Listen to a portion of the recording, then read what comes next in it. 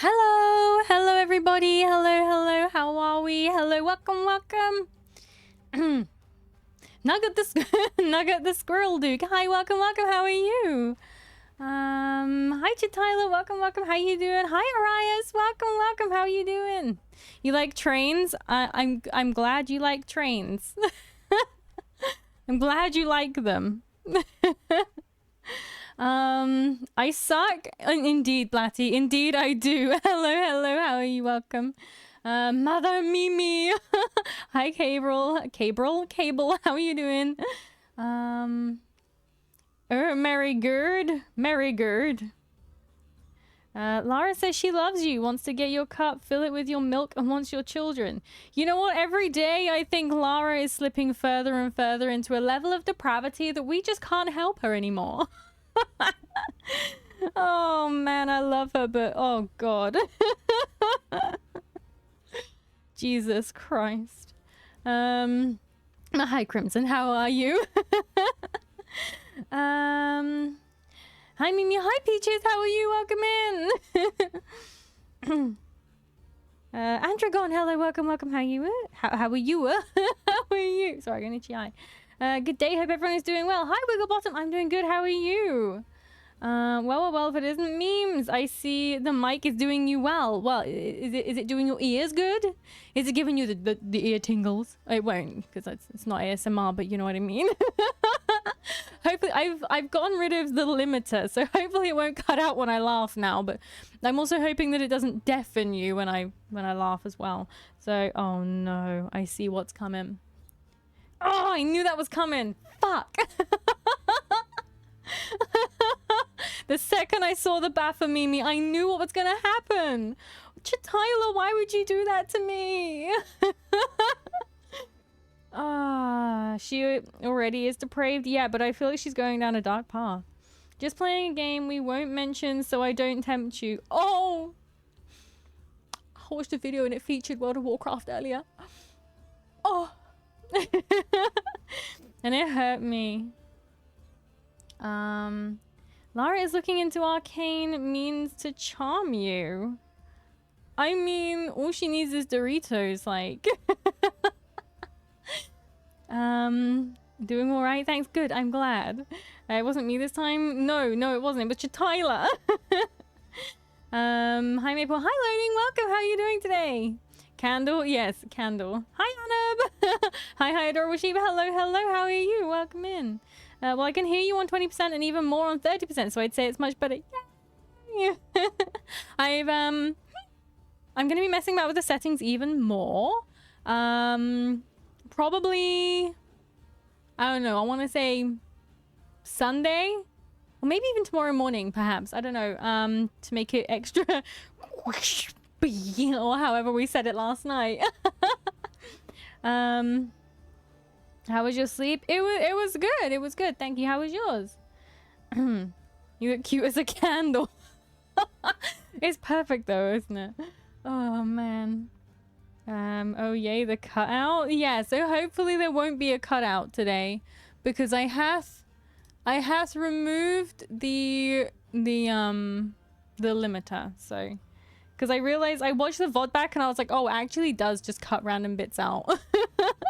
But I'm hoping that I won't deafen you or anything because it's peaking a little bit sometimes. But I'm hoping it'll be okay. Like when I like that. Mostly when I laugh because it gets a little loud. Quispy, exactly. Okay, I'm back. Had to take a quick phone call. No problem, Blatty. Welcome back. I hope you're doing good. Rubs hands with extremely mischievous intentions. Oh my god, what are you planning? I think there's some of you in chat that actually scare me a little bit. Ooh, Deathly Hero. Thank you for the follow. Welcome to the cult. Welcome. Yeah, so today we will be watching some Deathly Hero. Hello. Welcome. How are you doing? The question is not what I've planned. The question is what I've done. What have you done? What have you done? Presents Mimi's favorite Dorito flavor. There you go, ma'am. Thank you very much. It's taken very graciously. I appreciate. Am I scary? I don't know. You haven't proven yourself to be scary yet.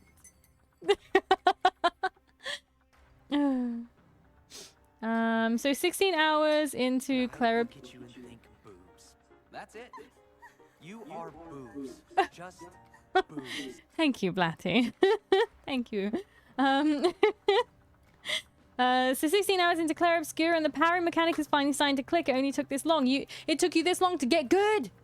But I'm glad you're still going. I'm glad you like it. I just woke up and finished my morning routine. Oh, very nice, very nice. I hope you have a good rest of your day then. Starting off strong. I don't have much of a morning routine. I guess I kind of do. I wake up, I feed the cats, I maybe eat breakfast, I drink orange juice, I use the bathroom, and then I come and sit by my computer. That's quite often a bit of the routine. The echo? Wait, do I have an echo? Oh, on the redeem? No! Not the cursed. The cursed and your face. Yes, indeed. I cast face contortion. Thank you. My morning routine is wake up, roll out of bed, have a shower, and then sit like a sack of potatoes for the rest of the day at my PC. Oh man, a day in the life, the golden years. Oh man. But yeah, so this afternoon, today, we will be we'll be watching some Warhams videos. Because I do quite enjoy doing that, watching through all the new stuff, like with you guys, whether it's the trailers or like lore stuff or anything. I just kind of enjoy doing that with you guys, so it's fun. Fucking hell. Oh my god, I'm gonna have to turn that down just a smidge. Because this new mic is a tad What is wrong with you people? Why do you keep bombarding my castle? Oh damn! It's Sunday. Hello, welcome. How are you? Welcome, Raiders. Welcome in. How are you? Issa Raid. Hi, DSS. How are you? Welcome in. WorkSave. Welcome. How was your streams? How are you doing today? What were you doing? Oh, it doesn't show me on my shout out anymore. There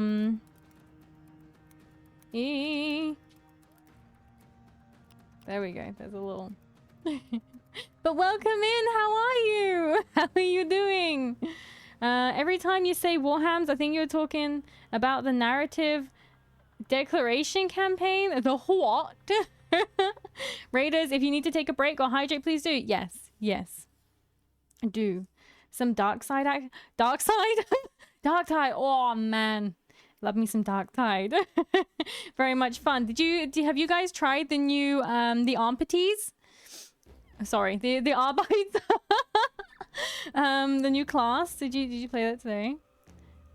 If you're watching trailers, I made a few playlists with sorted trailer videos for easier browsing. Oh, you have? I'll have to have a look at them sometime. We were playing. Hi, Sunday. We were playing Doctor Leveling. Ooh, you were. You're playing the new one. What do you think of it? Yep, it's so fun. The Mastiff is very cute. Oh, it is. It's so fun. I love it. I used to just pretty much play the. Oh fuck! What's it called? I keep thinking veteran. No, not the veteran. The other one. No, not Psyker. Oh, guys, I can't even remember now. It's been replaced by the Arbite. Zealot, that's the one. Artificer Joni, hello, welcome. Ogrin, no. Zealot, yeah, I used to just play Zealot all the time because bolt gun and yeah, it's been replaced by the Arbites. They're really, really good. I really enjoy it. But yeah, if you need to go and look after yourself and not die after stream, I understand. You go do that. You look after yourself. Yeah, that was my first class at level 2. Was it really? It's a really fun class. I used to, when I first started playing, it was veteran. And then, yeah, I changed it to zealot. Going out and touching grass, inconceivable. Well, you should do that sometimes. Touching grass is healthy, guys. It's healthy. Thanks, Mimi. I have to head to work, but I hope you have a great stream. Oh, well, I hope work goes well for you, and thank you for the raid. Have a good rest of your day. I touched grass. It's overrated. Hi, old man Rod. How are you? Welcome, welcome. I touched... Well, I don't really touch grass because I don't have any grass in my garden. Mimi missed my message. It feels bad, man. Which one? Oh, well, time to head out for Warhammer, but interacting with actual people. Have a good one, Mimi. Catch you next stream. Oh, no problem, Blatty. Enjoy your Warhams. I'm sorry I missed your message, but yes, have a good day. Bye-bye.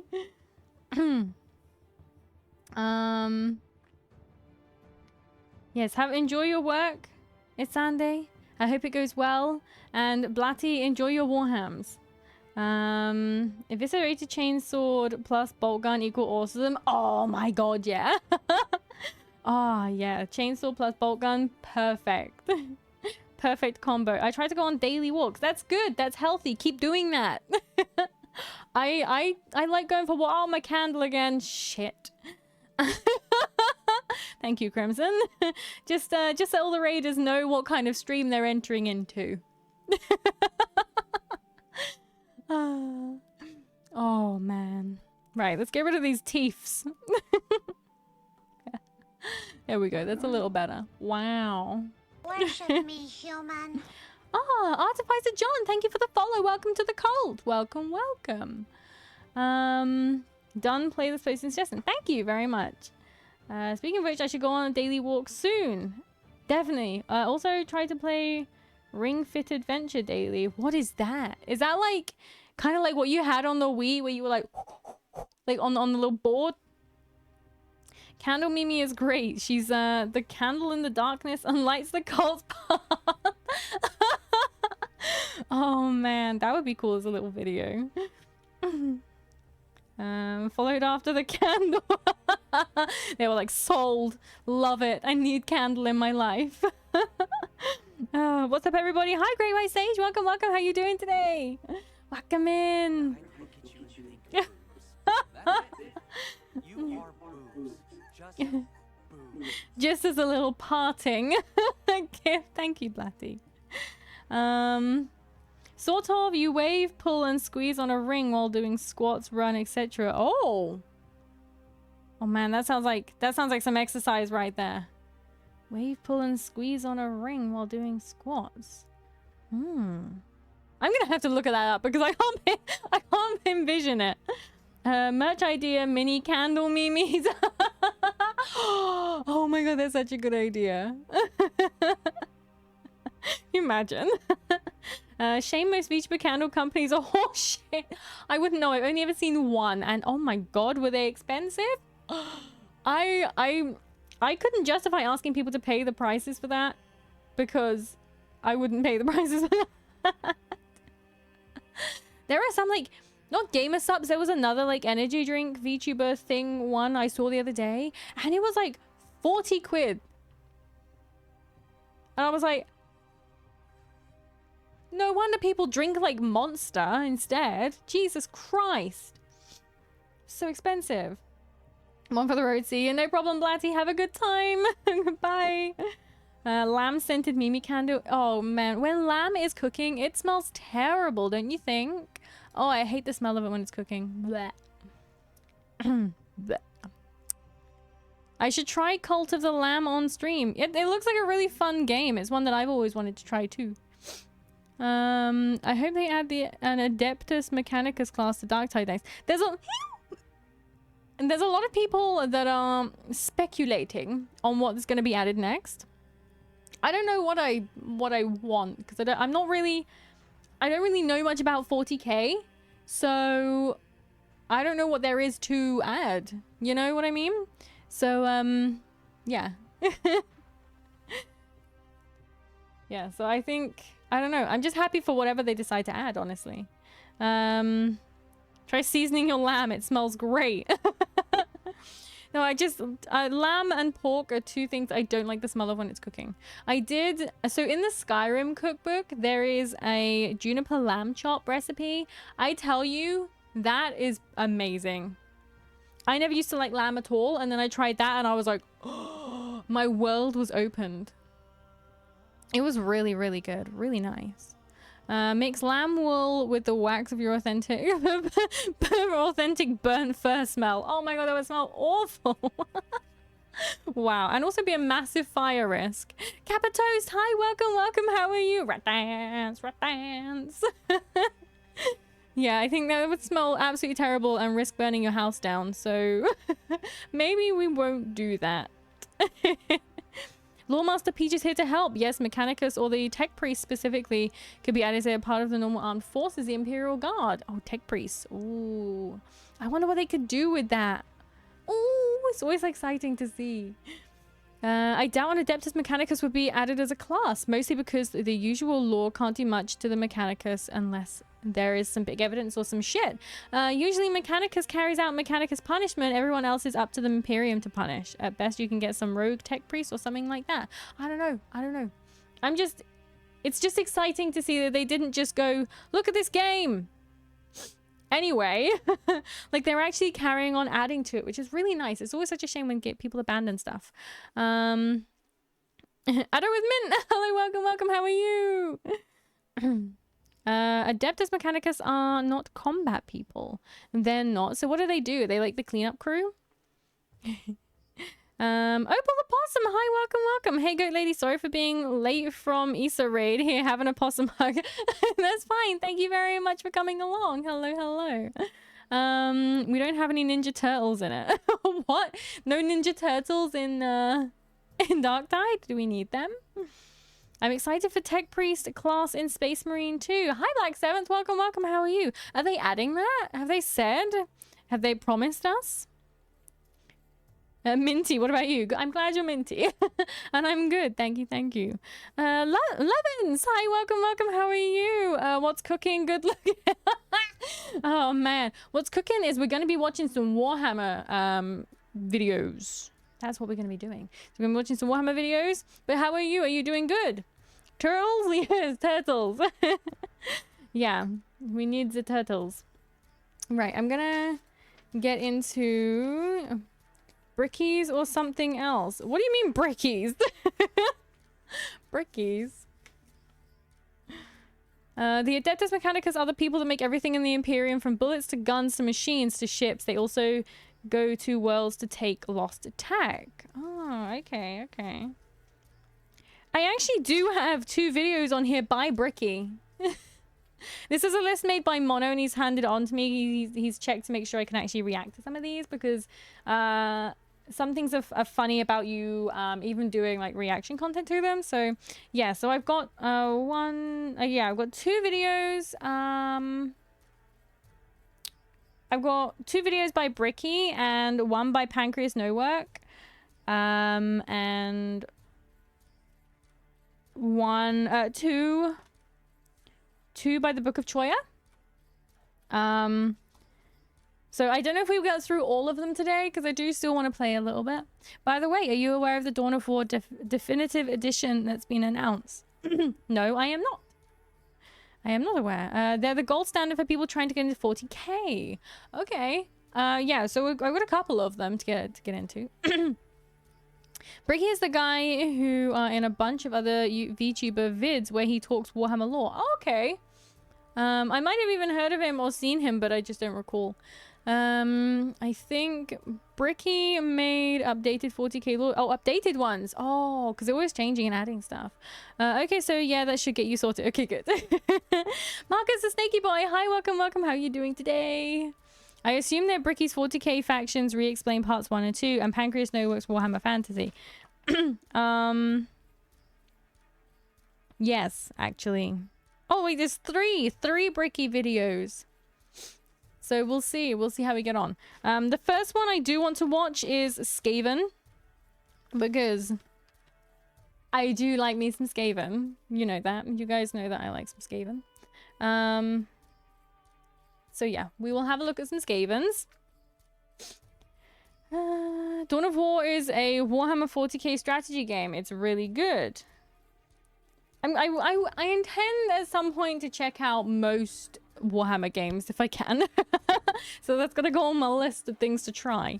Yeah, Bricky is awesome and super chill. You'll be good with this stuff. Okay, cool. We'll have a look. I love watching Bricky. He's so funny. Okay. Skaven, yes. Skaven, yes. Okay, let's have a look at some Skavens. I actually have to get the video up first.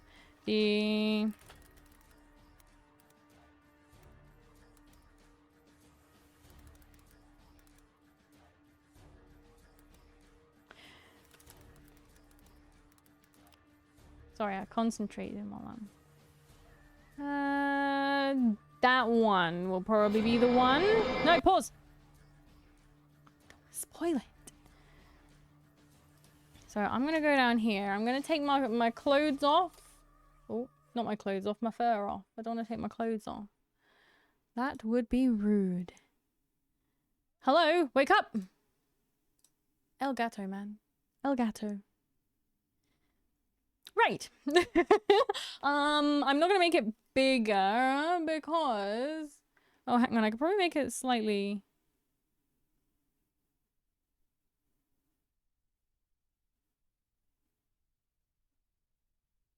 It's not actually making it bigger for you guys. It's just making the... It's just making the side bit bigger. I don't know. But there we go. Right. Let's have a look. Are Bricky's videos from 2020 or from a couple of months ago? Because he read his old 40k introduction videos. I don't know. I don't know which ones they are. And they are just written down on a list, which has been handed to me. Bricky catching VTubers like flies to me. I didn't know there were that many VTubers that like Warhammer stuff, honestly. I assume whoever made the list made sure to check for the newer videos. Maybe. I don't know. Mono? Did you check? Isn't Bricky Matarakan's work wife? I don't know. Do they just focus on Warhammer? Or do they do other stuff too? Well, it turns out we aren't going yet, so I'm here for a while longer. No problem. Welcome back. Well, there isn't a lot of VTubers that like Warhammer. They were just pushed to Warhammer. Pushed to Warhammer. What, by the communities? I'm sure it's fine. I hope so. Afternoon, Mimi and chat. Hi, LT Element. How are you? Welcome in. I don't know why I sounded so weird. I've got to put my headset on so I can actually hear it. That would be a good thing. Otherwise, I'd just be watching in silence like... Sorry, I didn't mean to punch my microphone. Bricky does general gaming video essays, but he kind of stumbled into 40k fame by making his introduction videos in 2020, which blew up and became very popular React content for a while. I see. You see, I'm about 5 years late to this whole... to the whole VTuber thing. And even later to the React content, I think. Yeah, I think... Yeah. I say I'm late to the VTuber thing. I did do VTubing for a little while before. A good few years ago. But probably about 5 years ago, honestly. I did it. I dabbled in it. But not... Yeah. I don't know. It didn't stick for a while. It's because it's me and I'm weird. Yes, it's not Warhammer blowing up. Yeah. Yes, it's not Warhammer. It's blowing up in the VTuber community. It's the community pushing the VTubers into Warhammer. I guess it's like... They're like, oh...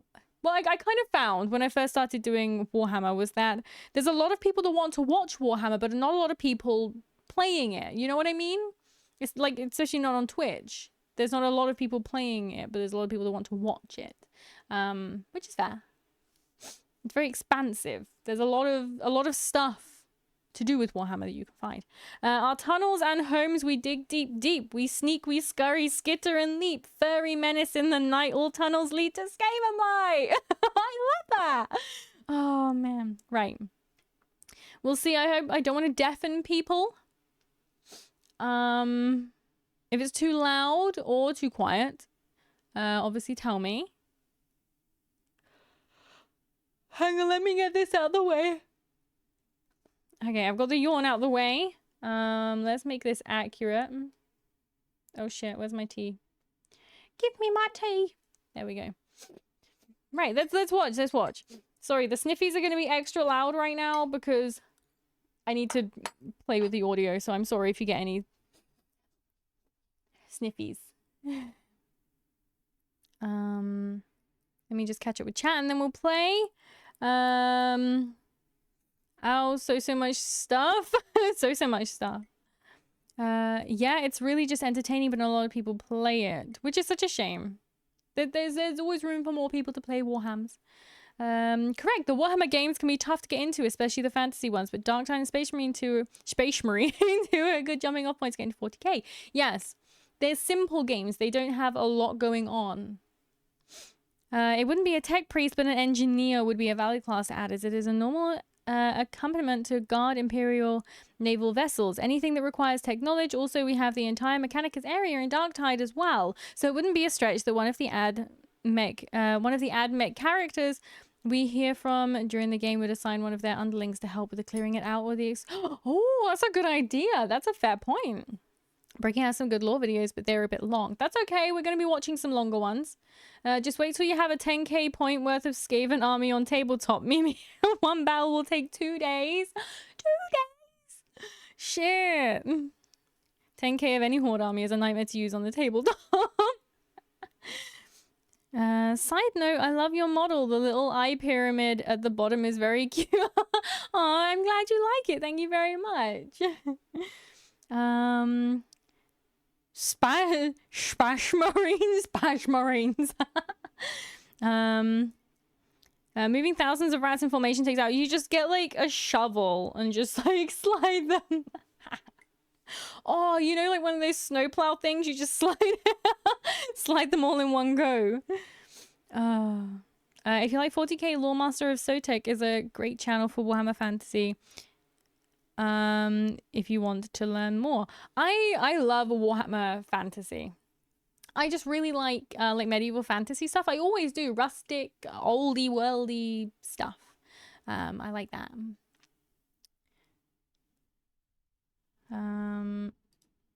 You can stop because you're chugging my interwebs. I could see that. I could see what it was doing. It was absolutely eating my internet.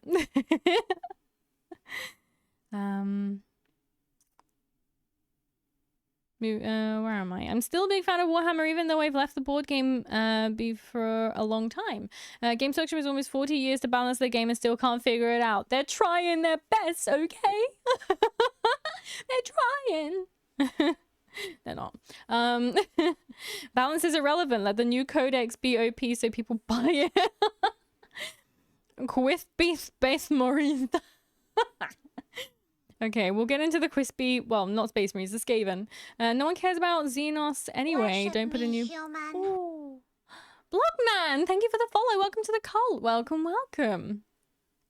Anyway, don't put out a new codex for 20 years. It'll be fine. Yeah, I really, really like the medieval aesthetic, the most from history. So Warhammer Fantasy is right my alley. Same. High five.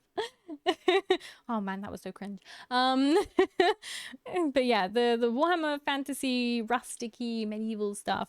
Oh, chef's kiss.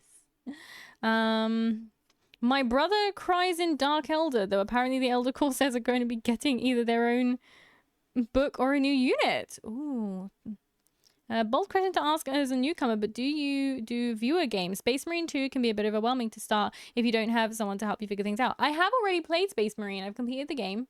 I haven't played it since they added the new stuff. I haven't played it since I upgraded my PC because it started turning into like a PowerPoint presentation, someone said last night, is a perfect way of describing it. Yeah, so it's really good. So I was thinking of having a couple of people come in and join me because I've never played it alone. I've only ever played it with 1 or 2 other people, and I would like to play it with people. So it would be nice. We could have a look at getting a couple people in to play. Or like rotating it maybe. I don't know. Siege mode is great. Okay. I haven't tried the siege mode yet. Well, it all makes sense when you remember that Games Workshop is a miniature selling company first, game company third. What's the second? I would love to play Space Marine 2 with you. Aww. We'll have to see how it goes. I'm currently trying to download it. I don't know what's going on. By the Iron Hands, stand ready to serve me. Well, thank you. I offer myself as tribute. Guys, there's only 4 positions. But yeah, we can probably like rotate, do a couple of rounds, and then have a rotation of people playing. We'll have to figure it out. But yes, what we'll do... Wow, is that your new friends now, Space Marine? Oh man, 3 positions or 3. Well, technically 4 if you include me. I can be replaced if you want. Wait, no, it is 3, isn't it? It is only 3 positions, yeah. I keep on thinking it's like Dark Tide where you have 4, but it's not. It is only 3. Ads cringe. I'm sorry. I know you can't hit me with the ads, but I'm sorry. So yeah, we'll get on with watching. Oh shit! Just for you, I've made a very special beverage. See? It's infused with the product of my love. Lovins, thank you for the sub. Thank you very much. Is that because you got angry with the ad? Oh man, but thank you so much for that. The first game was 4. Oh, the first. Why did they reduce it to 3 then? It would be nice to have 4. Mono, we need the Space Marine. Shout as a soundboard. We're going to have a look. I was trying to get more Warhammer related sound redeems, but it's quite limited, so I'm going to have to make a bunch of my own, I think. Also, if you care, I found out about it, in your YouTube show. Really? Oh, thank you for having a look, and yeah. Did you like them? Did you think they were good? There's a lot of people that say they come over from like the YouTube stuff and TikTok actually. TikTok's like one people seem to enjoy. Story is why they made it. Oh, okay, right. Me when the greenskins. Yeah, that's what we're going to be doing today. We're going to be trying to punch the greenskins. You have YouTube shorts. Where do you buy them? No, I don't have shorts with YouTube on them. I made shorts for YouTube. I will fight if you request.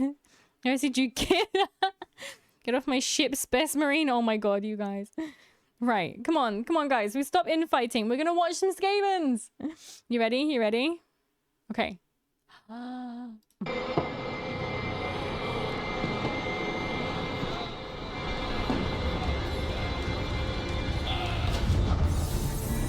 The Skaven, a race of verminous creatures whose numbers could drown out the horizon line.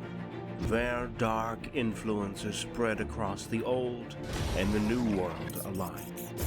But even then, with a race that is so expansive and dominant, gnawing at the roots of the world, there is a disturbing lack of knowledge about the Skaven. Imperial and dwarf scholars know very little about the true origins of these vile creatures. But there are some clues that shed a dim light on their dark story. So this is the whole thing where it's like, there was that guy that turned up and he was like, I'm going to build your tower for you, seeing as you guys apparently suck at it. And they were like, oh my god, yes, please build my tower because we suck at it. And then he built the big tower, and then he did like, he was like, henceforth rats or something like that, wasn't it? That's like meant to be the first sighting of Skaven or something like that.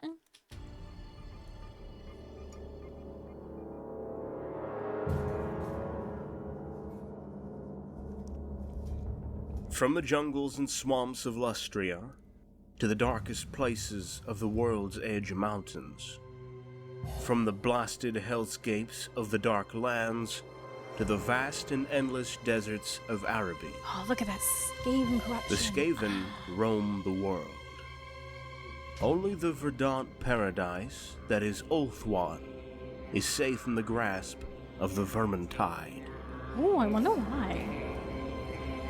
How the Skaven came to be is still a mystery, and despite the magnitude of the threat beneath their feet, The majority of nations do not acknowledge that the children of the horned rat exist.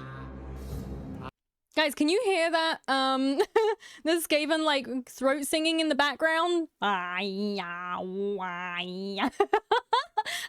it. Christoph, hello, welcome. How are you doing? Welcome in. That's the legend, yes. All he required was that there would be a bell at the top. One day it rang 13 times and no one was happy those days. No, it all went very, very wrong. Hello Mimi, how are you doing today? DBS Gunner, hello, welcome. How are you? I'm doing good, thank you. How are you doing? Sorry, that reminded me of Big Mama. Oh no, it wasn't Big Mama, was it? Norbit. How you doing? Sorry. Why did that come into my head?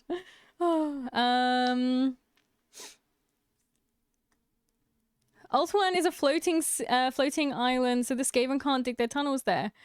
Excuse me. I know that Skaven can get there. Do you know how I know? Because in playing Skaven, that I have quite a lot, if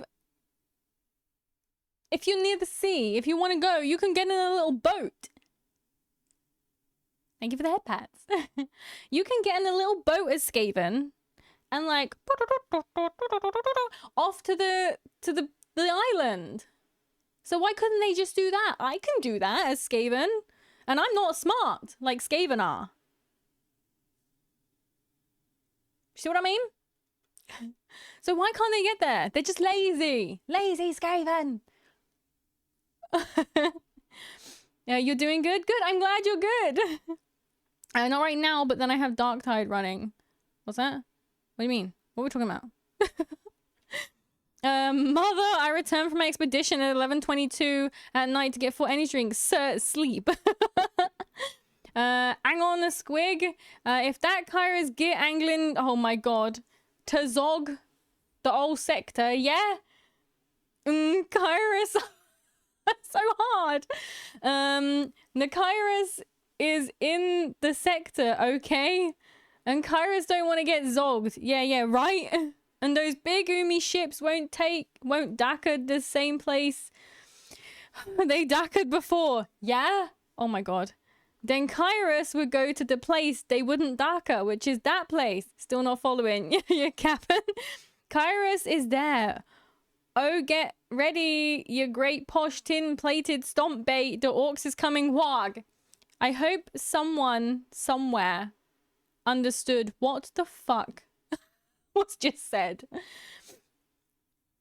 Mimi Warhammer game isn't canon. Why not? I don't see why the Skaven can't have a boat. They create, like, rockets and stuff like that. Why can't they? They literally sent a fucking nuke to the moon. Why can't they make a boat? A little boat with cheese on the string. Exactly, which is... I don't get it. Meaning they can't tunnel, you silly. They can't tunnel, yeah. Wait a minute, they can't tunnel when they get there either. Wait. But if they made the floating island...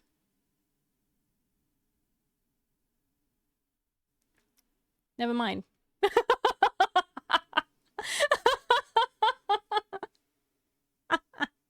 What an idiot. Shit. Okay. There's a few differences between the lore and the Warhammer games, I'm realizing. Because unfortunately in the lore, the High Elves have the single best navy in the entire setting. Oh, so even if they did get on a little boat, they'd just be like... Poof. It's because we're building a rocket to the moon instead. Oh, I see. You were like, I can't bother to go over there. Listening to the throat singing from the Skaven. I love it. I refuse to sleep. I've got to work on something. But sleeping is important, actually. They can reach Ulturan, but they can't settle there because they can't build their tunnel buildings. Without place to hide, they can't get high numbers without being spotted. Is there not mountains? They can hide in some mountains. Could they not? Skaven have submarines. If they have submarines, why can't they go underneath? Why can't they go underneath the sea in their submarines and build little sea tunnels? Okay, there's an argument for this no matter where we go. Hi, Shadow Maze, how are you? They shot the moon, not nuke it. Oh, I thought they nuked the moon. I can't find my neutron laser bug. Mimi singing her boat. You like it? Whenever I'm a pirate, I just like... Nipple now achieves same existence as Ma. Oh, did they die? The mountains are full of dragons. Oh, okay. I understand why Skaven maybe wouldn't want to burrow into the mountains there. What do you mean? Skaven have boats like the Dreadfleet lore. Scarberus is a reanimated hulk of a Leviathan that is manned by undead Skaven. Skaven... Wait, is that canon? Is that lore? There's a reanimated Leviathan that's manned by undead Skaven? Guys, I need to know about this. Shit. Also, the donut is protected by sea once it serves the elves. It's the end game quest.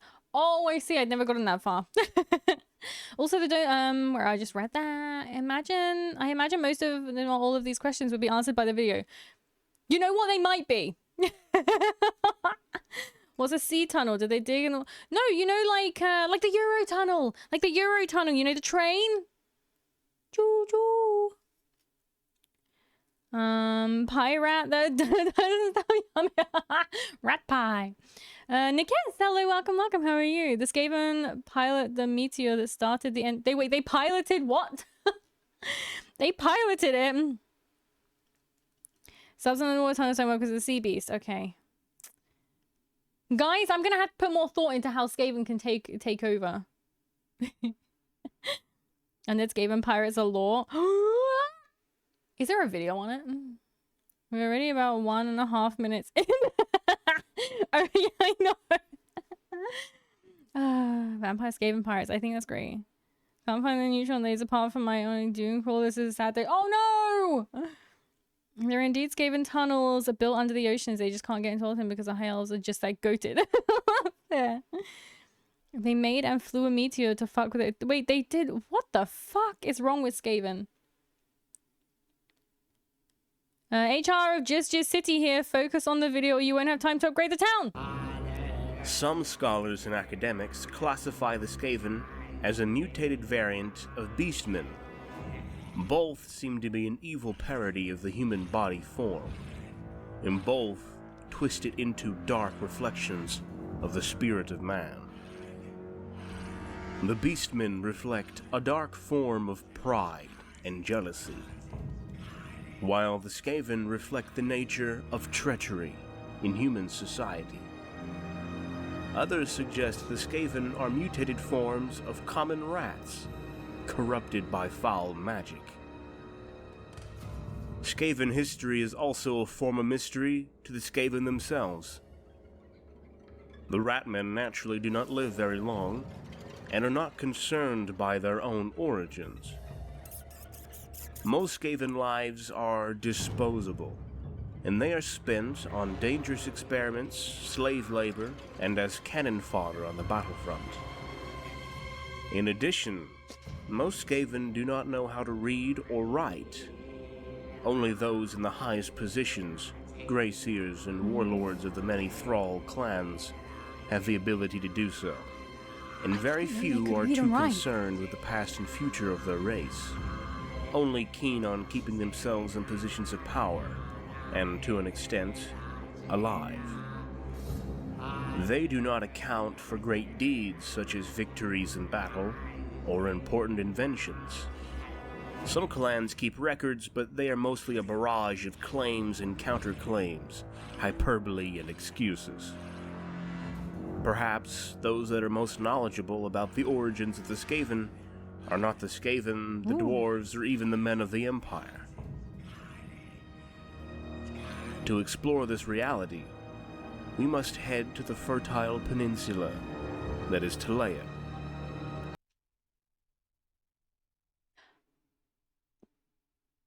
They don't have carbon dating in Warhammer, no?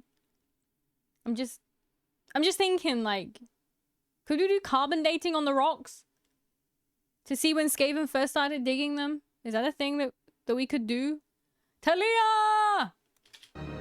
The people of Talia have dealt with the Ratmen for much longer than the Empire of Man. While the Empire tries to cover up the existence of this constant menace, Talia is far more knowledgeable, aware, and responsible when dealing with the ever-present lurking enemy.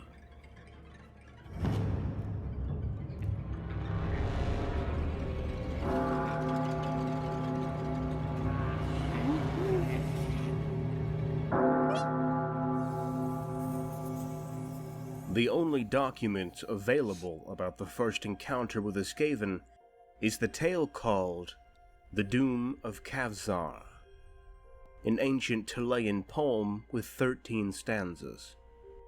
Copies of this tale have inexplicably disappeared from the Empire, but the tale is still known in Talia. The text reads as follows. Once upon a time, long, long ago, men and dwarves lived together beneath the roof of one great city. Some said it was the oldest and greatest city in the world, and had existed before the time of the Longbeards and Manlings. Built by older and wiser hands in the dawn of the world. The city lay both above and below the earth, in keeping with the nature of the populace that dwelt there. The dwarves ruled in their great halls of stone below ground.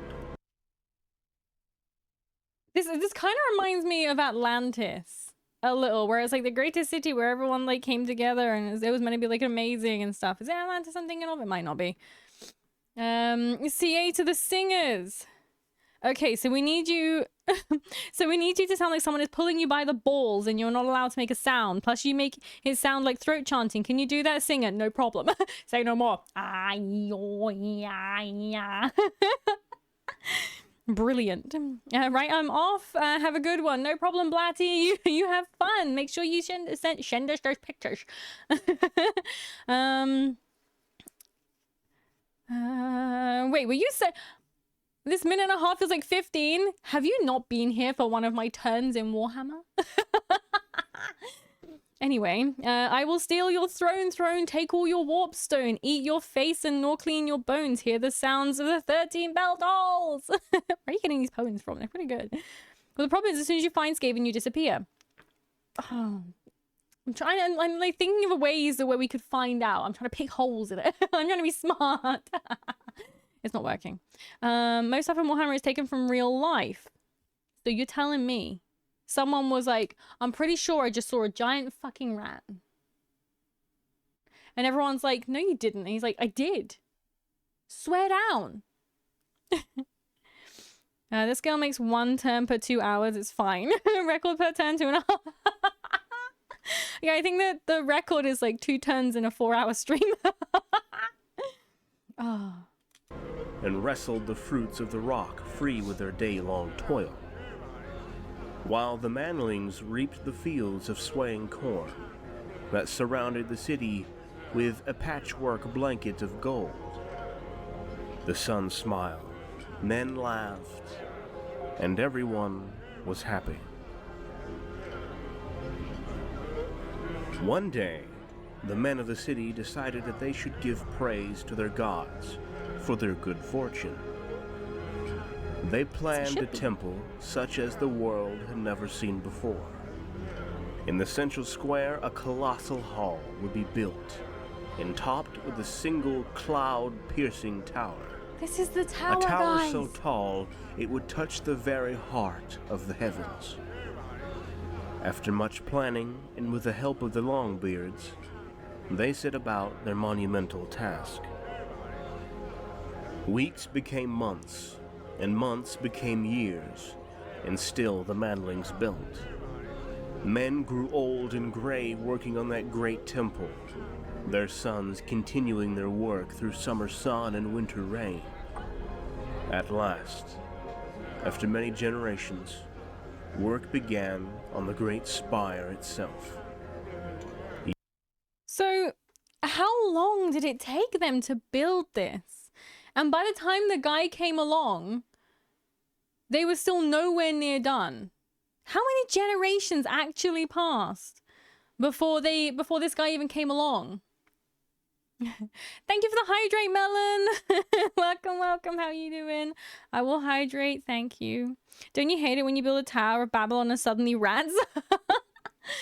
I mean, how long would it have taken them? They were men and dwarves.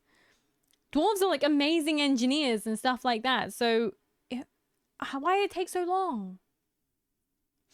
Was it just like cursed from the beginning? You know what I mean?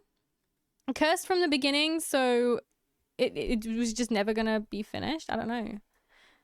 It sounds like a curse, doesn't it? It sounds like the tower, their project was cursed. Fuck. I just poured drink all over myself.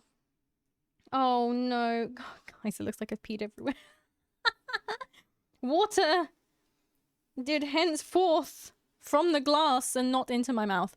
The exact number is, well, unknown. Okay, several generations until they got stuck. They got stuck. They wanted to make Paris Tower. What do you mean Paris Tower? Don't you hate it when... Oh, I've already read that. It's the Tower in Vermintide 2. I'd never put 2 and 2 together. I have never heard of this poem. This is deep, deep lore. You've never heard of this one? Awesome. I didn't know it was in a poem, but I've seen like a little video about it once. Scarf? White scarf. You peed yourself? I didn't pee myself. It just looks like it. Help me, step brother. I'm stuck in the tower. I mean, in one of the Gotrek books in Age of Sigmar, he talks about a gate being decent but rushed. And if they spent another 10 years on it like proper Dory, then it might have been a great craftsmanship. So they're really, really good craftsmen, but they take a really long time to do it. I guess that makes sense considering they have a longer lifespan than humans, so they don't have to rush it. Does that in the same way mean that it takes longer for them to learn skills and stuff like that? If it takes them longer to do stuff well? I really hope that muted when I coughed just then. I'm sorry if it didn't. Just for the gate. It was just for the gate? Wow. Woman, stop pouring liquids all over yourself. We can't see it. Is that the part that you don't like, is the fact you can't see it? Years passed, and the tower reached such a height that the manlings found it ever more difficult to take the stone up to the top. Eventually, the work slowed to a crawl, and finishing the tower seemed impossible. Then one came among the men of the city, who offered his help in their great scheme. He asked a single boon of them in return, and claimed that if they grant him this, he would complete the tower in a single night. The manlings said to themselves, "What have we to lose?" Fair. And offered to make a bargain with the gray-clad stranger. All he wished was to add his own dedication to the gods onto the temple structure. The manlings agreed, and the bargain was struck. At dusk, the stranger entered the unfinished temple and bade the manlings to return at midnight. Clouds swept over the moons, cloaking the temple in darkness as the manlings left. All over the city, men watched and waited as the hours slipped past, until, near midnight, by ones and twos, they gathered again in the temple square. The wind blew, and the clouds parted as they gazed up at the temple. It rose like an unbroken lance against the sky, pure and white. At its very peak, a great horned bell hung gleaming coldly in the moonlight. The stranger's dedication to the gods was there, but of the stranger himself, there was no sign. So, he was a grey-clad stranger. But it doesn't say that he was wearing like a hood. What if What if the lighting was just really bad and he was actually like a grey rat? And yeah. They just don't mention that bit. He might be like, he might actually have been like a grey rat and they just couldn't see because the light was really bad. Or like because they were really tired. They had really tired eyes from making the tower. I don't even know what I'm talking about anymore. But also, where did he get the bell from? He just whipped out this bell and was like, there you go. Dwarfs are obsessed with perfection and quality. Making something rushed if they have the time is absolute dwarf heresy and umgak. So if they are hired to make a gate, they will make a fucking great ass gate, even if it takes them thrice as long. I see, they're just committed to their work. Meticulous is the perfect word for dwarf craftsmanship. I would say it takes them longer at all, just that they make stuff so perfect and they appreciate taking their time to do so. I guess it's like a case of if you enjoy what you do, then you're more likely to like spend longer doing it, I guess. I don't know. He said, buy me bunny girl figures and I'll do whatever you want. You know what? Mono, I'm pretty sure he didn't say that. I'm pretty sure that's you that said that. Dwarves take a long time because of bureaucracy. Any invention needs to be checked and approved over several hundred years before it might get to production in mass. Dwarves are very stuck on tradition. 100 years! The guy who made it's dead now. He can't even reap the rewards of it. He added his own Dakimaku into the structure and this happened. Why? This is why I glanced at chat while I was like watching and I was like, I literally can't even look at you guys anymore. You distract me.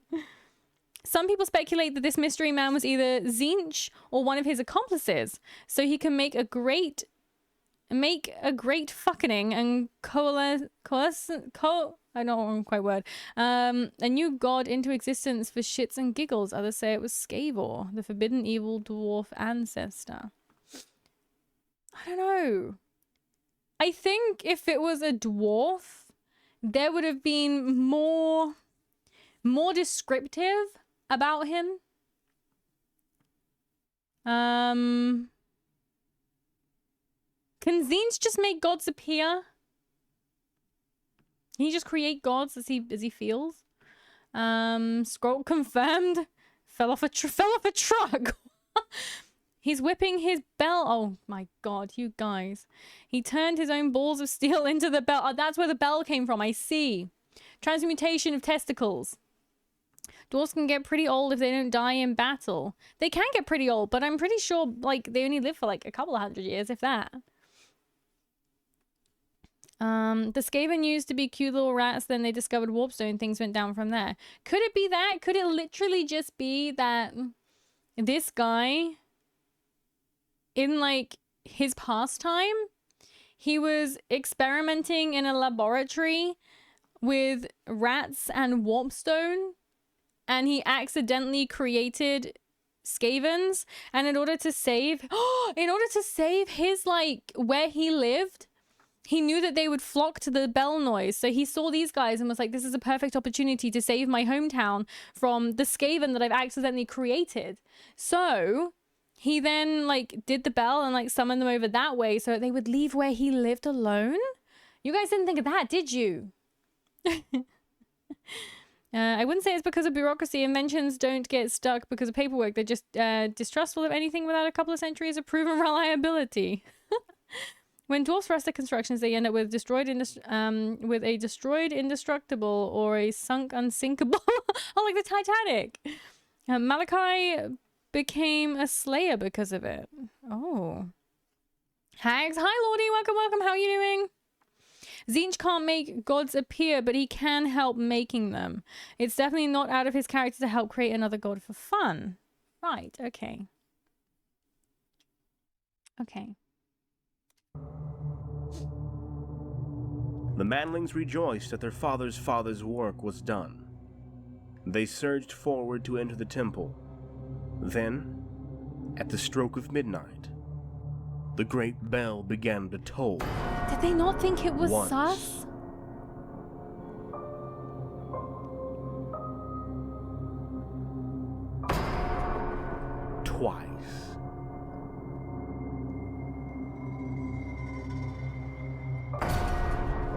thrice.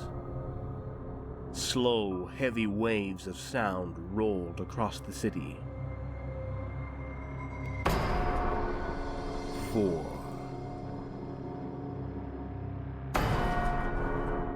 5.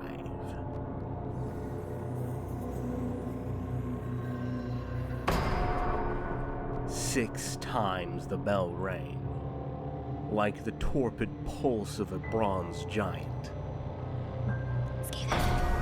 7.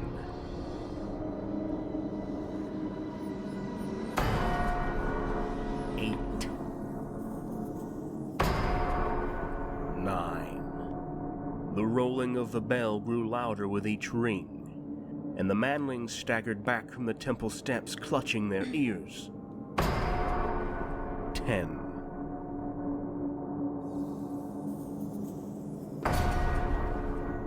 11.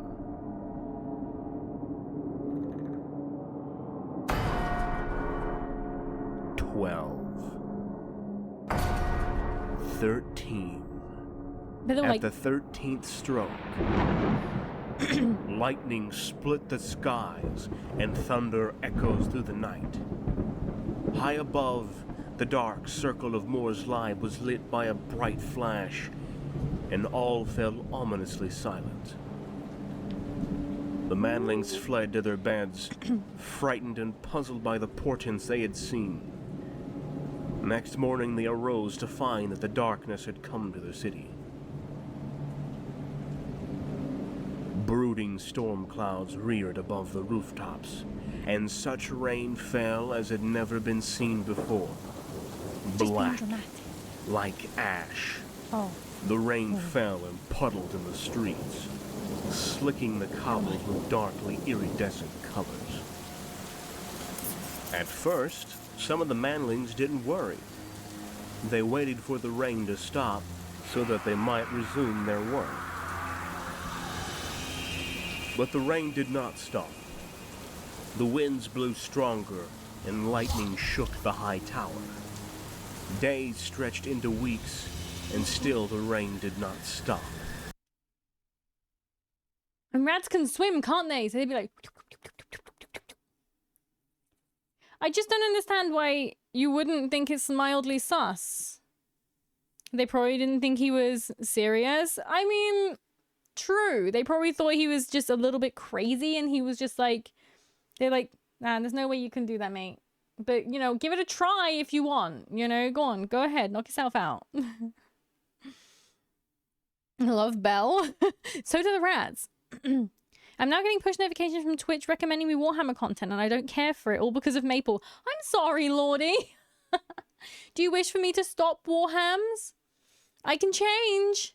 I can, I don't know, Stardew again? What's that horse game?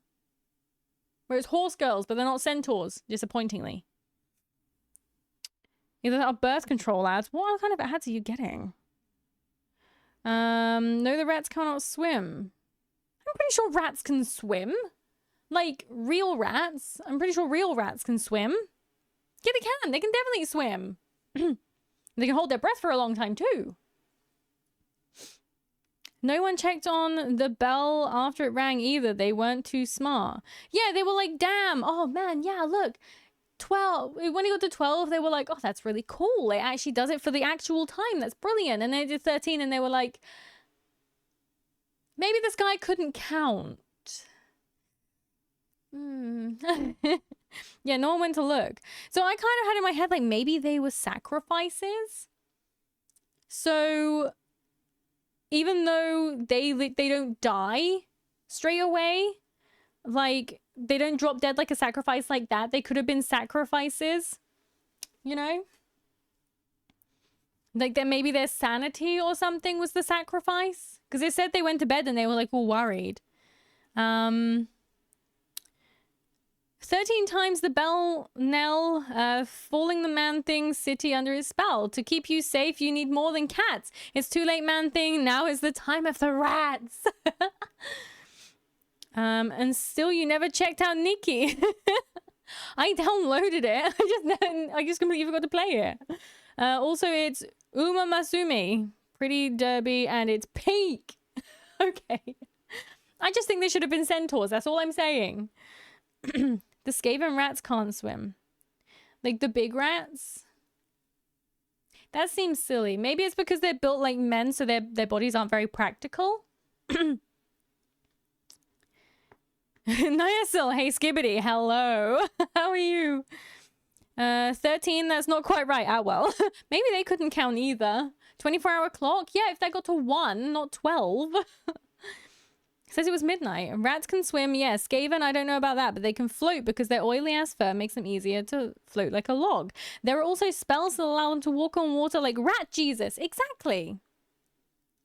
All Skaven can't swim because they've never learned how to swim. Okay, that's fair. But no, like, what if the people in the church, well, not church, like the temple thing that they made, what if their, like, sanity or whatever, essence, something, was, like, a sacrifice? Which kind of makes sense about the whole bringing a new god into being type thing. It's like they're a sacrifice for that. Lots of theories, lots of theories. Something I'd like to think about. Maybe we could debate it on stream one day. No, wait. People get too heated about that. Each night, the bell tolled 13 times. In each morning, the darkness lay across the city. The manlings became fearful and prayed to their gods. Still, the rains did not stop, and the black clouds hung like a shroud over the fields of flattened corn. The manlings went to the dwarves and beseeched their help. The Longbeards were unconcerned. What mattered a little rain on the surface? In the bosom of the earth, all was warm and dry. Now the manlings huddled in their dwelling, fear gnawing at their hearts. They sent some of the number to faraway places to seek help, but none of them returned. Some went to the temple to pray and sacrifice their dwindling food to the gods, but they found the temple door closed to them. The rain grew heavier. Dark hailstones fell from the sky and crushed the sodden crops.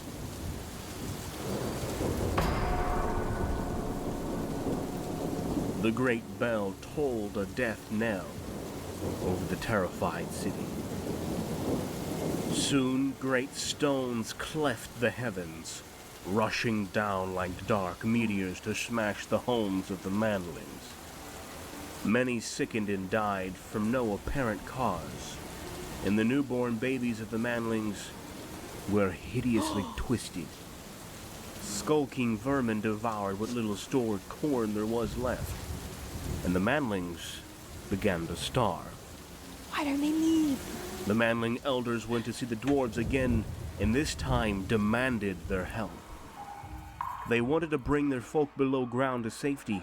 They wanted food. The Longbeards grew angry and told the manlings that the lower workings were flooded, and their food had also been devoured by rats. There remained barely enough food and shelter for them and their kinsmen. They cast the manlings out of their halls and closed their doors once more. Greedy dwarves.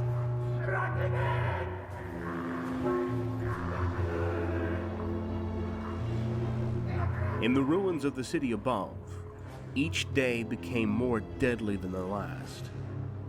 The manlings despaired and called for succor from the dark gods, whispered the names of forgotten demon princes in the hope of salvation.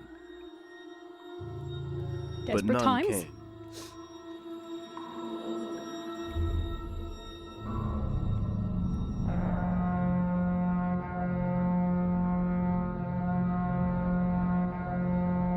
Now I want to play Vermintide.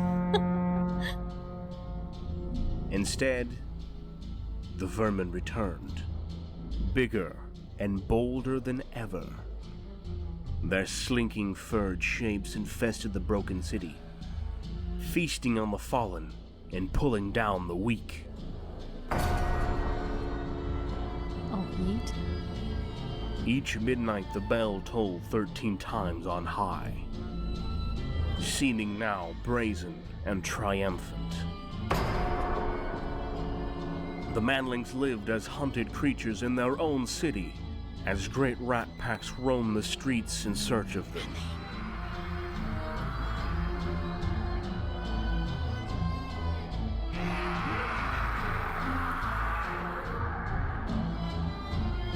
At last, the desperate manlings took up such weapons as they had and beat upon the dwarves' door, threatening that if they did not emerge, they would drag them out by their beards.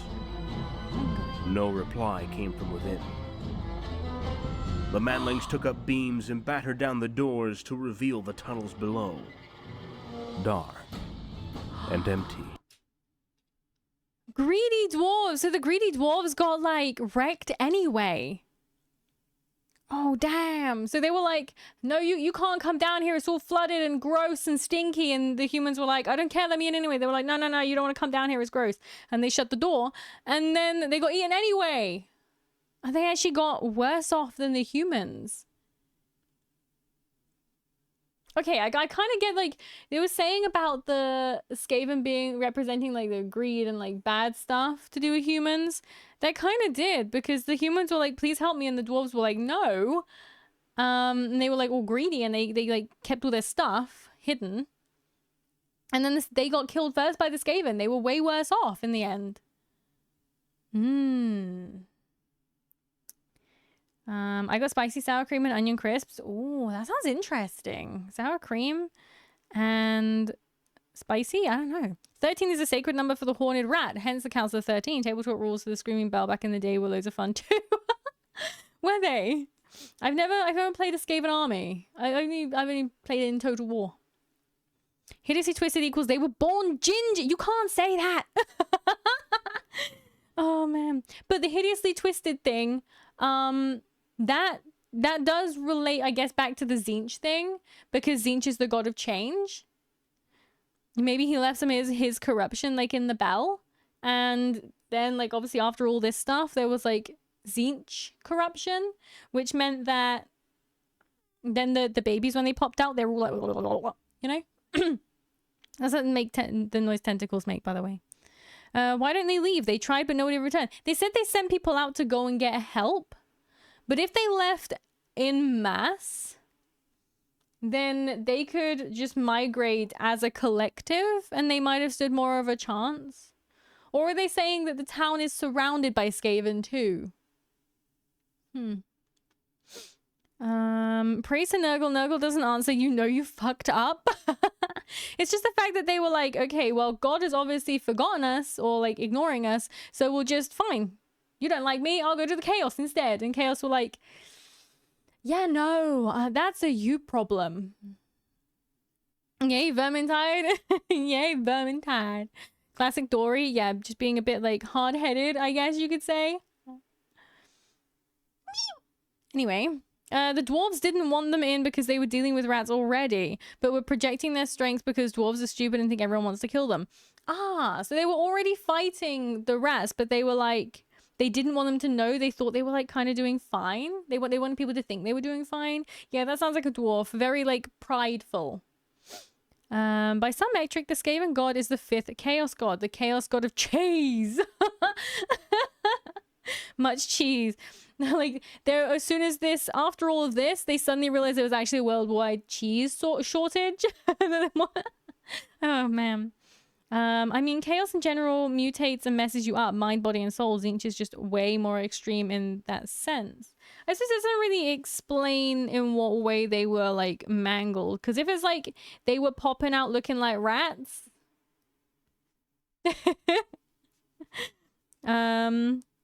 Is Hornrat... If Hornrat is the 5th Chaos God in Age of Sigmar, I don't think it's considered, like, the 5th Chaos God. I think it's considered, like, a lesser, isn't it? So it doesn't necessarily count as a Chaos God. It's just, like, a lesser... I can't remember.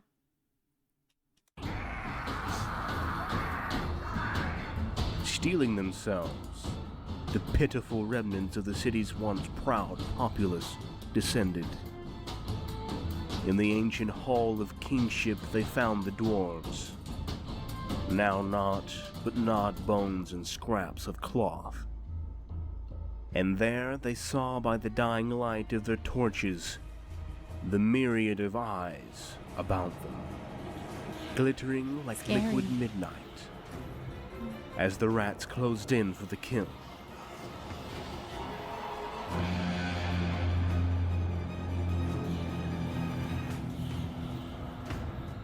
That was like a cool diorama.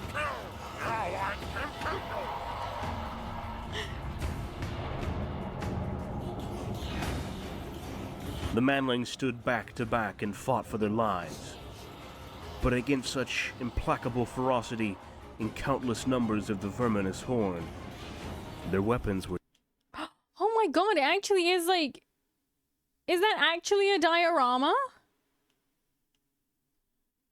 I mean, is it? It actually does look like a diorama. They used to have in Warhammer World, they used to have a Skaven. I don't think they have it anymore. I think they replaced it. But they did used to have a Skaven like underground diorama that was very, very cool. It was like in the middle of the floor. And it was stood so you could look around every side. But as I think they replaced it. I think it might have been replaced by the Sky Dwarves, I want to say. I can't remember. I think it's gone now. But that was really interesting. It reminds me of this. But yeah, like I said, I can't remember if the last time I went it would been replaced. It's been a long time since I last went. Rat Satan is a Gracie. Don't listen to his lies. yes, he is. I mean, where am I? I don't recognize Age of Shitma. There's a lot of people that don't. Officially, there are 4, with the Horned Rat as the 5th contender, the Lord of Ruin, but there are other minor Chaos Gods like Hashut from the Chorfs. I see. So he's trying to be like the 5th one, but he's not quite there. Yeah, some nice art for this. Definitely. It looks really good. Some game commercials will use actual models for trailers. Yes. I wasn't expecting them to show like an actual diorama in this. It's very cool. The middle dioramas, some are absolutely massive. Yes, they are. They're really big. There's one which is an entire room. That's a 40k one. They're really good, really cool. The Twisted in the Twilight trailer uses a diorama at the beginning and then goes into in-game engine. Did it? I don't remember. I don't recall. Rat Satan is a Gracia. Who would have guessed? I got tired of Sigma. So, Sigma, the models are fantastic. I guess because they're newer than the fantasy ones. But the lore and even how the books are written, the Age of Sigmar books, like, they're just not as good as fantasy. Age of Sigmar is getting better in my opinion due to them slowly phasing out the swamp orcs. They've tried... I hate how they've tried to replace orcs. Wait, have they tried to, like, completely replace orcs? Powerful, great, Gracia, Toxic the 13th. Yes. Yes, he's known as Rat Satan here, but he's actually Toxic the 13th. Elrit! Hello, welcome. How are you? Hi, Age of Sigmar is awesome. Don't listen to the negativity. As I was saying, like, the models are fantastic. Like, Age of Sigmar was what was about when I started. I came in after fantasy. After Age of Sigmar had taken over. But in regards to when I'm reading the books, I do prefer the fantasy ones. It's just getting harder and harder to find them now. Especially in physical form. But yeah, Age of Sigmar is good. But I just... fantasy. Age of Sigmar has some legitimate criticism against it, but I'm certain 98% of the people that complain about it are still butthurt about the end times. Possibly. It could just be that they don't like the fact that they got rid of their favorite faction. I like everything where a Skaven. They made orcs that are very skinny, but are somehow stronger and smarter than normal orc. Kind of like orcs.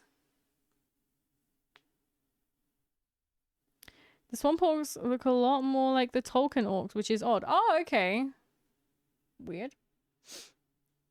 They are better in every way, orcs. Right. Lore is really nice too. It's a different vibe. I do enjoy Age of Sigmar. But yeah, I don't know. I don't know. But no, it is still good. It is still good. And I would still indulge in the Age of Sigmar. I do still indulge in the Age of Sigmar. Sigmar. The best shit which came out of the end times are the books about Nagash and Cetra. Oh, yeah? I think there is an Age of Sigmar TTRPG. Possibly. There's TTRPGs for like everything now.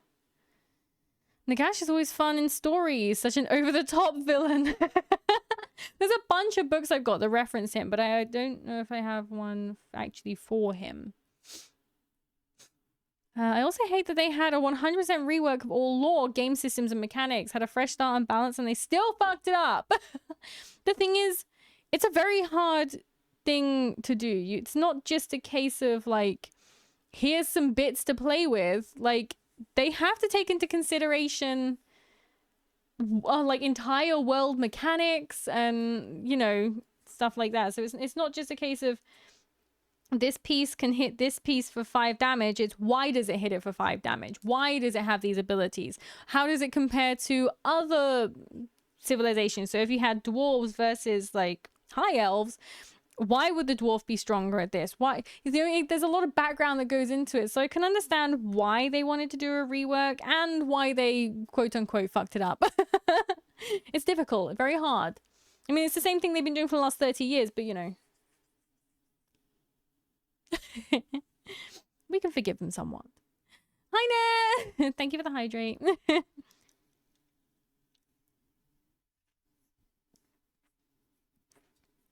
It's more of North Greek mythological ambience with different realms being linked by portals. That sounds really cool. I didn't realize that they're all kind of like different realms that are linked. Very nice.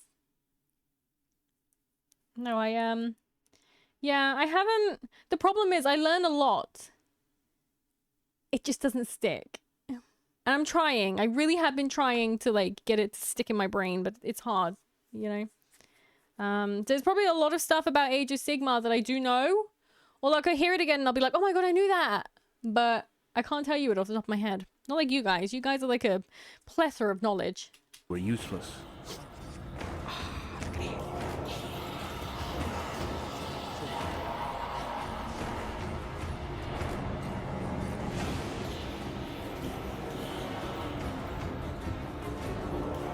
The tide of monstrous rats flowed over them one by one. Oh, wow.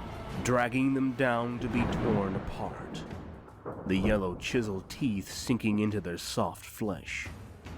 The dark tufted mass drowning their pitiful screams with their hideous chittering.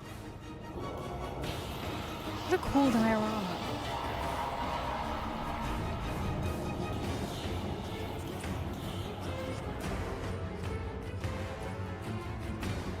Since their inception, hundreds of years ago, the Skaven race has proven to be one of the most dangerous threats to the Warhammer world.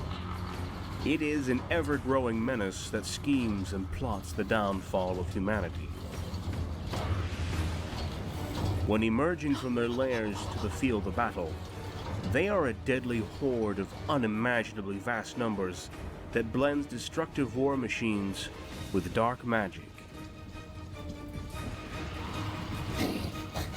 We will give them battle. Yes.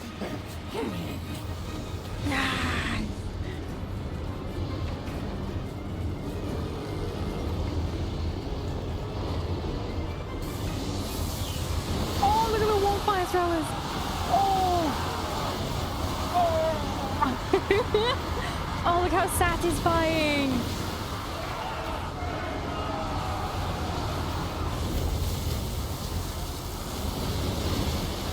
Oh, ouch. That's an ouch. Oh, look at him just getting absolutely destroyed.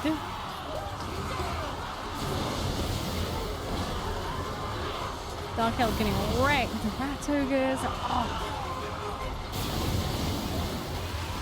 We got Doom. Are they? Oh, no, I can't remember what the upgraded version of Doom wheels are.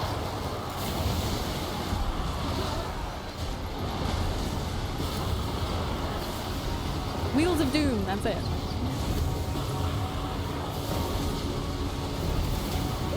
Things... Oh no, that one got wrecked.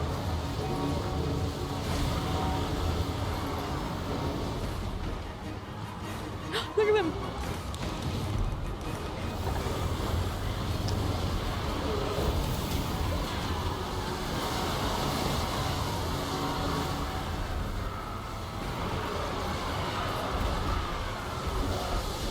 Oh, look.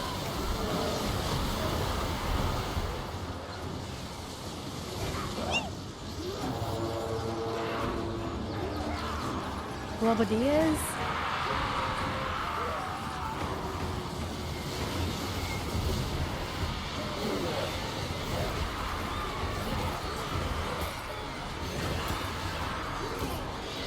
Oh, and you squish them harpies.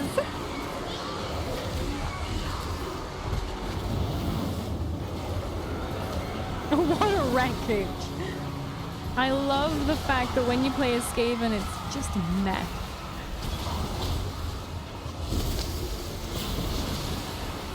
Is it called a Screaming Bell? I think it's called.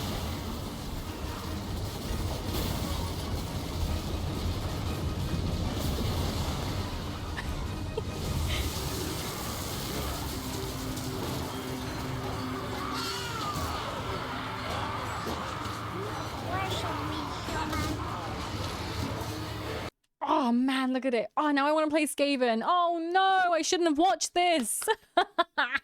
Oh no. Oh, do you see them though? They're just a mess and they're just so fun and and Mills, thank you for the follow. Welcome to the cult. Welcome, welcome. Oh man, it's just so good. Like Skaven are just it's kind of fun the fact that it's so mysterious as well as to where they came from. There's like, I don't know where they came from, but they're just insane and I can't get rid of them. That's how rats work in your house as well. When you get a rat in your house, you're like, I don't know where the fuck they came from, but I can't get rid of them. It's not speaking from experience or anything. They invalidated about 90% of already built armies and models. If they did that and sold new plastic, they 100% should have made a new plastic with new rules that work and are fun to play. And in my metrics, they failed at both with the initial Age of Sigmar published. So I don't know about the initial Age of Sigmar stuff because I got into it like a little while after. It was already very well established when I got into it. I don't know how long it had been out for. But yeah. The world is truly lucky that Skaven fight amongst themselves just as much as they fight others, kind of like orcs, but for very different reasons. I can imagine if they put all of their like firepower into destroying like man things rather than themselves and man things, we would be fucked. Also Skaven Blight makes a special crop called black corn. It's not edible, but it's collected as a status symbol. Black corn? I wonder why it's like a status symbol for them. I suppose it's like cheese. Also, Skaven steals gold from other factions, not because they would do something with it, but because it means less gold for everyone else. Greedy hoarders. They mine gold to piss off dwarves. I see. At the beginning, I was angry with Age of Sigmar for 3 reasons. 1, it was ugly in my eyes. Everything was just, think of fantasy, but more extreme and mixed with Warhammer 40k. AKA the Stormcast Eternals and such. The extreme was just ugly. 2, End Times was utter garbage, and knowing that it was rushed to fuck just to make Age of Sigmar I think was a bitter pill to swallow. The fact that Age of Sigmar was made because Games Workshop couldn't copyright everything made it more of a stroke of capitalism than actual creativity. Yeah, I did hear that they redid everything because they wanted to copyright everything. Like, they changed all the names of the paints and stuff because they realized they couldn't copyright a lot of the names of the paints. So now they have copyrighted the names of the paints. Weapon Teams ASMR. Hi, Radaman. Welcome. How are you? Yeah, oh my god, they sound so good. Now look at it occasionally like, oh, that's pretty nice. It's like when change happens, you go, I hate it. And then you think about it and you're like, actually, it's not so bad. They're trying to fix their fuck-ups after no one was buying them. Oh, well, at least they're trying to fix it, you know, even if it is for money's sake. Wait till you got Pancreas take on them? Okay. You know, there will always be more. Always. You're like, where there's one, there's going to be 100 of them. Many factions and lore in Age of Sigmar is a continuity to Old World. Is it really? I didn't know. I wasn't... Because I wasn't there for the Old World stuff. I don't know. I didn't see the crossover, and therefore I don't really know what's... I think it maybe is one of the reasons why I get confused between the Old World stuff and Age of Sigmar is because they kind of get intertwined. So I have trouble, like, separating between the two. So 97 is absolutely not cancelled. That's cool.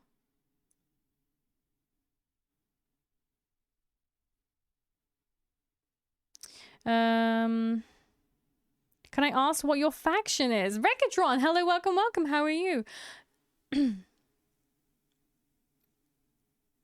Where are we?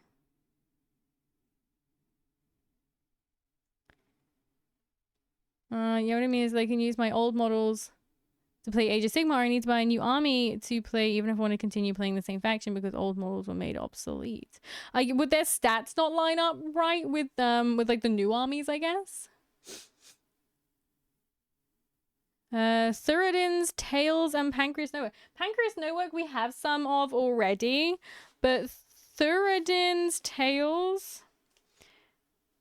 I need to get a different pen. That could be fun to have a look at. I haven't heard of that one yet. Age of Cringe. Hi, Jamie Shannon. How are you? Welcome, welcome.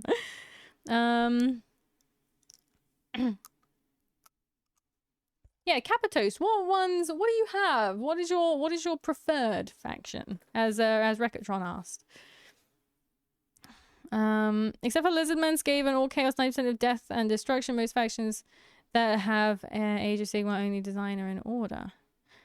You could with some models like Clan Rats, yet you would have to rebase everything. I mean, my bases are just plain air anyway, but... Lizardman, calm down, Crimson. Calm down. Oh, you like the lizards. I see. Very nice. Excuse. Exactly. He died. He just didn't care. Question for the people well-versed in lore. Are Fimir lizards and can they be considered Chaos Lizardmen? That's not a question for me. The Storm Marines in Age of Sigmar are... At first, we are the best and can't lose and die and never die. Stormcast now lose a bit of their soul after every death. Oh, so they just like... Oh.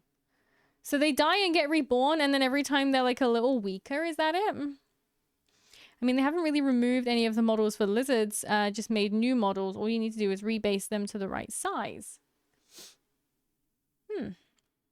I can imagine people not wanting to buy it, like redo it, just cutting the bases down. Fimir are not Chaos Lizardmen.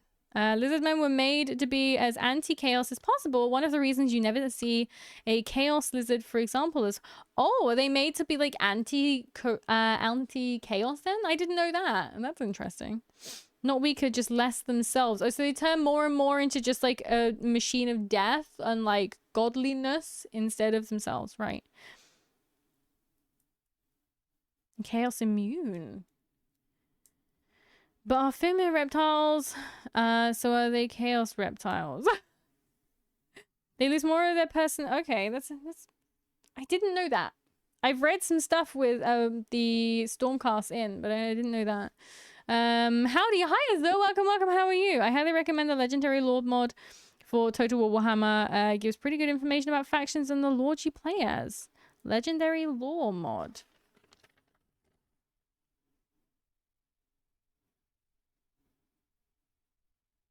I mean, we're probably going to be changing factions in Total War soon, so I can look at adding another mod in. Well, in Age of Sigmar, Seraphim are basically good demons as they are made of starlight, with only a few of them actually being real, mostly big slans. They're made of starlight? That's pretty cool.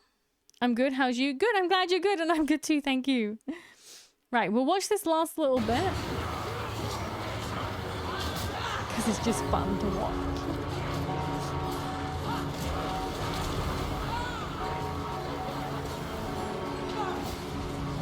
Look at this bell. a rat on the bell.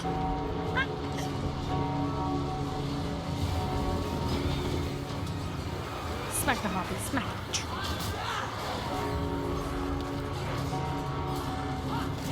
The verminous hordes move at speeds that belies their staggering size. They seem to flow in endless waves of chittering ratmen, and when the battle is over, they disappear like floodwaters, draining in countless unseen holes, leaving little to no trace of their existence. I guess it's because they eat save each other only as well. smoking ruins and scoured lands. So there'd be no evidence. Even as we speak, they wait in the dark beneath us, ever watching with beady eyes for the right moment to strike.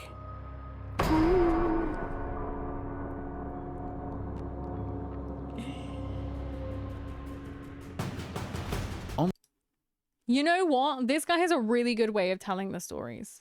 Really, really good. I really enjoyed that. Ryuk, hello. Hi, Mimi from TikTok. Oh, you came from TikTok?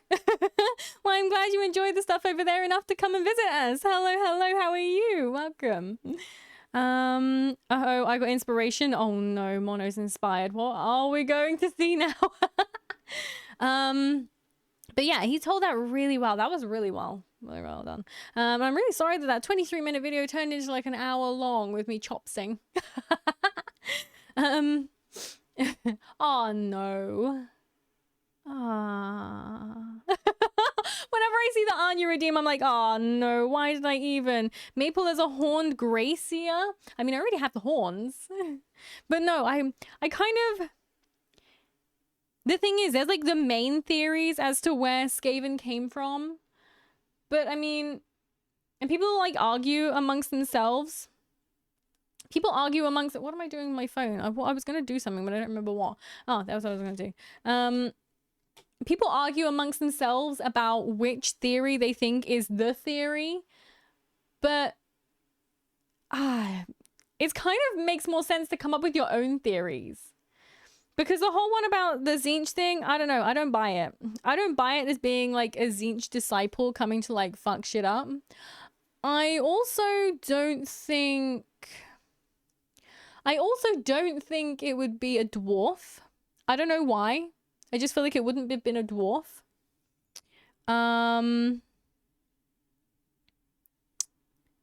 Yeah, I just don't think it would have been a dwarf. I think, like, that guy could have literally just been, he accidentally created Skaven and he was trying to find a way to rid where he lived of them. And that's why he fled. He, like, did that and ran away so that he could run back. You know what I mean?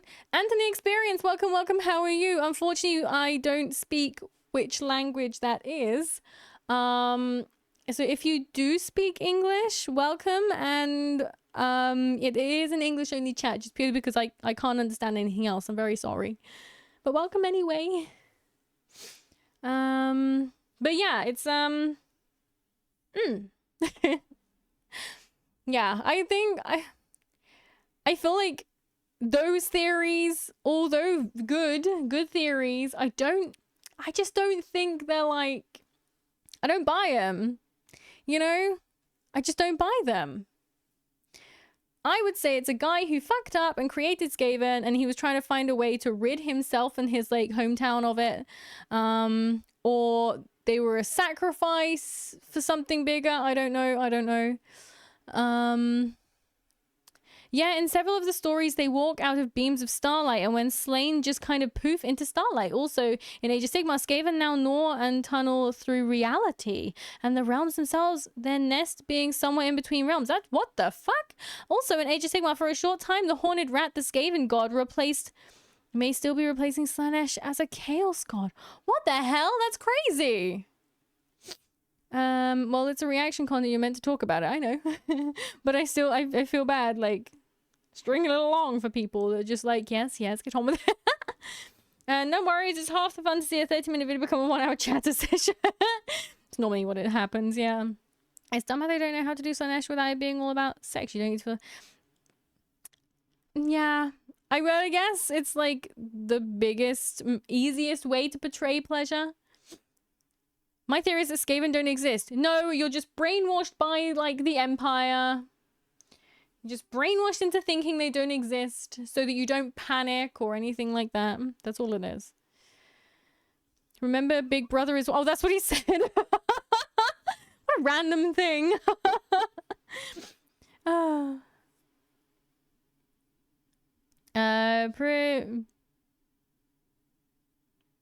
you saying that Mimi doesn't speak Russian? Well, the problem isn't them, to be honest. Games Workshop has gone into the lore and explained Slanesh is the god of excess in all things. The community is the one that focused so much on sex with Slanesh. Even the new Slanesh models are a lot less sexual. Really? So they wanted to try and bring the community away from that a little bit. It's understandable. It's understandable. Everyone obsessed. Skaven all the way. Yes, yes. I'm glad you agree. I think it's just a troll / a bot. Ooh, what's that? Sorry. I do prefer the Slanesh being more about excess than horny. Yeah, I think people just, they go pleasure. Oh, I know what causes pleasure. So they don't know what to do with them. Yeah. I'd like to know what other Throne of Chaos books after Tamerkan we're going to be about. Oh, they stopped? It may be the case, but you have to remember a lot of games are shaped by their communities. They seem to be slowly working on Slanesh, trying to focus more on the excess angle. I mean, if they were like, if they saw loads of naughty stuff and they just went, you know, guys, you've got the wrong end of the stick, and they're trying to reiterate that it's actually not about that, I understand. Are you saying Mimi doesn't speak Russian? Yes. Well, yes, very much Mimi does not speak Russian. In fact, Mimi doesn't actually speak... Mimi doesn't even speak English well. What am I saying? Wait, when did the comet hit that became the Great Maw? Were the Skaven around before that? That would have done crazy shit to them. I can never remember the timeline. That's a good question.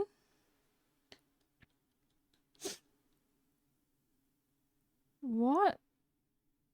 If they weren't around before that, what if it created them? I'm sure someone's going to say no, but and then what if it's a theory? It's a theory. One of Age of Sigmar's Slanesh hero is more about gluttony. Oh, because it's just excessive and like everything. Much more potential than that. And then they let CA bring back the snake mount with 4 pairs of tits. I mean, there's a bunch of them that have like 4 boobs. The little licky guys, they have like a bunch of boobs, don't they? Yeah, one of the more interesting stories is of a corn-worshipping warrior that wanted to be the greatest swordsman, so he focused on perfecting his skills with the blade, and soon fell into Slanesh and became a champion. Because he just went, like, excessive on the training? Yes, roughly speaking, there was the great Kurgan who had 4 offspring, and they seemingly went towards each Chaos God. Tamerkan was the first of the 4 books, and the other 3 were cancelled. That's such a shame. Oh, damn. Skaven are aliens. No. I just mean, like, they didn't come on the meteor. They were, like, caused by the meteor. What is wrong with you people? You know what I mean? Why do you keep bombarding my castle? Welcome. How are you? Welcome, Raiders. Welcome in. How are you? How was your stream? Let's see if I can do the... There we go. But welcome. I hope you had a good stream. Welcome in. Where are we? The origin of Skaven and their time is kept vague for a reason, but most speculators around the time after the vortex got created. So maybe that caused them. Grand Cathay dropped a meteor on the ogres. You think that's what happened? They like summoned a meteor? The comet was pure raw warp stone, so 100% could have mutated stuff and created Skaven. I made a good theory. You did make a good theory. See? The fan theories are like these individual theories are so much better than like the big ones. They make so much more sense. Like if it's just like a blob of warpstone easily could have gone boom, Skaven, rather than just this dwarf decided he was going to walk up one day and like, you know, it just makes more sense. You know what I mean? But yes, hello raiders, welcome in. My god, your raid message is glorious. What raid message? Raid message? But welcome. No, Skaven aren't aliens. Lizard men are aliens. Don't fight the raiders, hug them. Yeah, don't fight the raiders. Giant rat things. That's what a Skaven. Are we saying they're Skavens? Are this anime? Oh, I see. Yeah, it's from an anime. And it just kind of made sense. So I kept it. I had to keep it. I love it. But yes, how was your stream? Were you total warring again? We've been watching some the origins of the Skaven by the Book of Choyer, which is very, very good. It was very fun.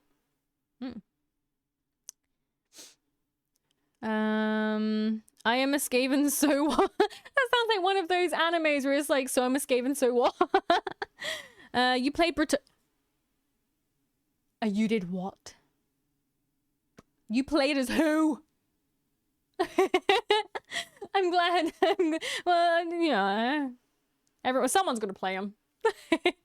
I'm being assaulted by uber buffed AI from all sides, and I need an ambulance. You need an ambulance. Oh no. Bretonia is nice. Okay.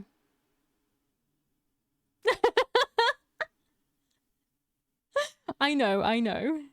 Please censor the word French. Oh my god. Oh man. But yes, hang on, I'll be right back. Someone came to collect my trousers at the wrong size. I'll be right back.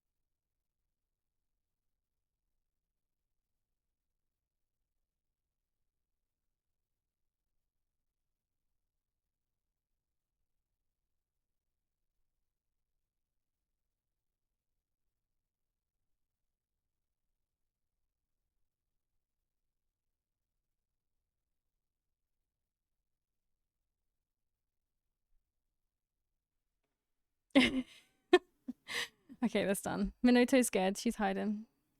Maple giving out free trousers. No. Basically, where I work, they can't get trousers that fit me for some reason because they don't know what the people they get them from. They don't know what shape women are. And so their trousers for women are absolutely just terribly unheard of. They're awful. So I've been given permission to order my own and get my money back from the company, and I ordered the next size up, and I sent them back because they were too small, and I ordered the next size up and they're also too small. I'm like, there is no fucking way. I've gone up 3 trouser sizes. No way. So I've sent it back because there is no way that it's got to be their sizing. Their sizing's got to be bad. There's no way I've gone up three dress sizes. So I'm gonna order some different ones this time. Not from the same company. Yeah, an idiot sandwich. Hi, welcome. How are you? Yeah, everyone focusing on the obvious aspects of the Chaos Score: Corn, Blood and Skull, Slanesh, Sex and Pleasure, Nurgle, Death and Rot, and Tzeentch, Trigger and Magic, when in reality the Chaos Scores are embody good aspects, which are usually what send people down the road of being Chaos Worshippers. Corn, Honor and Martial Skills, Slanesh, Excess and Perfection, Nurgle, Life and Rebirth, and Tzeentch, Knowledge and Secrets. You know what? That sounds like something that a Chaos Worshipper would say. You sound like you're trying to justify it, but you also make a very good point. Unfortunately, I do have a decent sized storm ongoing, so I will unplug my PC and stuff. Have a wonderful Thursday, Mimi and chat. No problem. I hope everything goes okay with the storm. Have a very good day, and well, don't get like zapped by lightning or anything like that. Have a good day. Goodbye. Pants will drop. As long as the pants don't be dropping. They don't have trousers that fit those Slanesh hips. I'm not even that big, guys. They just don't know what women look like. They've forgotten people can have fat asses and thin waists. It's more just like they want women to wear men-shaped trousers, and it doesn't really work because there's some physical differences. Well, for Valhalla, thank you for the head pats and welcome. That's what they claim, but then you become a chaos spawn and get fucked. You do be thick, Mabel. Oh lord, I'm like that with shirts. I am 6'3" and a slightly bigger guy, so I wear shirts that have the addition of T for tall, giving them more fabric at the bottom to stretch, and not many uniform places make them, and usually have to buy my own or get special ordered. It's kind of the same with me because I like my top half is like I have like noodle arms. I'm quite slim, but I'm long. So it's like this size, but I need longer sleeves. No, I'm getting more in proportion now. I'm filling out thanks to, you know, sitting down playing Warhammer a bunch. But men-shaped trousers, cock allegations contain. When I first joined this company, the HR guy that orders the uniform, he ordered men's trousers. He would not let me order women's trousers. And I don't know why. I was like, but women's trousers, I had to alter them before my first day of work. Because I couldn't fucking walk in them. Because they had such a low crotch bit that I was like shuffling. It's terrible. Chaos Point is usually what happens when a champion Lord of Chaos fails or angers the page. Oh, that's so they get turned into a Chaos Spawn when they make a mistake. They're like, who is this freak that keeps rejecting our pants? I'm not being funny, but Lee Cooper, sort your shit out with sizing. Time for Warhammer protagonists. A terrifying reaction. What? Mabel is a mutant. No. In many ways, Warhammer can help. Yeah. Still can't beat the PP allegations. I don't have a penis! The what? Yeah, she was 100% Slaanesh. Right. Moving on from my ass. What's next?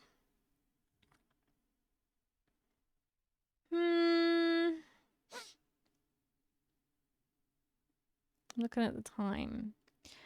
So, we can have a look at... Would you guys want... Do we have to? Yes, this is Warhammer stream, not butt stream. I've got a few more, so I've got... we can move on from your ass if you sit on chair with Brian up there. We will have a Brian update later on, yeah. You think that is funny, Mimi? I have a set of denim jeans I have never worn because they are cowboy fit, means they're extremely tight to fit into because my damn ass bought the wrong size. Tight. Old Hammer had a miscast for some sorcerers that could turn them into a spawn, I think. Oh, really? So they could fuck themselves up.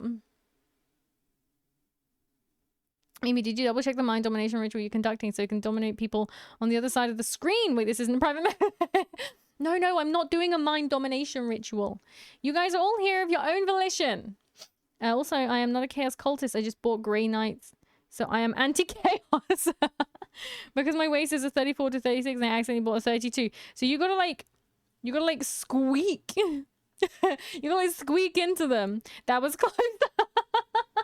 Yeah, people always found out about my mind domination ritual. I mean, what? Hi, Sellers! Welcome, how are you doing? Welcome. Yes, we're all here of our own volition. Precisely. You just nod and say, yes, Maple. It's like we were playing Total War 3, 1 20-minute video and a 2-hour stream. Hey, don't judge me. Don't judge me. Right. We got a couple of, we'll probably do one more. I don't know what we're doing about the time. Every time I try them on, it's like my legs are losing blood circulation. Oh no. So we've got every Warhammer Fantasy faction explained by Pancreas No Work.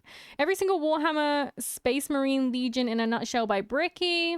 Every single Warhammer 40k faction explained by Bricky. We've got parts 1 and 2 on there. And all the minor Skaven clans by the Book of Choyer. Meanwhile, I also play Necromunda and Mordheim, which is a whole other bag of rats, lore-wise. A whole other bag of rats. But yeah, so those are the ones we have to choose from. Seeing as we've just watched the Book of Choyer, I'm leaning towards a different one. Bricky factions. Okay. And they're quite long, so I'm going to try not to make them too much even longer. EP Sheepy? I'm always an EP Sheepy. I don't know why. Nightwolf, hello, welcome. How are you doing?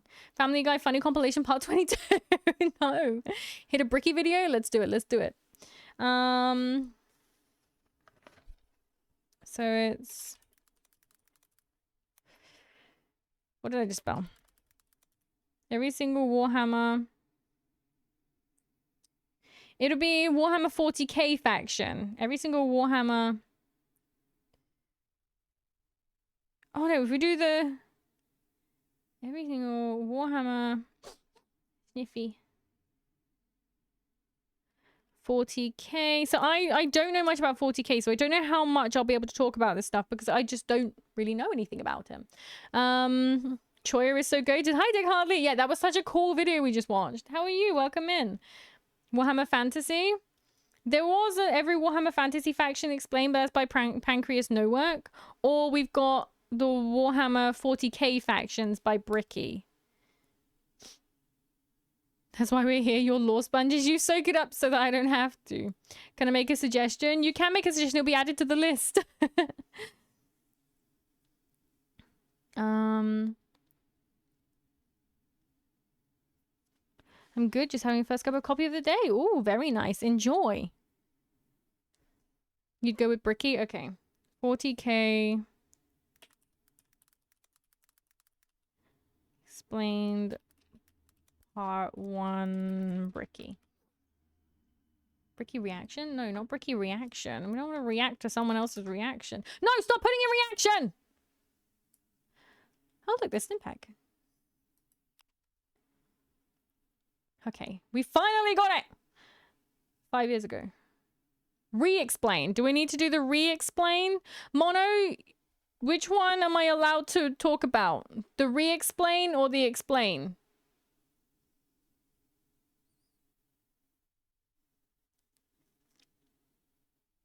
React to the listen to the reaction. Yeah, Mono double checked which one is okay and which one's a gray area, because there's one which is okay and one which is maybe not. The re-explain.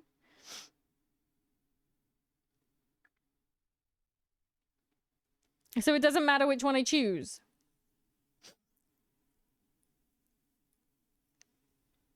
Okay. So if you want a podcast, Fantasy Lore Master Sotek has a good Warhammer sign. I think someone said that. Someone did say that. There's also the Astartes Anonymous. Astartes Anonymous. Okay. Oh, it's a dude standing there. Oh man, I don't know if I can watch something with an actual real person. Oh. Watching anything other than VTuber gets me all like, whoo, you know? What would make it okay or not okay? Spoilers or something? No, so there is certain videos which are okay to do reaction stuff to and like re-upload. And there's some that's not. It's iffy. One of the biggest things is Necron lore may be wildly different. Start with the first one, Faction Explained 1. The re-explained or the explained? I said that Lore Master Sotek, he also has a good breakdown of the Immortal Empires trailer. Ew, real people? Celis knows.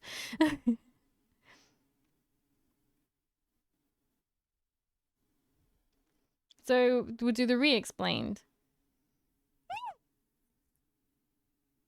So you think I should do the original one? Okay, we'll do the original one. As someone who doesn't necessarily serve the Omnissiah, but someone who can appreciate them, you will not be getting my legs today, as I will be replacing them with various things depending on which faction we are currently talking about to add a little bit more context and possible comedy to whatever the hell I am currently doing. So, hello everybody, my name... Wait, so this lore which has changed significantly, you watch the re-explain. Okay, we'll go for the re-explain. Why am I pressing escape? We'll go for the re-explain, seeing as that will have up-to-date lore and stuff like that, okay? Turn it up. Turn it up. In Okay. the kind brightness of the far past, there was no war. Our galaxy was, for a long time, fairly empty and quiet. The first known species to appear during this time are known only as the Old Ones, cosmic entities that traveled across the galaxy with ease and seeded life through the stars. Shortly thereafter, a new species began to arise. The Necron tier. Evolving under the harshness of a devastatingly powerful star, the short-lived and irradiated Necron tier try to find the secret to eternal life and to be freed from their terrible existence. As they expand through the stars, they find the Old Ones and they plead to them to share the secrets of the universe and grant them purchase from their short and painful existence. Oh, so they were getting fucked up by the star and they were like, hey, gods, please help me. That's kind of what I'm getting from this. So there was like one race and another one popped in and they were all suffering. So then they were like, please, God. Wag! Hi, Wozak, how are you? Oh my God, once again, Mimi, this is the Wag. I'm not, I'm just watching. I'm trying to watch this stuff, like, because Mona keeps telling me off for talking during the video, so I have to pause. She hates all I don't. So Tomb Kings and Necrons, right? Right. It does make sense because they have like pyramids and stuff, don't they? Some discrimination right here. No, Wozak, no Wozak. Where's Stewie Griffin? What are you talking about? There is no war. It was Peace Hammer. A Peace Hammer. That was going to be the worst one because while outdated, it made a re-explanation easier to digest for the sheep. It's okay. I'll try. I have one question to God. Why? Yeah, you keep saying to me, don't talk over the actual videos. Pause. Right. Let's watch. Let's watch. The Old Ones respond with a lol and a lamau, and with their immense power, they force them back to their homeworld. The Necron tier, filled with rage and hatred, make it their duty to get revenge on the Old Ones. A revenge that would come swiftly as a chance encounter with other gods gave them a solution. These other gods were known as the Catan, a race of highly powerful star-consuming entities. Do not fear, young mortals, for we, the Catan, will provide you with the immortality you seek. Come now, won't you shake a poor sinner's hand? Quoted from Nephetron, the Deceiver. The Necron tier accepted the Catan's offer of immortality, but believe it or not, this turned out to be a ruse. A trick. The Catan crafted gigantic furnaces and began the process of biotransference. The Necron tier willingly walked line by line into the furnace engines made by gods who devour stars and had their souls consumed instead. The short-lived, irradiated, and cancer-inflicted race of the Necron tier ceased to be, and the immortal, soulless Necrons remained. So they were people to start with, and then they became these machine-y skeleton things. Shit. Right, okay. I don't. I suppose never actually contemplated where they might have come from, but I didn't expect just to be like, oh yeah, you know what? Let's walk into this giant furnace thing. It'll make us like be able to punch God and things like that. I have to bring this up because it's my favorite ad mech lore is a tech priest invented a perpetual engine that never needed fueling and would never stop. He used them to make Iron Striders, think the mechs from Metal Gear Solid with Old Snake. A pair of giant robot legs that could run forever. Well, he wasn't well liked, so he was pronounced heretic and killed, but he never told anyone how he made or turned on the engines. So they decided to just never turn them off and just let them run. So now they're just running and like they don't really know what to do with them. Because they are not sure they can turn them off if they turn them on if they turn them off. So even in transport, they're in like giant hamster wheels just running in place. That's crazy. That's insane. Clay Rice, hello, welcome, welcome. How are you? The Necrons, the Tomb Kings of the 40k. I mean, if you see their like their buildings and stuff, yeah, kinda. Looks like it. Pagan Samurai, hello, welcome. How are you? Wait until Mimi learns about Old Bale Eye. Old Bale Eye. Some Necrons are desperate to get back to be humans. They try to eat the people they kill and wear the skin of their victims. They're called flayers. Oh, because they regret it? But then, don't they, like, when they get put inside the machine, they kind of forget themselves? which would mean like that some of them are unfortunate enough to maintain their like consciousness. Or do they maintain their consciousness but just be like emotionless? I don't know. It's a flare virus. Oh, I see. So it's just like every so often one will pop out and it will be like, I don't like being a machine anymore. It's complicated. No, that feeling when Tomb Kings get into 40k, but no Skaven. I bet Skaven are there. I bet Skaven are in 40k. They're just hiding. Because you know how in Total War with the Undercities, they have like discoverability bars? What if they've just managed to like improve their non-discoverability stuff? So now people can't like find them?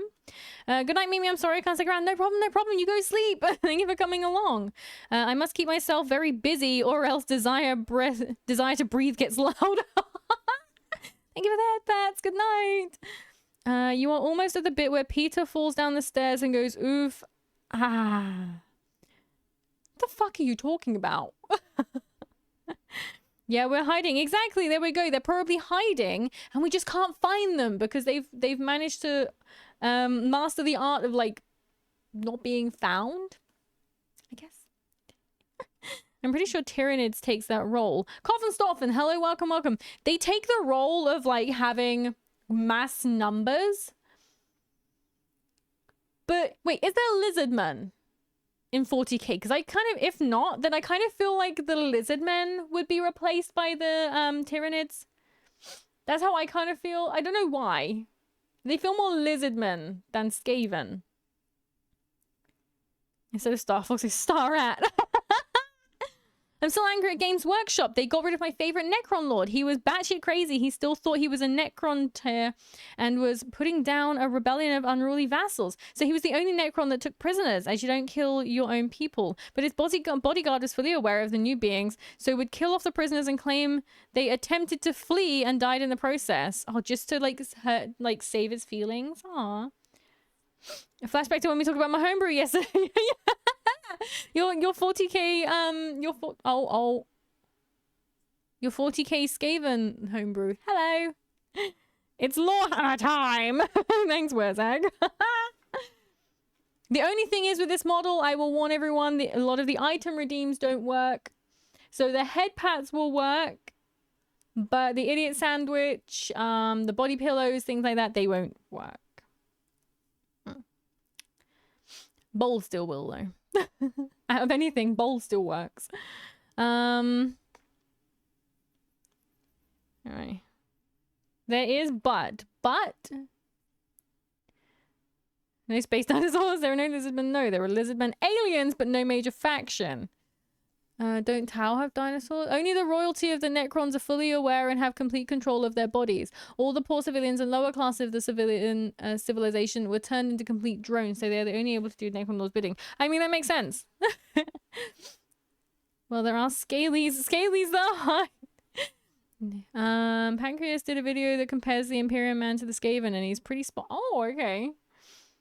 I made Mimi disappear. You did. I disappeared for a moment. Oh, wait. If I...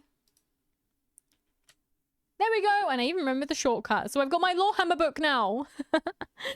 Damn candle won't work. I'm probably not. I don't think the candle will... will the candle work? The candle will work. I forgot. It's like the fire on my head in this model is like a blazing inferno. Neonova, hello, welcome, welcome. How are you? Now backed by the immense power of the Catan, the Necrons rally against the Old Ones, and the bitter conflict in the stars at this time is known as the War in Heaven. Despite creating various races and entities to aid them in this battle, the Old Ones are overwhelmed and eradicated down to the last, due to the sheer power of the Catan fat off the souls of the Necron tier, and with an army of unthinkable robotic slaves at their behest. However, the Catan are greedy, spiteful gods, and when there was no foe worth killing, they turn on each other. The Necrons then put their sights towards the Catan and lay waste to them, securing their freedom. The once subservient Necrons now control their former masters. Worn out and weakened by these wars, the Necrons under their leader Zarek, the Silent King, lie dormant, with a plan to eventually wake and reclaim control over the galaxy. Over millions of years, empires rise and they fall. The species created by the Old Ones have footholds over the galaxy, but on a pale blue dot in the thick of all this conflict, humanity begins to evolve. Wait, before we get on to humanity evolving, I have a question. The Necrons were people. They reproduced as people do. They then got turned into Necrons. So how now do Necrons reproduce? Do they just build machines that don't have like human souls in anymore? Or do they keep some still human? They just set them aside so they can have them as like breeding stock? Because obviously you can't reproduce as a robot. You know what I mean? I don't know. I'm trying to figure out how their race would continue. Because obviously some of them are gonna like break down. Some of them might get killed in battle. Things like that. So they would have to keep on expanding their race still. So I'm just wondering how they would go about that. There's a Chaos Knight that's covered in flesh and blood, and because of that, they have a drove of Necron flayers that trail behind them because they crave flesh. Oh my god. Also, there's a Necron Lord in the other editions always went first in the game as he was a master tactician, but could predict any of the other races' moves. But if you played against orcs, they were so random in their actions, and then you couldn't figure out their plans. My one weakness, orcs! Yeah, I can see the human race just grinds down their armies. I can see that they don't really care about their lives. Exactly. Old ones are 40k versions of this. Oh, okay. So Necrons don't die. They are made of self-repairing metals. I see. Okay, that kind of answers my question a little bit. Turn you into a machine. Yeah, but you've only got so many people you can turn into a machine. Necrons fuck. I just spat. No, they don't. Oh my god. Oh, Kelisarius Ball! Welcome. How are you? Yes, I made it first ever stream since coming to Twitch. Well, welcome. How are you? Welcome in. Thank you for coming in. Thank you very much, and welcomes. I say welcome a lot. Hello. They are made of living metal, so they kind of reincarnate. Okay, so if their one breaks down, they just transfer from one to the other. So they never actually increase their numbers. Their numbers will always just stay the same, is what you're telling me? That's kind of a little bit of a, I don't know. That makes me think that they could get kind of outnumbered very, very easily, seeing as organic races will increase their numbers over time. You know what I mean? So they will constantly be increasing their numbers, whereas Necrons are just dumping one person into another body, into another body, into another body as that one breaks down. So, you know, so they would just, they're almost like, I guess like a dead language, where it's just the same, it stays the same, but kind of reused over and over again. It never gets any bigger. You know what I mean? Anyway, it might just be chatting shit. They print out more soldiers. Oh, so they actually build more just like robots with no spirits in. I'm fairly sure the Necrons were never humans. They were something different. Not humans, but like they were organic creatures. You destroy one, it will slowly start to rebuild, and back there to modern repair. I see. They just regenerate. They turn off if they take too much damage and reactivate once repaired and re-energized. Yeah, but how do they increase their numbers is what I'm asking. You know, because before it was how do they replace, and now I'm saying, well, how do they build their numbers then? If you say that they do just get repaired or they get transferred from one to another or something like that, then how would they increase their numbers? Insert robot chicken humping. Oh man, the Necrons are listening. Shh. They can outnumber the Necrons but not outmatch them. Necro tech is so broken that the Necro put away their most high-end tech before they went to sleep. So they are currently fighting with B and C tier weapons. Oh, so they haven't even brought out their A game yet. Necrons also fire weapons that rip things apart molecule by molecule. So in time, it takes to kill one Necron, he has turned like 10 of your soldiers. Okay, so they're just made extra powerful to account for the fact they don't have extra units. Necrons can die permanently, but that is a rare case, I believe. There was such an instance where 2 Necrons waged war and their warriors couldn't reanimate. The Triarch Praetorians shut that down real quick. That's insane. I wonder why their specific units couldn't reanimate. The Necron Empire was so large, they eventually turned themselves off. I'm sure he will touch on it soon. Oh, so they were actually huge to start with. Okay. And for the most part, the basic path of humanity's evolution remains the same as it is now for almost 15,000 years.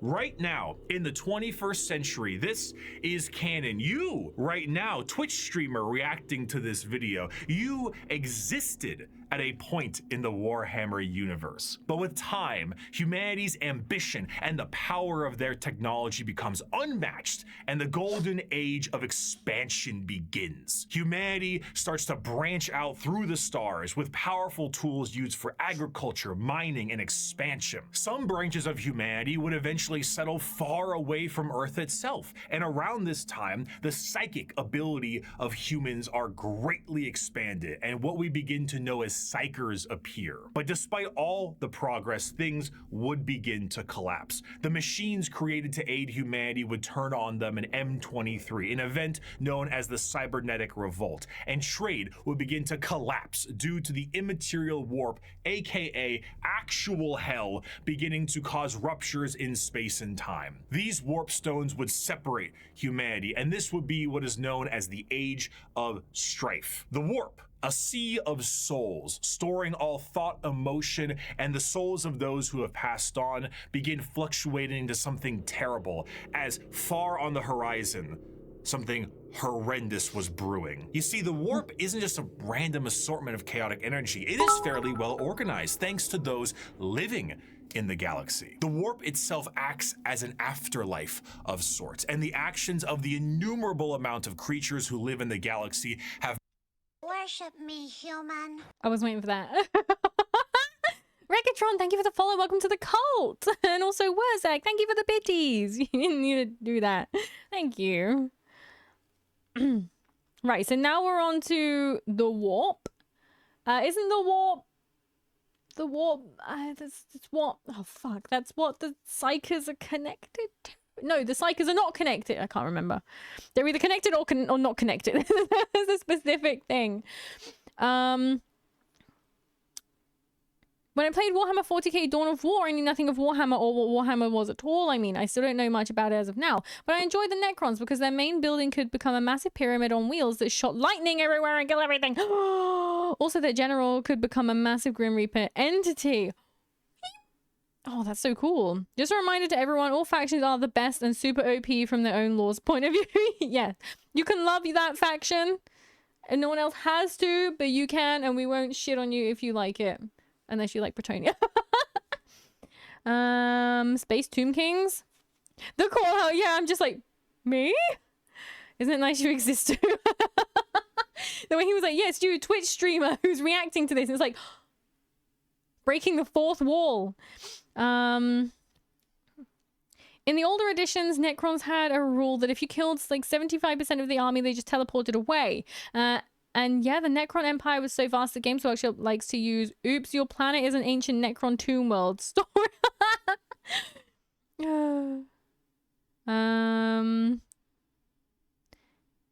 They're connected. They are connected. Okay, they can use the warp, so yes, they are connected. Right, okay. Unless you're space wolves. Oh?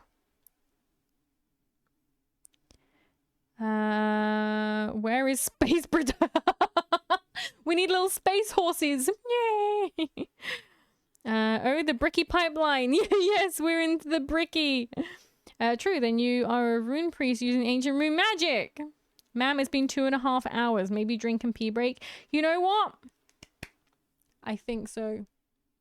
I've had tea, I've had Pepsi, and I've had a lot of water. So I think a pee break would be good. So yes, I will be right back, guys. I'm going to go pee and refill my drinks. And then we'll be back to listen to Bricky. That is not the most flattering position I could have paused you on. I am so incredibly sorry. Oh shit. Oh no, Bricky, I'm sorry. Oh my god, they're called Praetorian Imperial Guard Regiment with Rough Riders. Honestly, 40k is just a bunch of different cultures throughout history. You must piss and rehydrate. I must. The pose. I'm so... Any time I could have paused him would have been better than that. Right. Okay, let's leave Bricky alone for a minute or two. I'm gonna be right back.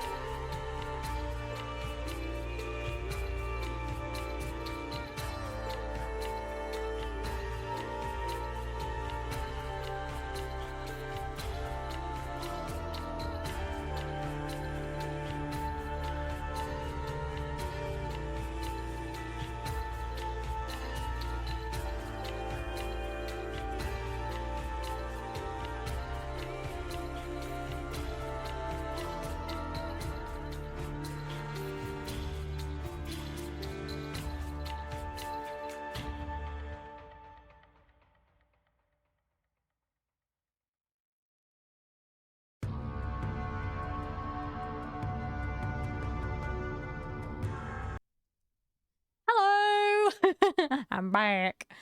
Let's have a look.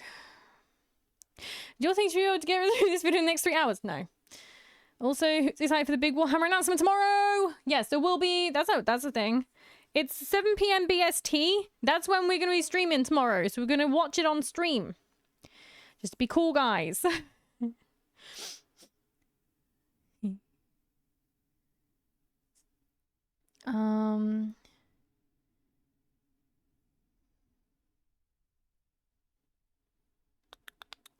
Alright, I'm just having a look through, see what you guys been talking about. The only guy in 40k who rides a horse and of his Lord Commander Solar.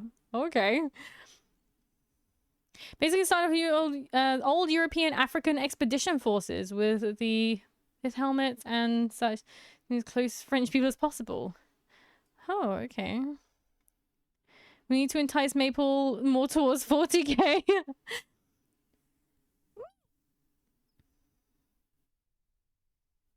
Yeah, but a regiment can have Rough Riders.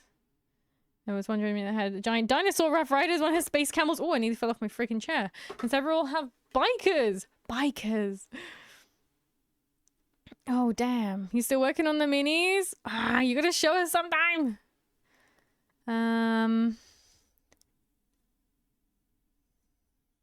Worship me, human.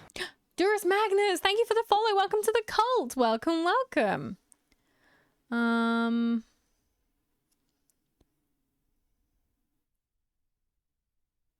Hope it's Total Warhammer 3 related for the announcement.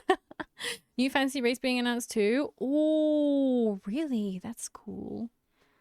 Yeah, Imperial Guard is rough. If you go by just the units, they have models for aside from the vehicles. Each regiment can differ wildly. There is a regiment Maccabean Janissaries that are literally made up of religious fanatics. That's battle dress has them wearing death masks of the saint. Jesus. 7 Britland time. Yeah, British summertime. BST stands for British summertime. Yeah, so there's an announcement tomorrow from Games Workshop.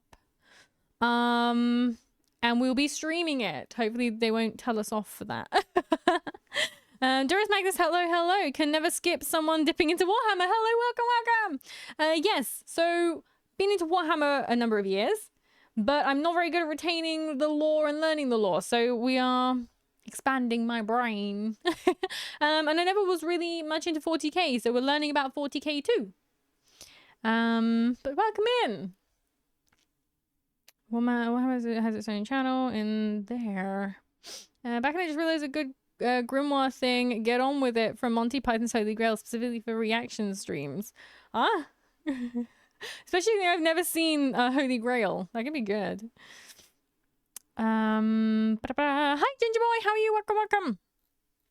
Right, we shall allow him to release himself from this damning pose. Have manifested a pantheon of organized entities known as the Forces of Chaos. At their helm are 3 major entities, Khorne, Nurgle, and Tzeentch. However, a 4th one, Slaanesh, was about to be born. The ancient Eldar were one of the first species created by the Old Ones, and due to their extreme and unbridled excess, the birthing of Slaanesh tore a hole in the galaxy and forever split the Eldar into those of the Craft world, who sought to bring their species back together, and those of the Drukhari, who wished to continue what caused the birth of Slaanesh in the first place. The birthing of this 4th Chaos God settled the warp storms of the Immaterium and ended the Age of Strife, but humanity was still fractured. So one man revealed himself and spearheaded an immense attempt to reunite all the fractured pieces of humanity. That man was the Emperor of Mankind. After reclaiming the nearly destroyed Earth, the Emperor embarked on the Unification Wars to unite humanity under the banner of the Imperium of Man. However, due to the very long and devastating impact of the Age of Strife, humanity as we know it is not the same. To reconquer Earth, the Emperor would need more than mere men. Great beings, known as the Thunder Warriors, were recruited by the Emperor to reclaim the Earth with ease. But these warriors are a blunt tool and had, overstayed their welcome. He would need something better, and that solution would be known as the Space Marines. Superhuman soldiers that will have the skill and cunning exponentially greater than the mortal man. These new warriors would be commanded by an elite group of his very own sons known as the Primarchs. Unfortunately though, Daddy didn't charge the baby monitor, and his 18 sons would be stolen by the forces of chaos and scattered. Wait. There's a story behind that.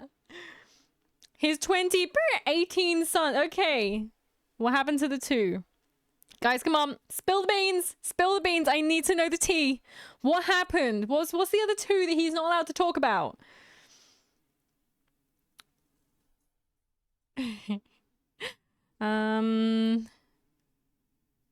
Do you play any Warhammer tabletop like 40k or Age of Sigmar? So I have played tabletop, Age of Sigmar tabletop, but I generally don't. Maybe because I don't have a very big army. We don't talk about the 2 sons. Tell me the tea. Love Emperor. Play Bretonnian since 8th edition and Black Templar since 3rd edition. Nice, very cool. But also, you say Bretonnian? What can I say? Like, nice. Yeah, it seems so. There are no more than 18. There is no. One is Horus. Don't worry about it. Redacted, no story. We don't talk about the 2 sons. There are only 18. They don't exist. Redacted. Guys, no, you can't cuck me like that. It's funny how there's a story that a Thunder Warrior went head to head with a small squad of Space Marines. Oh my god. What are the 2? The other 2 are for if players want to make them their own Primarch. Don't talk about them. In Universe Redacted, we don't talk about them. Guys, this isn't fucking Bar Sensei. Victor Bain, thank you for the follow. Welcome to the cult. Welcome. Yeah, this is literally, it's not like Bar Sensei. It's not like there is no 2 sons in Bar Sensei. Like, tell me. Tell me. They are just vaguely referred in the lore as lost, and pretty much all information about them is redacted. I see. Right. I'm gonna have to Google this on my own time.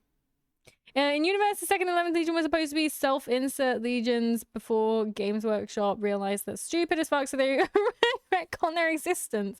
My god. Mimi HR here. We just got a message from the top. We don't talk about the lost ones. Guys. Okay, I'm gonna have to search this. If you won't tell me, I'm gonna find out for myself. Oh man. They either died or fell into the chaos before the Emperor could get to them. There are only a handful of references about them. They were Skaven! Oh, yeah! Oh, my jaw just clicked.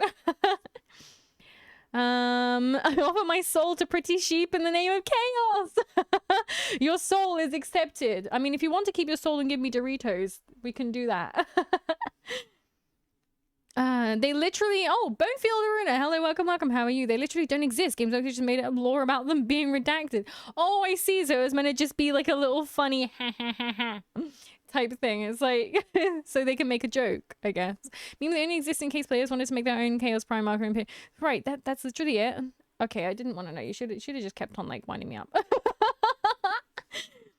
2nd and 11th did something so incomprehensible that people who knew them decided to wipe their own minds and memories of them. We don't know what they did, but it was somehow worse than Horus and the rest. I see. The lore reason, they did something really, really bad and they were completely and utterly erased from Imperial records, and even other Primarchs decided to be mind-wiped of them. Real reason, at some point Games Workshop, they had a make your own Primarch, one for loyal, the other was for chaos, and yeah, that's it. So it was, wow, really? That's okay. I thought it was gonna be so much more exciting. Oh, that's funny. Yesterday I mentioned that Pet the Wargamer made his own using a Skaven model. You did, but it's I just thought it was gonna be like tea, like drama. And the reason why the Ultramarines were so big is because they absorbed the lost Primarch's loyalists into their ranks. 11 plus 2 equals 13. 13? Ultramarines are the 13th Legion. Guys. Skaven. No Skaven in 40k. 13. It's all making sense now. Angry Marines are the only acceptable fan-made Marines. There isn't anything big about it. It's just kind of they don't exist, but it's a player faction, right? There are 21 Primarchs, with one of them being twins. The other 2 and 11 were first free for players, but got since a few years new lore to them. One seems lost, purged, the other one hidden or a mission from the Emperor, the Forgotten. Though their legions of Astartes are believed to be added to the Ultra Boys. So they sort of the thing they did with the lore is they said they just kind of got absorbed by the other bits. The Lamus Russ killed them on the Emperor's orders. So many little stories. Some people are so allergic to fun. Oh man. Pete the Wargamer. So it was a Games Workshop screw up, and Games Workshop really was stupid and made lore to remove that. That's okay. I like adding. I mean, at least they didn't just go, what were you talking about? No, I don't remember that. Just wipe it from the interwebs. You fucking joke around, but there are people who deadass think Ultramarines are so successful because they are blue and are the 13th Legion. Because they're blue. Oh man, 13 mean lucky and blue being considered lucky by the orcs. I see. So they're powerful because luck. The game came before the lore. Oh, I guess that makes sense. So they have to like go back a little bit. Juju Voodoo, hello, welcome, how are you? Wait, no Skaven in 40k. What is this? We shall skid to take over the universe of the Great Horned Rat. Yeah, so apparently there is no 40k in no 40k in Skaven, no Skaven in 40k. But there's gotta be rats. There's no way the rats would just die out. Ultramarines are so successful because Robot Girly Man keeps his fade crispy. What the fuck? Oh my god. There's rat abhumans. Oh really? Madman, welcome, how are you? Imperium's pretty much Skaven. There's also cat girls that fight for the Imperium. Guys, there's cat girls.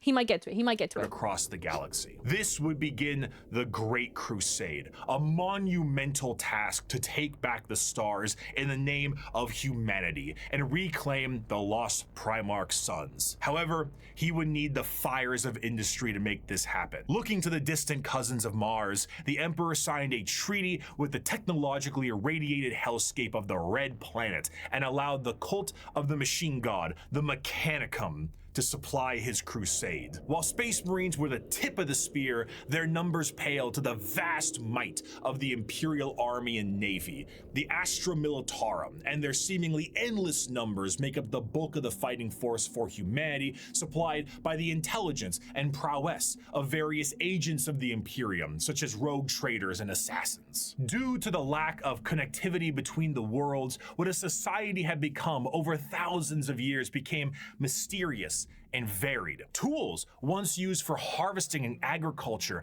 now are being used as machines of war in the form of Imperial Knights. Some of these fractures of humanity would even be changed further and become unrecognizable to the average human, with differences in size, skin color, appendages, cat ears sometimes. Some would go so far to become their own galactic societies, like the miners of the Galactic Core and their immense supercomputers, forming the Leagues of Votan. Okay. After an incredible amount of effort and books, the lost sons of the Emperor would be reunited, and the Imperium of Man would be firmly established. This, however, would not last. Be it intentional or accidental, the Emperor would not reveal to his sons the true nature of the galaxy and the terrors of the warp. And this oversight would result in one of the most impactful wars in humanity's history. The favorite son of the Emperor, Horus, would fall to the powers of chaos and turn on his father. This betrayal, this backstabbing, this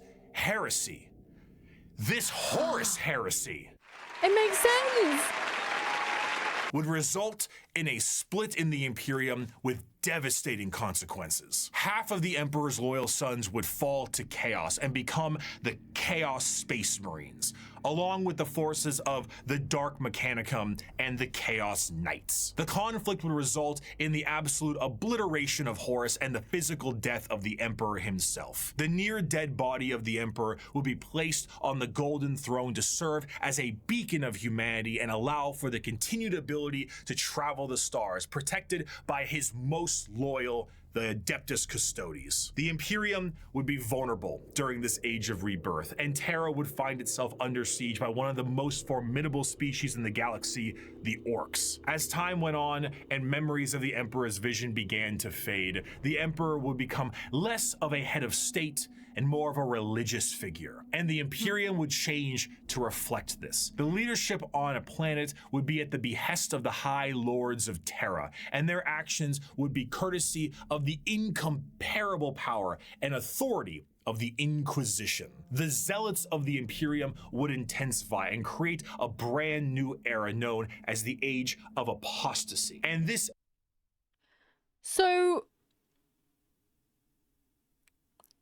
The Emperor died, but they hooked him up to a machine so they could still do like space travel. Is his like juju powering that? I'm sorry, I don't know if I missed that. So is it like he died but his soul lives on kind of thing? Guys, why was there like a full... When I was watching that video, why the fuck was there a full-on debate about cat girls in my chat? It's 40k! You guys are nuts! They go nya and everything? Oh my god. I've got cat girls before, Skaven, how shameful. I don't think that's shameful at all. I think that's based. And they're called the Felonid. They go nya. Holy shit. You're part of the Imperial Army, most of the chaos during heresy. I was like anime, they're more like cat girls from... Well, I didn't imagine them to be like uwu cat girls, you know? Felonids, Homo sapiens, hirsutus are a cat-like abhuman species from a planet Carlos McConnell. Why is a planet called Carlos McConnell?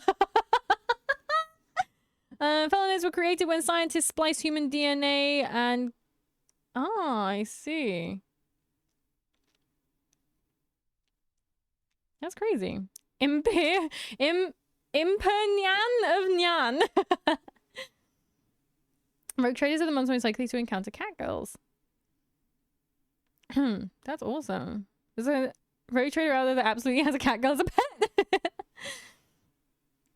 Yes, he was bold, Mono. Fuck Space Wars, they can't even write. So they just kind of stumbled into the chat. Should it be full screen? No, if I made it full screen, there's the chance that I'm gonna block. Ooh, yeah, there's a chance I might block things if he has any pictures of stuff over here, or if he moves over that side. So it's just kind of easier to keep it a little smaller. I'm sorry if you're on mobile. We gotta come up with a way of doing this for mobile watchers. I'm sorry. I mean, legit pet probably has a lobotomized name. Oh my god, what the fuck? His juju is powering the Astronomicon. Okay, so it's just his juju. His juju? His juju. He is physically dead, but he is a powerful psyker. Okay, so his brain power lives on. And sacrifice psychers. They sacrifice psychers daily, what, to just like power his brain power?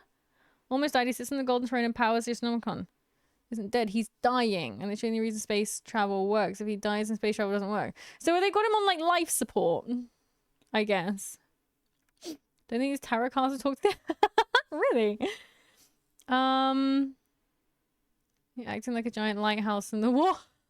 So he's acting like just like a connection. Magnus was supposed to be on that chair. Mentions them like one time and there is an official art of them. Oh. Emperor's body is dead, but his soul is still there. He serves as beacon for warp travel, like a North Star, a beacon of some shit. Fair. His spirit eats 1,000 psychers a day? Have they got any psychers left? The Felons are very good hunters. I'd imagine they would be. The Emperor is a perpetual. His body is dying, but his soul, held in the Golden Throne's ancient mechanisms, lights the Astronomicon. So yes, he's basically the biggest lighthouse in the Warp Sea of Souls. I see.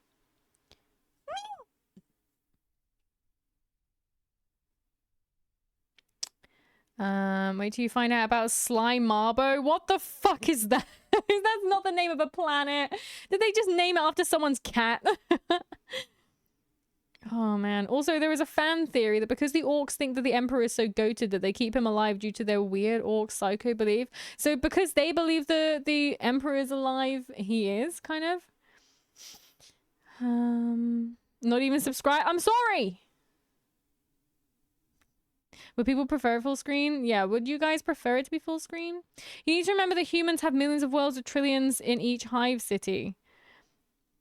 Almost with billions of people. No. So, psychers are not running it. So just, there's enough psychers around just to feed him and carry on doing their shit. 1,000 a day sounds like a lot until you hear about hive cities that ship billions of humans a day. That's crazy. There are billions of people born every day, and more psychers are born now than any time in human history. I wonder why. Is it because, like, the more psychers he consumes, the more powerful the warp, and therefore it's creating more, like, warp stuff, energy stuff, which is like, seeping into the humans?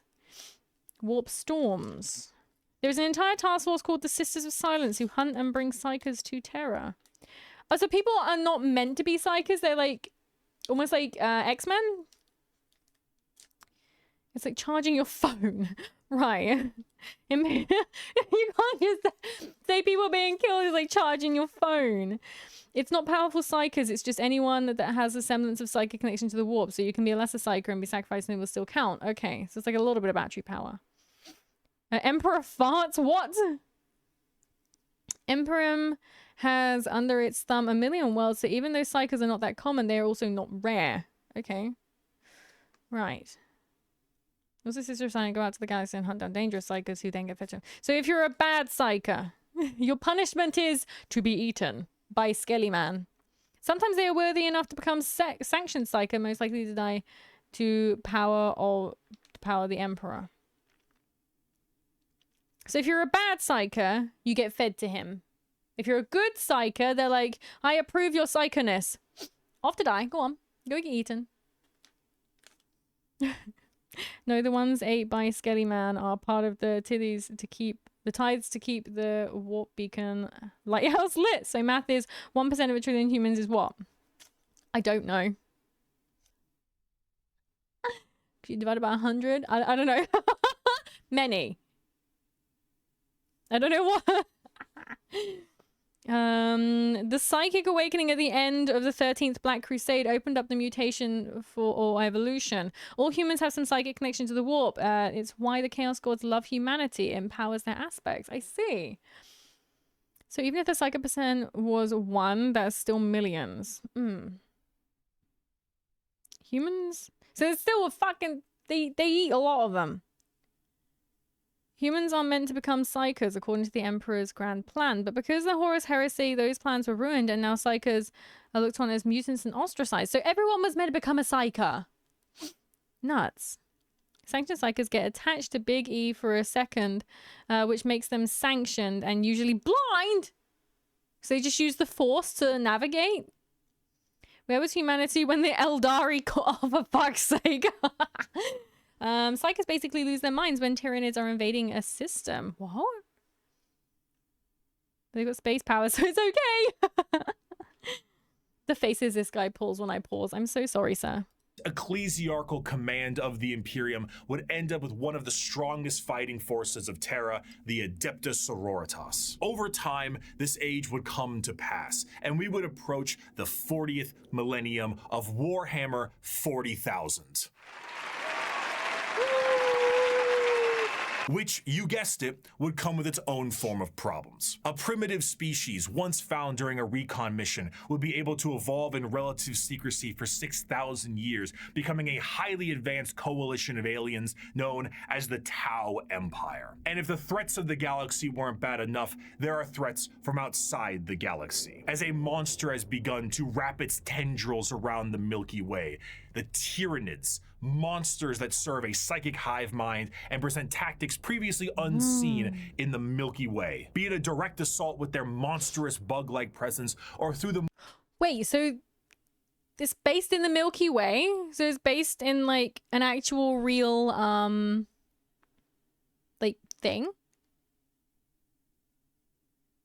Oh, that's interesting. I don't know why I found that interesting, but audio delay for anyone else? Have you tried refreshing? Copium? Gross. Yes, Terra is Earth. 40K takes place in the Milky Way. Everything in 40K is in our galaxy. Yeah, the 40K galaxy is our galaxy, the Milky Way. Tyranids! Fun fact, the Tau once captured a dreadnought, and upon realizing that it's over 5,000 years old, older than their entire race, they had a mental breakdown. Oh shit. And only our galaxy. It's not universe. Fantasy is a whole different and not connected. Fantasy isn't even actually based in our universe? Okay. 40K follows human history to present, then goes sci-fi bonkers. Common theory is that the emperor was Alexander the Great. Huh. Okay. In the Milky Way. Yeah. Isn't Terra Latin for Earth? I don't know. And I can't Google it on this screen because otherwise it will come up probably saying where I live. But like, it's like Latin near you.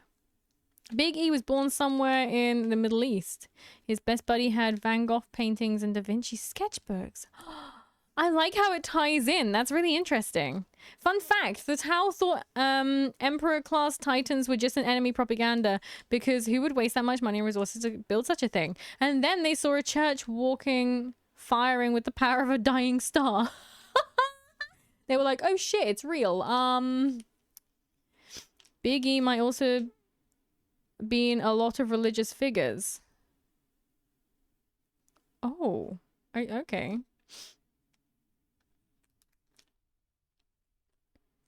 He's not known for clever naming.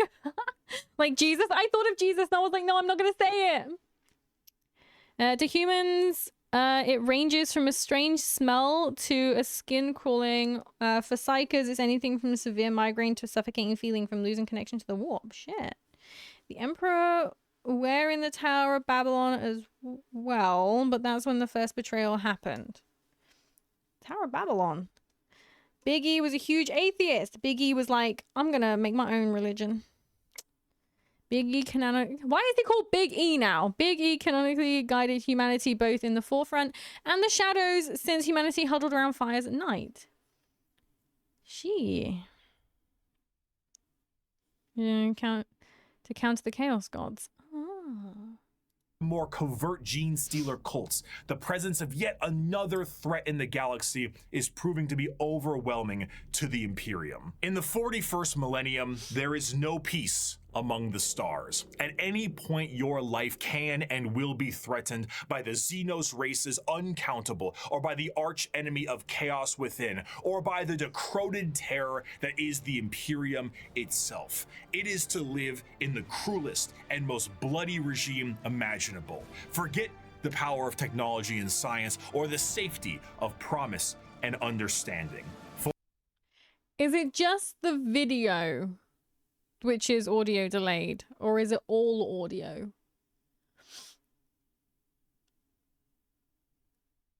Because if so, that's probably my Elgato capture card shitting itself. As one does. It's just the vid. Okay, I'll have to watch the VOD back, and then I'll be able to figure out delays and stuff like that. All audio by 1 to 2 seconds. Oh. Okay. My model does sometimes lag, so there's that.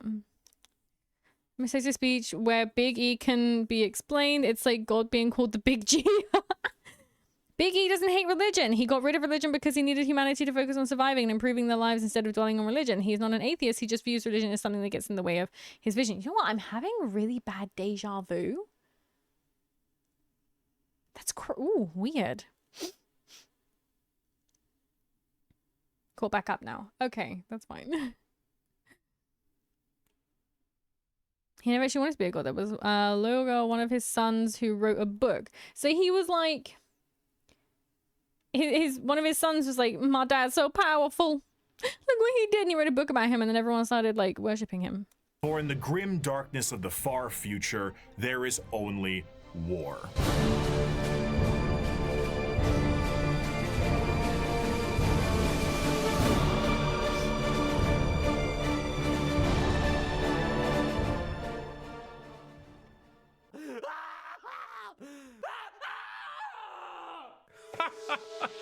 A fantastic job once again, Mr. Kurz, the Night Haunter himself. Oh, didn't you love that, my faithful audience? Once again, we have another criminal over the course of 6 hours break every single bone in his body. And with that, once again, our glorious leader has brought the crime rate to 0%. Always brought to you here on the Strawman News. I'm your host, Bricky. Thank you once again for joining us. Our top stories for tonight. The weather forecast appears to be rainy with extra dark, so make sure you pack those extra batteries for your lamp packs. And of course, let's not forget the fantastic gang violence problem we're currently having. Oh, I'm sorry, what's that? Oh right, it's gone. It's looking to be a chilly one tonight as well, so make sure your skin capes are nice and tight. Wait, hold on, one moment. No. Adamantium reserves have tripled? Wait, I'm sorry. Self-harm rates have gone down to 0%. What the fuck is he talking about, guys? Kira Kraken, hello, welcome. How are you? By the way, fuck that planet. Oh man. And you recognize the far future is only war. So it's still such a good line. Bricky is being like instead. So yeah, what is he talking about? Because he's just got a picture of the Rock hugging a rock in the background. Meow. Night Haunter smiled? No. This could only mean one thing. It is the Strawman News' great privilege to bring some color back in your life with the brand new 3-part Gamer Supps drop exclusively on this here news network. That's right, your esteemed host Bricky, myself, is dropping a 3-part Gamer Supps release for pre-order available now and only for a couple of weeks. Not only does it include a completely brand new artwork reskin of the Sweet 6-pack flavor, one of the highest selling flavors in the entirety of Gamer Supps, but it also comes with got cool the art on it first though. Ever all over print Gamer Supps 32-ounce jug. And if that isn't enough for you, if the phenomenal drink and drink holder is not enough for you, we have a desk mat to go hasn't along even with got it. That's right, the Herculean look of the brand new so I Sweet can't 6-pack style is here. We're still looking at muscles beyond belief, but this time we're talking taste, we're talking Atlas, we're talking smooth. And if that wasn't enough, I, your co-host specifically, should you pre-order all 3 of these items, will personally hand sign a note for you, thanking you for supporting this network. All of this you can receive for 10% off if you go down in the description of this video and click the link, or go to gamersupps.com/Bricky and use code Bricky. Save 10% off with code Bricky. Bring some color pillar back into your life and increase production across the board for our glorious leader, the Night Haunter. Thank you, GamerSups, for sponsoring the Strawman News, and let us move on to our next scheduled program. 5 years ago, I made every Warhammer 40k faction explained. A passion project of mine for a universe that I enjoyed so much. Its main purpose was to be a drawbridge. Bricky, I'm terribly sorry, but we're going to have to... I can't literally listen to you explaining why you remade it. I have a time limit. I'm sorry, Bricky. The ads are running at the same time. That's pretty funny. Oh man, Adeptus Ridiculous and Bricky make pretty good money from their setup. The fact it was like, I was like, what is he talking about? And all of a sudden it was GamerSups.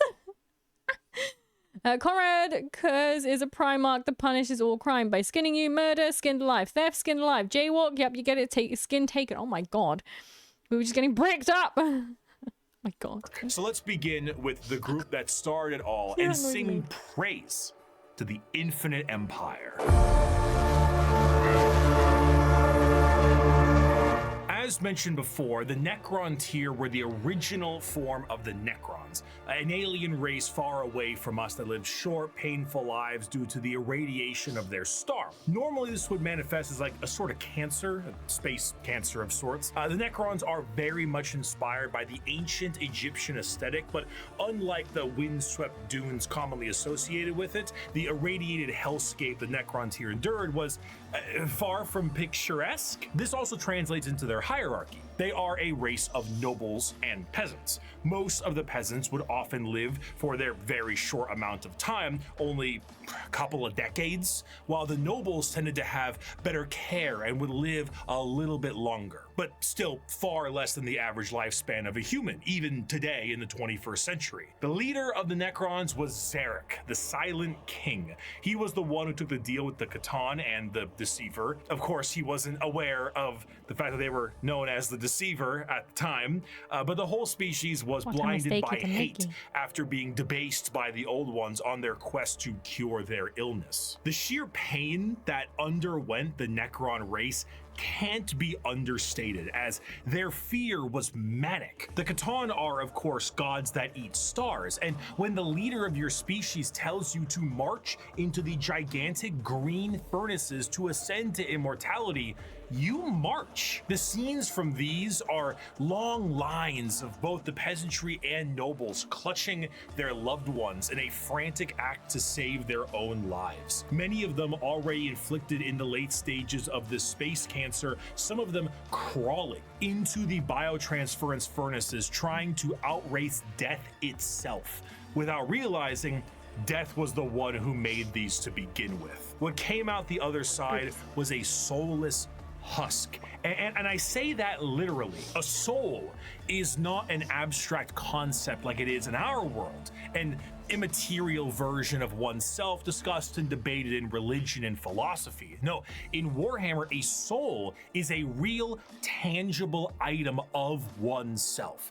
And the Catan basically were just like to every single person who went in their furnaces. If you were a peasant, you came out a Necron warrior, and you as an individual have ceased to be. You have no mind, you have no soul, and your body, as you know it, is made of an extremely advanced mass of re-knitting living metal known as necrodermis. You cannot think for yourself, for you do not have a brain to think with. All you do. So the lower class people, the like poor people, they were basically, their soul is basically used as an energy source rather than like a people. You know what I mean? Whereas the higher class ones, they have a brain, like they don't have a brain, but they can like think, they retain some semblance of themselves. But then they are literally just like, they're just basically, your soul is basically just like a battery. Some energy. It's hard for me to choose a favorite faction. Aww. Almost played Crons. They got cool lore, and it's evolved from them being zombie space Terminators to zombie space Egyptian Terminators. With dementia. Necrons are basically Terminator T-800s mixed with ancient Egyptian. Wow. Ideal living. Got time to mine his husks. A light snack. Use like Doritos. And naming no one specifically. They are beep boops to the fullest. Their memories may be slightly warped by Catan shenanigans though. So, okay, so the bigger ones, the more important ones, those ones they retain some, but they're a little brainwashed. But the other ones, they are just fuel for the machine. The base Necrontype became a literal soul food for their gods, and when the upper crust of their society found out, they killed their gods. Right, when they realized that they were like nomming on them. They were like, I ain't having that. Okay. Do now is await protocols from your overlords, which are the nobles who came out of the furnaces with their minds intact. Not their souls, mind you, but their minds are very much intact. These nobles now have command protocols, and they are able to command all of their peasantry and do with them whatever they wish. Zarek, the Silent King, is the most advanced of all the Necrons, a perfect metallic version of himself with incredible power and intelligence. His strength allowed him to lead the undead and the unthinking armies of the Necrons to battle against the Catan when they were at their weakest due to their incessant infighting, and then win back their freedom. But gods cannot die. So in reality, what occurred is the Catan were shattered into thousands of pieces, and each shard of their god was trapped in a stasis vault and mind controlled to do the bidding of the Necrons they once enslaved. The biggest challenge they face now are actually the upstarts of the galaxy. The Eldar and the Orcs were quite prominent, and as you can imagine, a galactic war really takes its toll on the joints, or I guess the servos. It was in their best interest to wait out the galactic rise of the other races and come back at a more opportune time. So they went into stasis via these massive tomb complexes hidden beneath various worlds, biding their time until it was once again their opportunity to rule the galaxy. Zarek, the Silent King, as penance for his failure to his people, exiled himself into the darkness between stars for the next 60 million years, with his perfect memory a constant reminder of the doom he inflicted upon his people. Flash forward to the modern day, and the Necrons are reawakening, but it isn't working as well as it could be. Whether the tomb world is reawakened naturally or by some imperial moron stepping on a green glowing rock, the Necrons have come back to reclaim a galaxy they consider rightly theirs. But 60 million years of hypersleep have taken their toll. Many Necron dynasties awake with systems unrestored and huge swaths of their population's minds completely lost. Necron nobles wake with various mental faculties compromised, sometimes exhibiting traits similar to excessive paranoia, schizophrenia, or even dementia. One notable Necron, Nemesis Zandrak, believes that he is still back on his home planet fighting off separatists and interlopers. See, Oberyn, the separatists come, attempting to outflank me as they did at the 4th Battle of Vindach. How they calculate that daubing themselves green and roaring like savages will produce a different outcome, I cannot fathom. But it is of no account.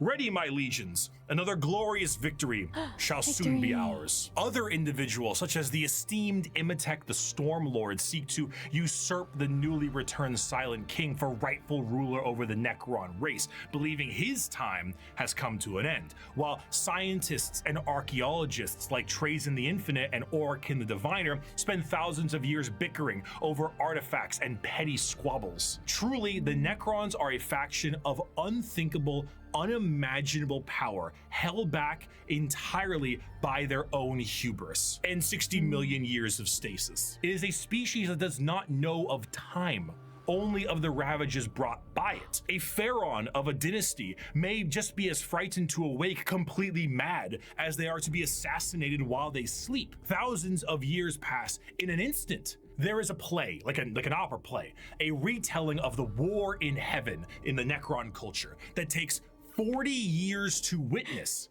because why leave? You have no need to eat or vacate your bowels. You are immortal but you are soulless. Despite the Necrons' incredible technology, their mastery over time, reality itself, despite all of this, they still are missing a soul.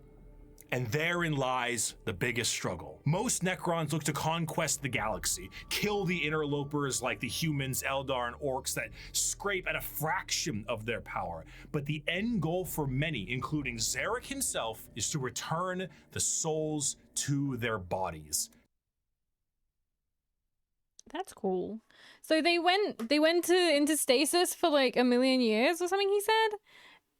Meanwhile, everyone else was evolving and changing and growing and everything around them, and they just woke up one day with like bloop. And well, there must be, I don't know, because it's like, if say that happened to like a person or whatever, you would wake up and you'd be like, oh my god, shit, what are these creatures I'm looking at? Because in that amount of time, you would have loads of like 60 million years, exactly 60 million years. You'd be like, you'd look at there's probably a bunch of factions in that amount of time that have been wiped out.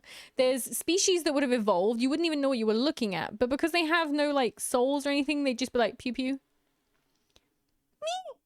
Pew pew. You know what I mean? Would they try and comprehend what they were looking at, or would they just pew pew? You know? Necrons are so pretty. I know. The green and everything looks so cool.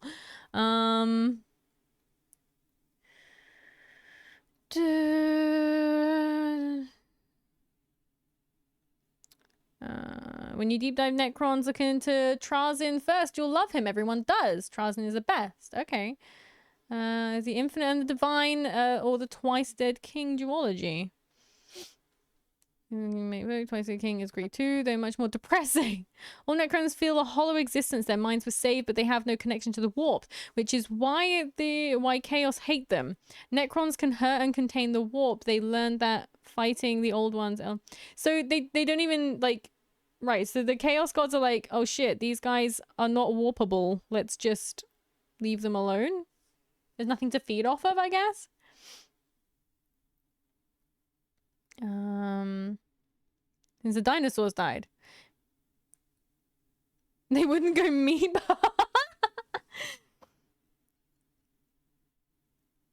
It's like if the British Empire went to sleep for a long time and then woke up like, what the fuck are these lesser colonies doing on my property? Exactly. You just be like, what the fuck is this?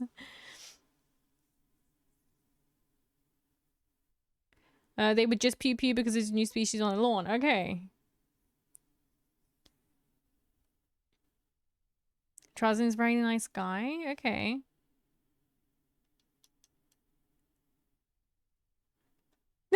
Violence is always an option. Okay. To undo the horrible fate he cast upon them. This is not the interest of all. Many simply wish to rule their dynasty with an iron fist and kill all they consider unworthy. But to many others, it is to undo the decision that doomed them all. Before they can do that, there is a pest that needs exterminating. That is the fundamental understanding of the Necrons. They are so hyper advanced that their science borders on magic. They play with the fundamental aspects of reality and time. Their mastery of the physical galaxy is the strongest in the universe. Their weapons reduce people to the barest molecules, and they have devices capable of causing stars to supernova. They are unfathomably difficult to kill, as if you do fell one of their number, the living metal reknits itself and the reanimation protocols allow it to come back alive once again.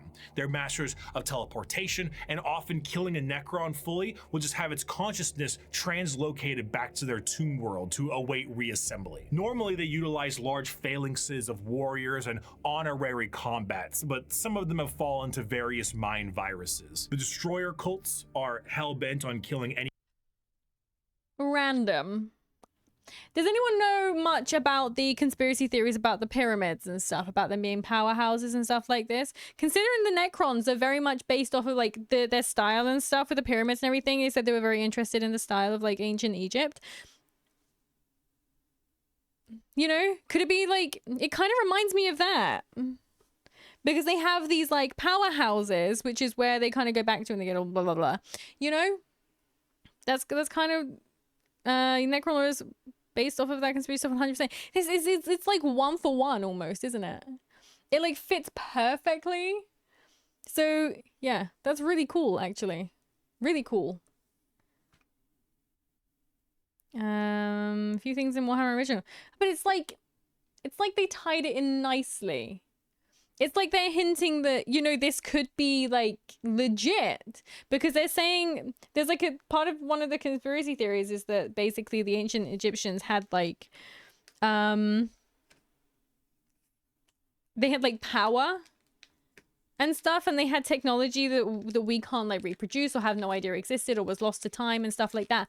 So it's like with them, it was like put on pause, it was lost to time, no one knew about it, and then bam, they came back and they're the most powerful shit ever. Guys, we have museums full of these fucking guys, like all around the world. If they hop back up and they start like particleizing us, that's just popped into my head and I thought it was like interesting. How you can't say that? Have a vehicle that's a moving pyramid powered by a green gem that harnesses space-time. Literally the fucking pyramid theory. It's great. That even more of a Tomb King plan though. But it makes sense though. I mean, Warhammer isn't real, it's just a game. No, but you know what I mean. Don't take it literally. He speaks in Skaven. They have Warpstone. Yes, yes. But you know what I mean? Like, it puts like a little thing in your head, like, what, you know, could it be that a species is going to come back and use their powerhouses and when we have no idea? Because a lot of it like we've stolen stuff from them, but the inner workings, like the actual function of pyramids, we still don't 100% know, because a lot of people are like, they were tombs, but actually they're not.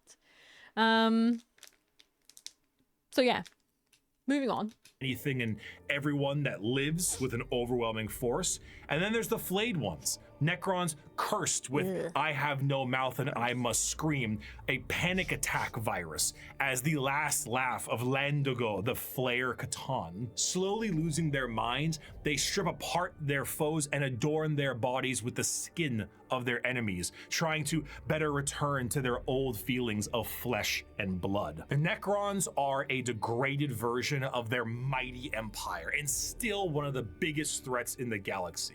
The only thing keeping them at bay currently is their awakening sickness and their infighting with no care to the timeline. But they are coming, and slowly they plan to rid this galaxy of the vermin that inhabit it. My people shackled the stars and broke mortality when the species you sprang from had barely left the slime pools it spawned in. Our wars burned reality, and the dominion of our kings is without limit. The ground you tread on is not yours, it is ours. The war in heaven was a catastrophic. Surely their language would have changed as well. So other races, all the other races that are around now when they wake up, they wouldn't be able to understand you, and you possibly wouldn't be able to understand them either. Surely the language would have evolved. Pyramids are a monument to egos. Well, they are probably. They're probably just a, look at what I can build. The Egyptians kind of poke a lot of Necron tomb worlds. The first battle against the Necrons in Imperial history is a heck of a story. A line you can say about every faction except Tau. Slimepool comment is rude and hateful. It is very rude. I got peach-colored sleeves for my MTG Necron deck. So that it looks as close to flayed flesh as possible. Ew, that sounds gross, actually. My flayed ones deck. Are you speaking clicks? I guess they've kind of, like, devolved mentally. And the ground you stand in is not yours, it's ours, British Empire. Time for the galaxy, and as stated in the above quote, burned reality. Of course, souls exist in Warhammer, and in the case of the Necron tier, they were consumed by the star gods. This begs the question, however, if you were to pass on, expire, as one might put it, where would your soul go? The answer to this is the warp. In Warhammer, a soul is real. and so is hell, the afterlife, the Empyrean, the Sea of Souls, the Immaterium. All of these names refer to the dimension parallel to our own, known as the warp. Now, the warp is not like our reality. It does not follow the classic normalcy of time and space. It is defined as the Sea of Souls, and it acts like this in a more literal way than you can realize. To imagine the warp is to imagine the sea itself. Hell is real, and you can surf on it. It has a current and can become more dangerous depending on where you go and how bad the weather is. As the Immaterium is a reflection of our reality and of our souls, all thoughts, all emotions, all feeling that goes with a soul is passed on into the warp. If an entire planet decides it's going to engage in a blood-fueled rampage of murder and gore, then the warp around that planet will be affected in a similar manner. It's not something that you can see. It is a parallel, not perpendicular dimension, but it is changing. To expose oneself to the warp for any period of time invites certain death outside of the most iron-willed of individuals, and to stare into it will drive one mad. Much like the open seas, things dwell in the warp. Whether these beings were always there and were just emboldened by the carnage of the galaxy, we can only speculate at. At a time, you could say it was more calm, but a certain faction's galactic war in heaven didn't do it any favors. Now the warp is turbulent, and its realms belong to a pantheon of gods known simply as Okay. I didn't realize the warp was like ever changing and stuff. Untitled Light, hello, welcome, how are you? Welcome in. Necron language is chirping ones and zeros. So they all talk like that and not just the flayed ones? Necrons have interacted with humanity before. Sanguinus, the Silent King, met at one point. Elder and Necrons can still talk to each other in their OG language. Necrons have learned Gothic, both high and low. So they've actually like increased what their like languages. They don't evolve. You just need to catch. No, it's not a case of like I don't need to catch up. It's a case of like if they've just changed their language into like chirping and just like beeping at each other because they've gone insane from not like having flesh. The warp there would be nice. What are you talking about? Oh, imagine Sunshine and Rainbow Plaza. That's pretty cool though that it changes depending on like the world. You just know the Necron Eldari chats are the most passive-aggressive conversation notes. Insert Tyranids and Skaven having a screech. They both just go. The warp is hard to explain, right? It's a parallel plane. It mirrors our universe, also evolve based around emotion. It's very cool. It's quite interesting. I just thought it was like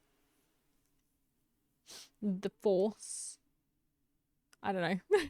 Love your model. Oh, thank you very much. I'm glad you like it. Necron can be kind of varied. One remembered he couldn't breathe and got a panic attack. Shit. That's crazy. It kind of shows you what immortality would kind of do to you because you'd be like, okay, well, I don't need to eat. I don't need to sleep. And then I guess you would kind of go insane from not having any need like functions. Most Necrons don't talk, just their lords and higher. So they just stand there going, waiting for the next order. The warp is the basis of the grim darkness of Warhammer 40k. It's a black mirror that pokes you because your reaction makes it real. I see. Interesting.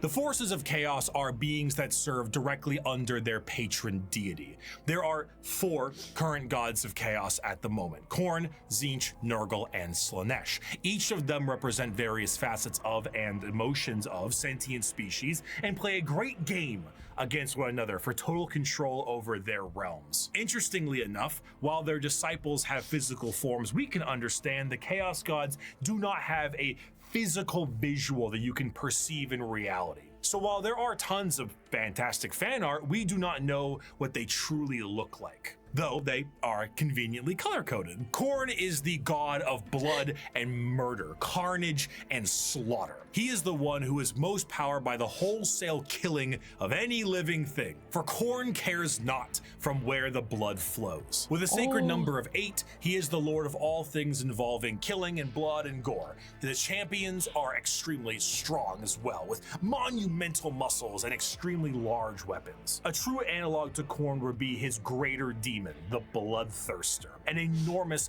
muscle-bound flying devil with an axe so large it splits tanks in a single swing. They move into battle with armor of brass adorned by the skulls of their foes and pools of freshly spilled blood. This may appear to be quite frightening, of course, demonic, one might say.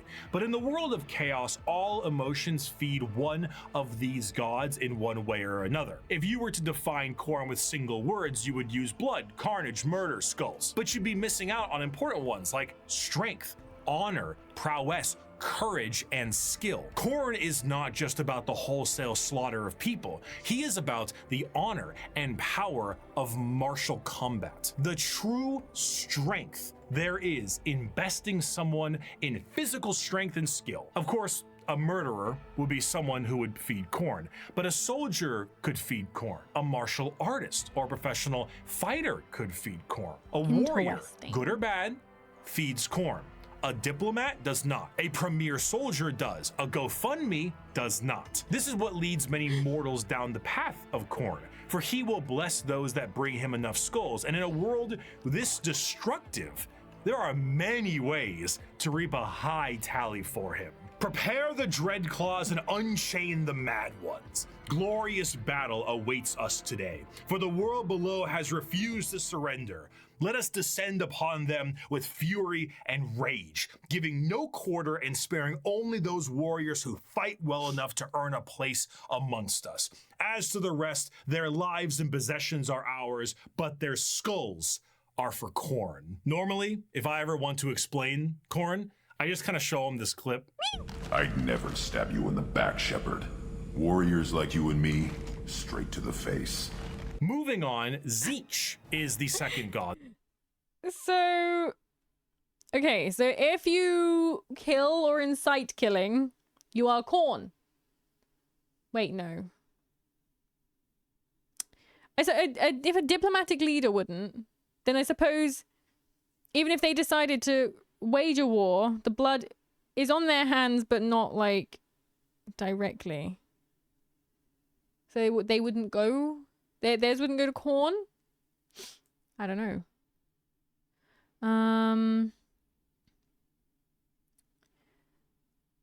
Depending on what Chaos God controls it will have that aesthetic. What version do you like? Body horror, disease stuff, pervy stuff, or blood and viscera? What? Wouldn't it be similar to a realm in D&D? I suppose, yeah. The Flayer virus is very much like, I can scream but I have no mouth. I can see but no eyes. I can think but no brain. So you would kind of go a little bit like nuts. God of honesty, by the way, all chaos goes. So honesty, because he's like straight up violence. He's like, I'm gonna punch you in the face. That's all. Chaos Demons are the only faction in both fantasy and 40k. Oh, really? That's cool. He's a sneaky bastard. Well, I heard there was a mirror dimension devoid of color, and depending on what happened in the real world affected this plane of existence. Oh. Khorne likes for you to get your hands dirty. Yeah, you gotta be direct, hands-on. Which is, it's kind of bad because if a diplomat is like, the leader of a country is like, I want my army to go and kill a bunch of these people, the blood isn't on their hands in Khorne's eyes. Weird. Weird, weird. Kill, maim, burn! Oh, hello, welcome, welcome. How are you? Martial prowess, honor among fighters, slaughtering peasants is beneath Khorne. So you have to like punch someone in the face, but only if they're actually like a threat to you. Like, if you beat up someone who's weaker than you, like he ain't interested in them. You power Khorne, yeah. Anytime blood is spilled, honor is shown. Each chaos god has a negative and positive aspects. Well, the leader needs to pick up an axe and get to work. You do. For Corn, the leader needs to lead them at the front. Think Attila the Hun. Right, okay. So if they sit in their office just like being like, we need to go further forward, they wouldn't count. Corn cares not from where the blood flows. Ah, yeah, that's true. That's true. The god of trickery and mischief, the changer of ways, the great conspirator and the architect of fate. With a sacred number of 9, Tzeentch is truly the god of change in all of its forms, but there is an obvious undercurrent of mischief and cunning. Tzeentch is such a liar that his pants have gone thermonuclear. Oh my god, that guy's so His favorite funny. pastime is asking questions that have no answers while simultaneously making up answers on the spot to a question he didn't ask. Have you ever had a dream that you want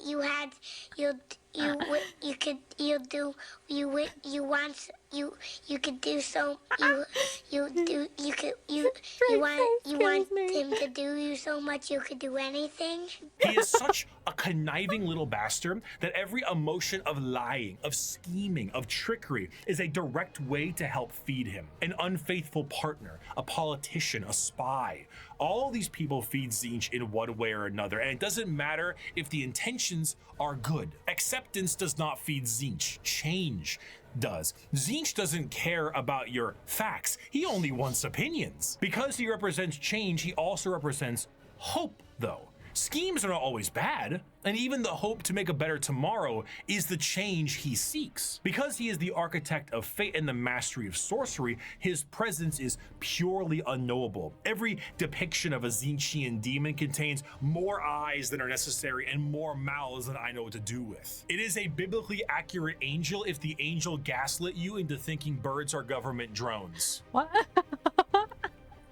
But are they? The creatures at his disposal adorn themselves with the knowledge of sorceries and the unknown, all to provide a mind-crushing experience. Fighting demons from outside of our reality is difficult enough, but fighting demons from unreality, purposely attempting to trick you, is a whole new thing entirely. And that is before we even get started on the gigantic bird of sorcery you're going to need to face. Do not ask which creature screams in the night. Do not question who waits for you in the shadow. It is my cry that wakes you in the night, and my body that crouches in the shadow. I am Tzeentch, and you are the puppet that dances to my tune. Third of the Chaos Gods is the one...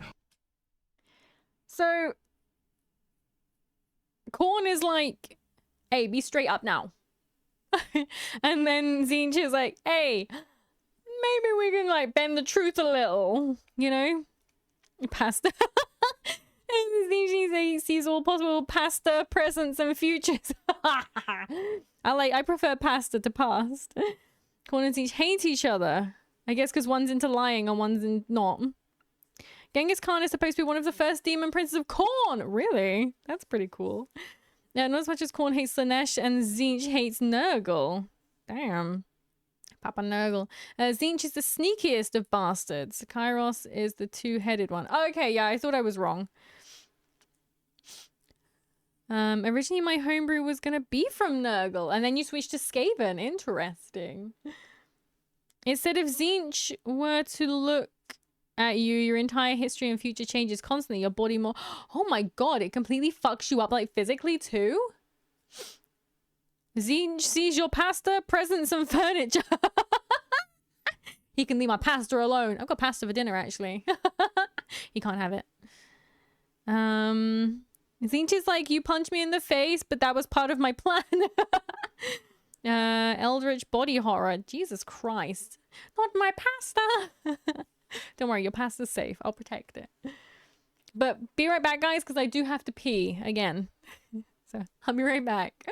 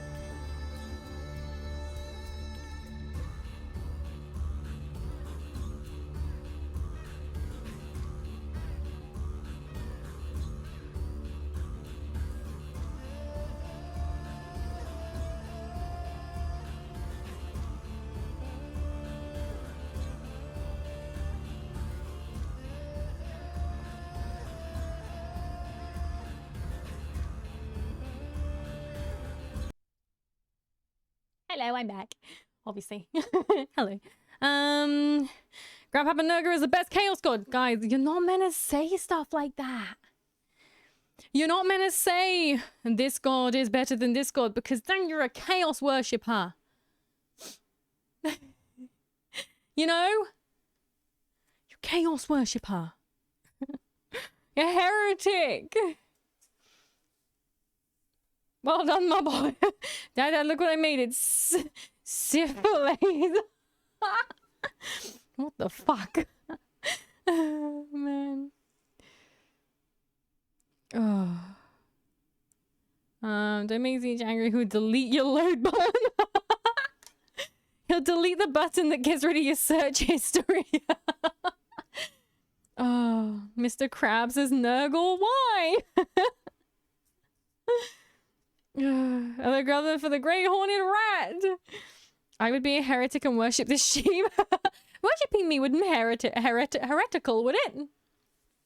Inquisitor Peach is here. Did someone say heresy?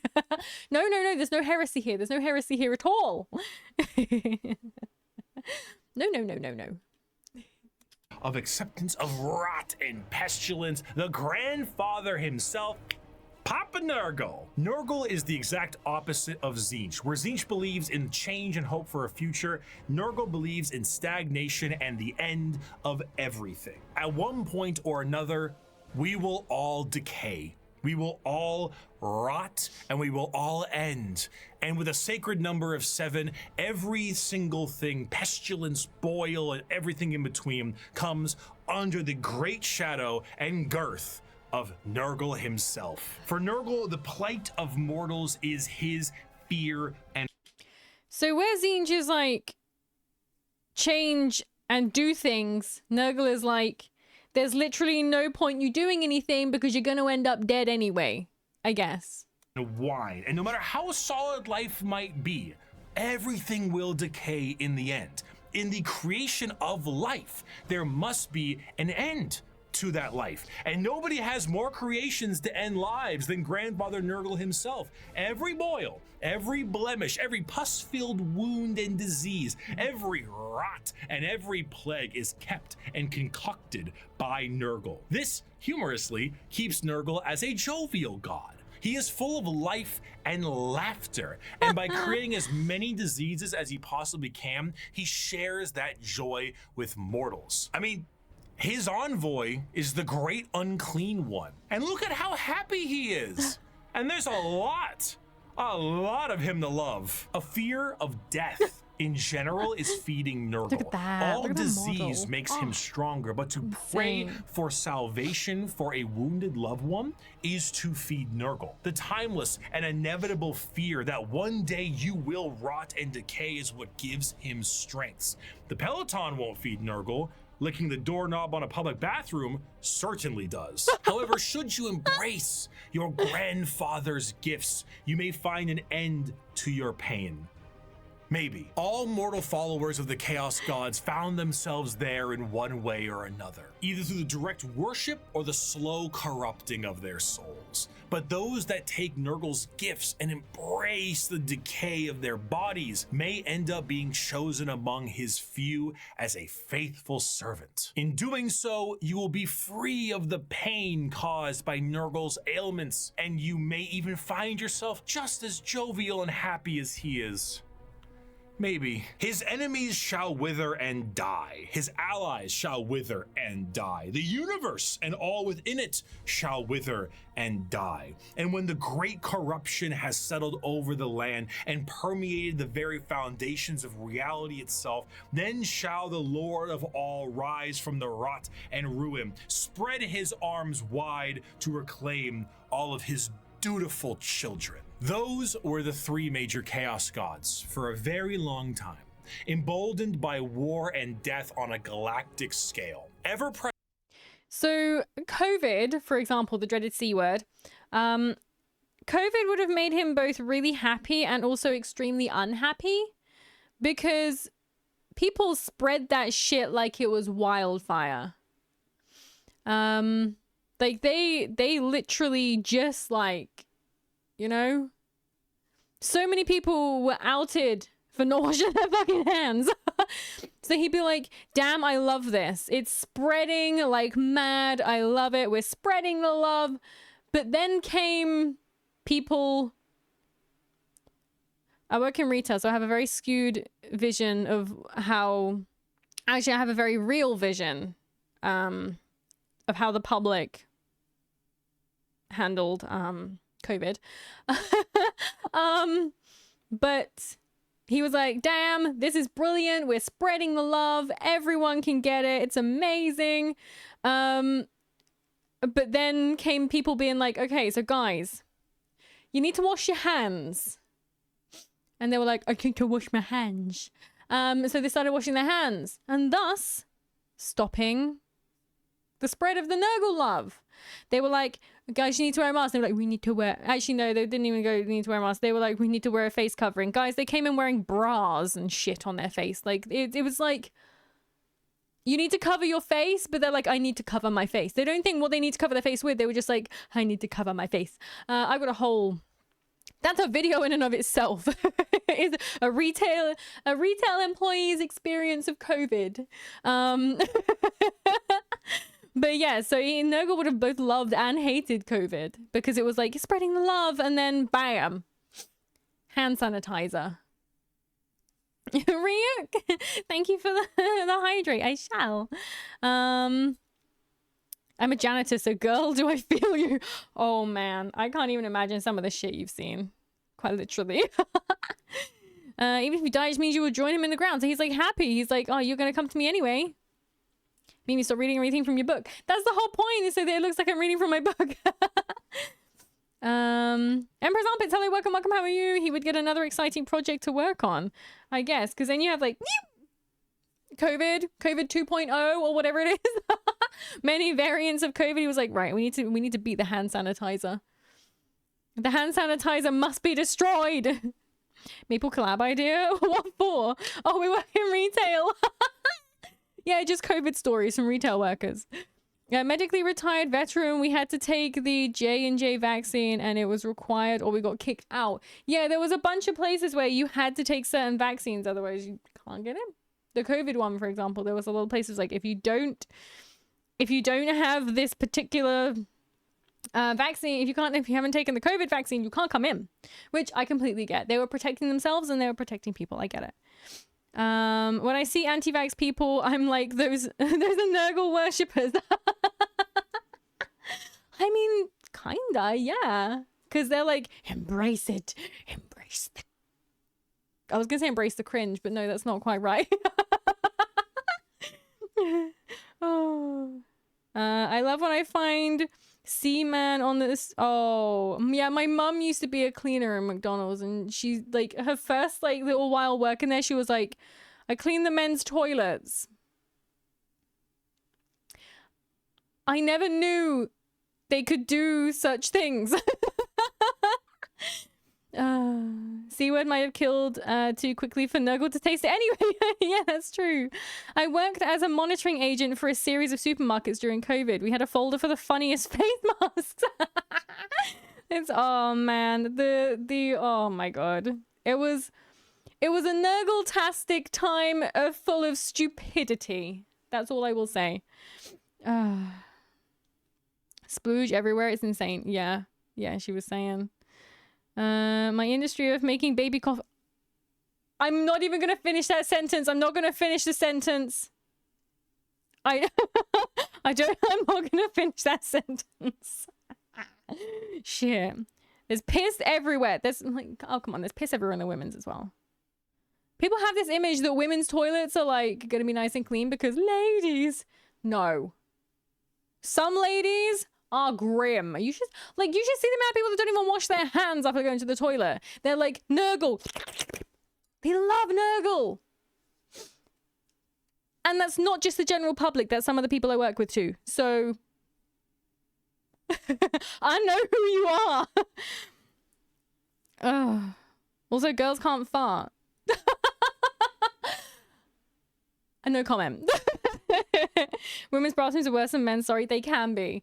I'm not gonna lie. The worst bathrooms I've been in have been men's ones. I'm not gonna lie. Smell-wise, the worst ones. But women's ones are just, they just do the weirdest shit. You know?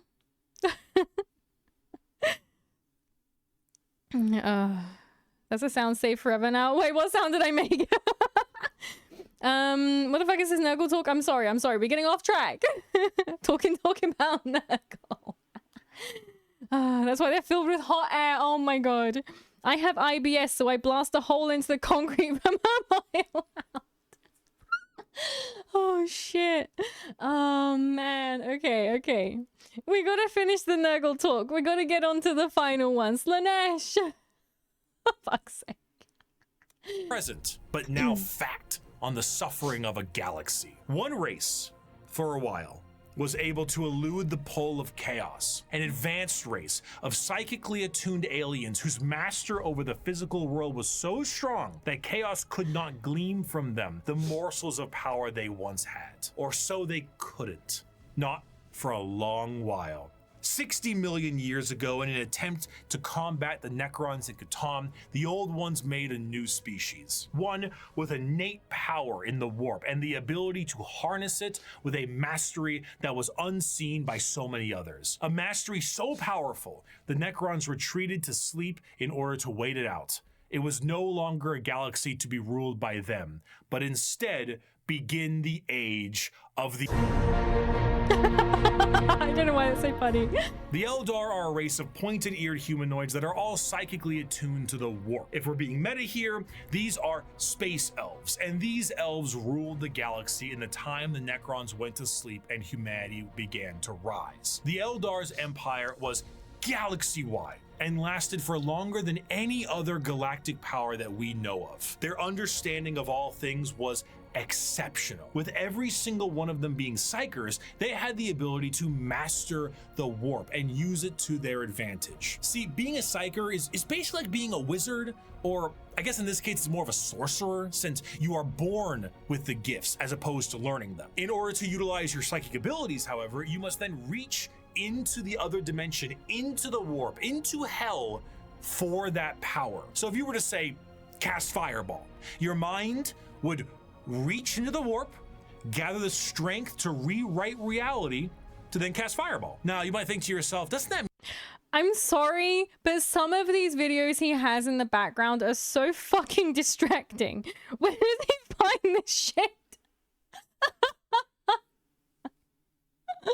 Don't hold in farts, they go up to your brain. That's how you get shitty ideas. Oh my god. Oh. Let's get back to worshipping the horned rat. When he's talking about Brian, he's probably not going to talk about Brian. I had no idea that watching these two videos would take up so much stream time. We're not even halfway through. So I was planning on playing at the end, but I don't think I'm going to be able to now.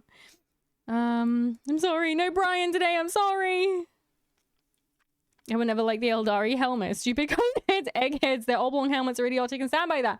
He finds them on Facebook. On Facebook, my beloved. He's using classical tasteful videos. Like, what is this one? This, like, LARPing thing in the background. Too much yappy. I'm sorry. I'm just a yapper. I can't help it. It's over, Brian Bros. We will come back to Brian. Do you want me to give you, like, a little flash of Brian towards the end? Some of these videos that he has are so fucking distracting. Now, imagine if he had sexy men there. No, I think I'd ignore it. I mean, if you are opening up a power to the warp, you may create a lot of risk to yourself because of all the horrible things we just talked about in the warp? Yes! However, in Warhammer 40k, willpower is a real, tangible thing, in the sense that in its own right, it can be weaponized. Being strong of will means being strong of soul, and being strong of soul means you can resist the pull of the warp that much more. A more inexperienced psyker opens up a hole into the warp that is large, and that hole widens to get more power, allowing evil things to get in. A powerful psyker is able to open... Is this why in Darktide, when a psyker is like using their abilities, they go like, and they kind of start going a little janky? Is that what that is? Because they're literally, all the bad like juju is getting in their brain, and that's why they have to like stop and like chill out for a minute and like try and get rid of it? Yes, yeah. Oh, Okay, I see. Makes sense now. It's getting in the old brain. I'm gonna forget it in the next 20 minutes, you know. Elder Helmets remind me of that Conan movie. Yeah. And why did they choose like a clown theme? That's so weird. That's why you explode if you don't get rid of it. Think of Psychos as schizophrenia, but the voices are real. You should play Rogue Trader. It does a good job of explaining Psycho stuff at the simple level. I'd like to. I saw Rogue Trader for the first time a little while back when Irradiated Rat was playing it, and it's completely different to what I thought it was going to be. And actually, I was like, interesting. I actually would look into that. I can listen to Mimi yap all day. Oh, that's good. Me too. Aw, thank you. Open a very small hole, but with immense force to get the same amount of power with less risk. The Eldar are master psychers. Every single one of them can call upon the warp, and over millions of years they have perfected it so much so that they can weave structures out of it. In some species in the galaxy, they utilize the warp itself for interstellar travel. The Eldar ain't having any of that noise. How about we utilize a fancy alternative mode of travel that is substantially safer than the old ones created called the Webway? What about dying?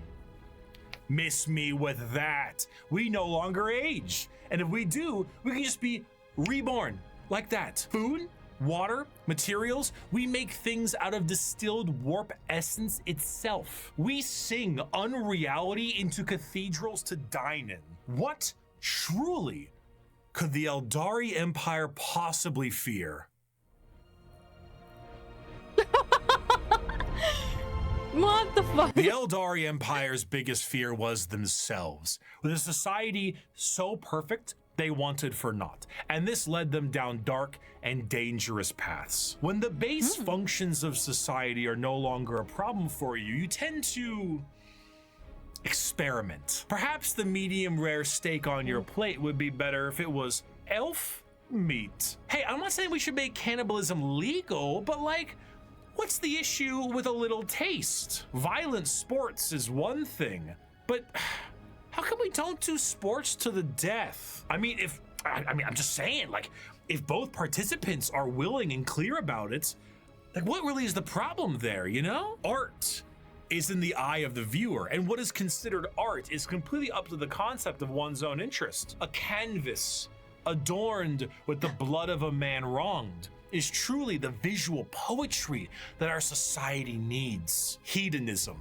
With a slow and consistent hedonism, the Eldar slid backwards into debauchery of the sort I cannot discuss on this YouTube video. Murder on stage, delicacies and drugs distilled from one another, the trade of slaves and concubines, and much worse. The Eldar physiology has their emotions heightened, and they can feel more than a human does. So while it can provide lows of pure despair, it can also provide greater highs than you have ever known. And swinging between the two of them was the Eldar game. The warp took notice of this heavily, and it began to react. On a galactic scale, the debauchery and the hedonism of the Eldar race caused levels of warp storm so pronounced and so volatile that it cut off interstellar travel for all those who used it. Communications between planets was removed, and a nightmarish era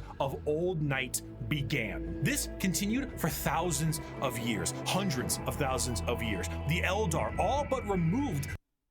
Wait, so these guys, because of how, like, depraved and insane they became, the warp just went, what the fuck am I looking at? And, like, shut it down for, like, years and years? Oh my god. The warp literally went, damn, that's too far for me. I can't be dealing with that.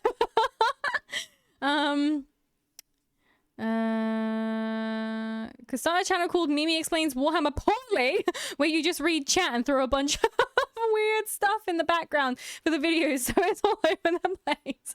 Oh my god, that sounds brilliant. I love it. Oh man.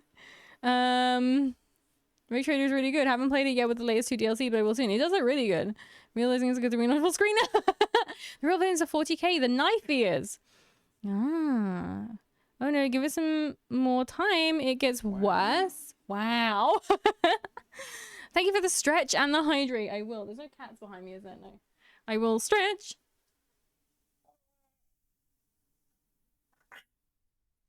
Why does it pick up my fucking stretch face? But if I turn slightly too far to the left, it goes,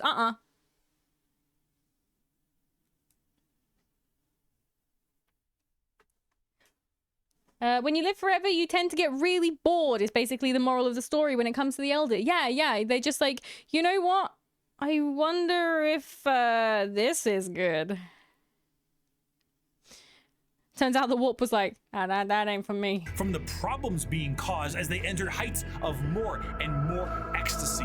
They needed more and more and more. Nothing was ever enough. More murder, more torture. It's art, it's delicacies, it's life. This silence offends Slanesh.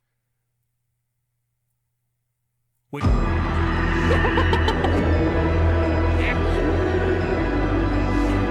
Slanesh, the prince of pleasure, she who thirsts, the god of unspeakable excess, is our fourth chaos god with the sacred number of 6 adorning their title. Slanesh is a bit of a tricky one, because with our other 3 chaos gods, there was a certain understanding of human emotions and desires, but for Slanesh, that desire is how they get their power. The words to be used would be decadence, pleasure, perfection, passion, excess, and many others. The pursuit of more, the want to do more, experience more, become more. That's what gives Slanesh their gifts. A lot of people believe that Slanesh is something that originates with sex, specifically, and it makes sense why they assume that. The visuals of Slanesh patrons are all very lithe and sexual, but they are also intentionally androgynous to appear attractive to a variety of intrigues. However, wait, what did that say?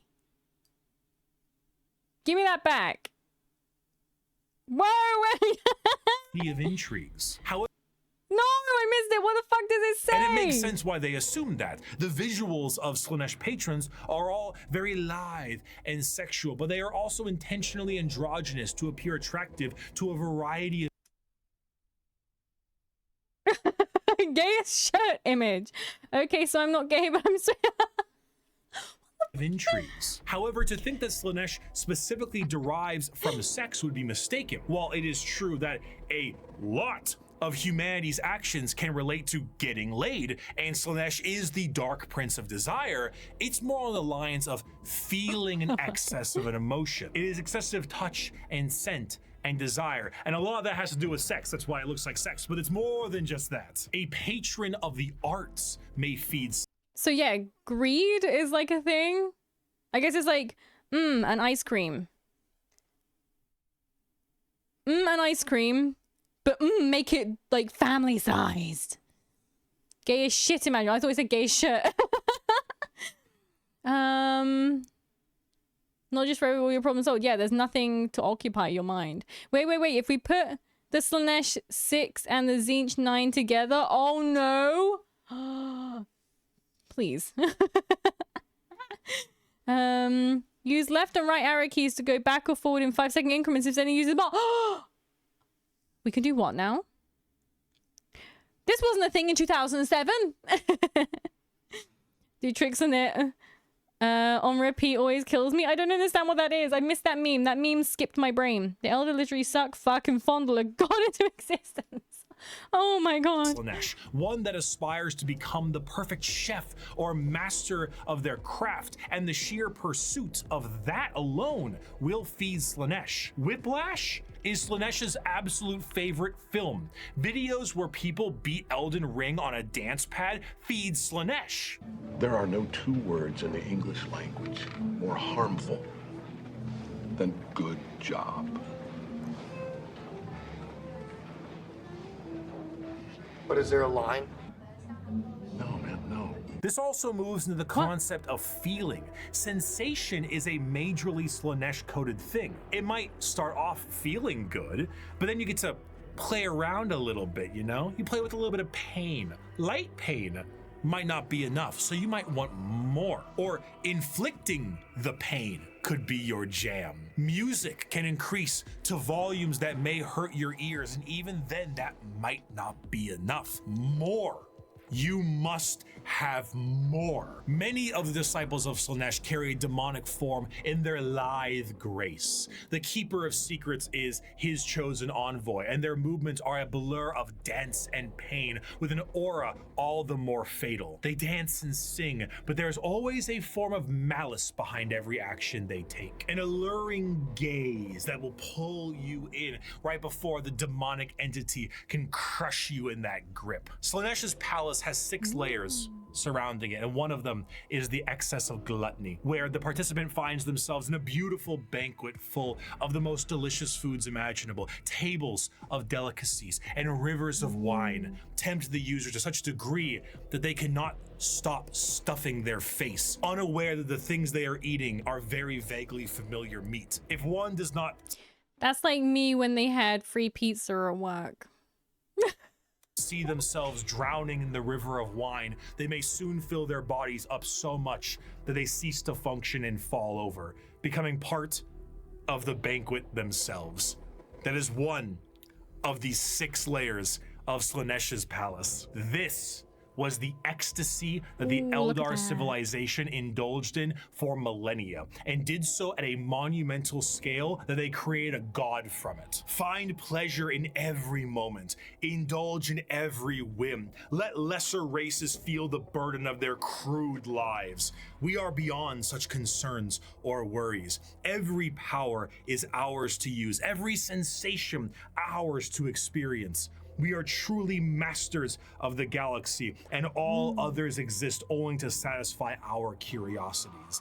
We have earned our position of power. Let us forever taste the fruits of such achievement. Time itself is ours to command. We are eternal.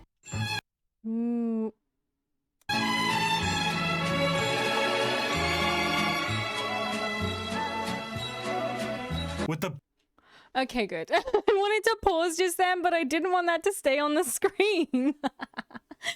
Oh, man. Oh, God. Greed, gluttony, art, making the perfect AI code, anything that would bring their specific individual pleasure. So I guess it's like, you are the feast, yeah. So it's like you start eating, and then you eat some more, and then you eat more and more, and you're like, this food isn't enough for me. Look at that person over there. I could eat that. I could eat that. You start eating someone else. Fields of cheese. Oh! Guys, take me there. Take me there. Do they have like an address? Can I go? So they have layers like an onion or an ogre. Parfait! Want a good pickup line. Come, pretty mama, this fuck got into existence. You'd be like, ew. It's a Christian meme that's supposed to be Jesus. Right, that's why it eluded me, because I don't go near that stuff. Worship me, human. Bonefield Aruna, thank you for the follow. Welcome to the cult. Welcome, welcome. Is this going to be on the test? Oh, Jesus Christ. Birth of Slaanesh, the Eldari Empire ceased to be. A catastrophic event so horrible that the warp ripped a hole permanently in our reality. A fissure for... I hope you didn't mind, guys. I'm gonna mute while I have a snack. Ever known as the Eye of Terror. With the sudden inhalation of this god's largest breath, the Eldari souls are a currency to be now collected by she who thirsts. Trillions of Eldar died in an instant, Slaanesh gorging on their souls to satisfy his palate. 99.9% of their entire species died, and the rest are doomed to a fate worse than death. For Slaanesh now stakes a claim on each and every Eldar soul. From the moment they pass on, an eternity of torment awaits them. The remaining Eldar devote their entire lives to stopping this eventuality. Their dying race so devoted to saving themselves from the Dark Prince, and in doing so, have found very creative ways. In the modern world of Warhammer, the craft world Eldar are the main force of Eldar in the galaxy and represent the elf style that many think of when you think elves in space. Fantasy elves in space, not those elves. We'll get to them. A craft world is a monumentally large starship, the size of a continent, that acts as a form of flotilla. During the highest reaches of hedonism, many Eldar saw the demonic writing on the wall and began to try and seek asylum from their own debauchery. Those Eldar left on monumental craft worlds into the far reaches of the galaxy and saved themselves from Slaaneish's awakening. The main thing the craft world Eldar seek is to temper their minds and bodies in a way that will never allow them to slide back into their old ways. The representation they carry is that of a more feudal Japanese motif. Eldar follow paths as they age, the path of the warrior, the seer, the poet, the diplomat, the bone singer, and so on. These paths are a strict code of conduct to hone the heightened Eldar psychology down a school of thought and action. And if it sounds a hell of a lot like Bushido, well, you're damn right. Here's a medal and a soul stone. Don't lose it or an eternity of torment awaits you. Going through these paths will allow you to take up not just a role in Eldar society, but keep your mind clear from the past worries that plagued them. Every Eldar is said to be a psyker, however, very few of them actually utilize their psychic powers for fear of tempting she who thirsts. A large amount of emphasis is also put on ancestors of the Eldar and learning from them the farther you go down a path. This can sometimes be seen by the large. So I'm guessing that the reason their armor is so like bright and weird is because of the whole excess thing. Because they have to have it like bigger, brighter, weirder, crazier. You know, like that, I guess. Sniff the Elder Souls. Hi, Vanilla Knight. Welcome, welcome. I've been looking while playing Darktide. Well, welcome back.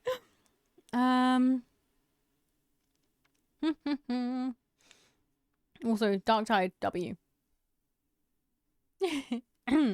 Imagine getting so badly owned by Slaanesh you become a weeb. What? Jesus Christ. The other would be cool, but the designs are just meh. I think they're meant to be just weird, aren't they? These Elder are trying not to do that? Okay, oh, okay.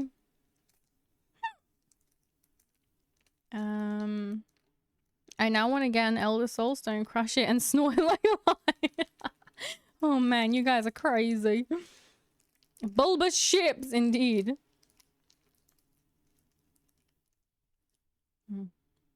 Drippy in it. Drippy. Large variety of jewels adoring the armor of Eldar.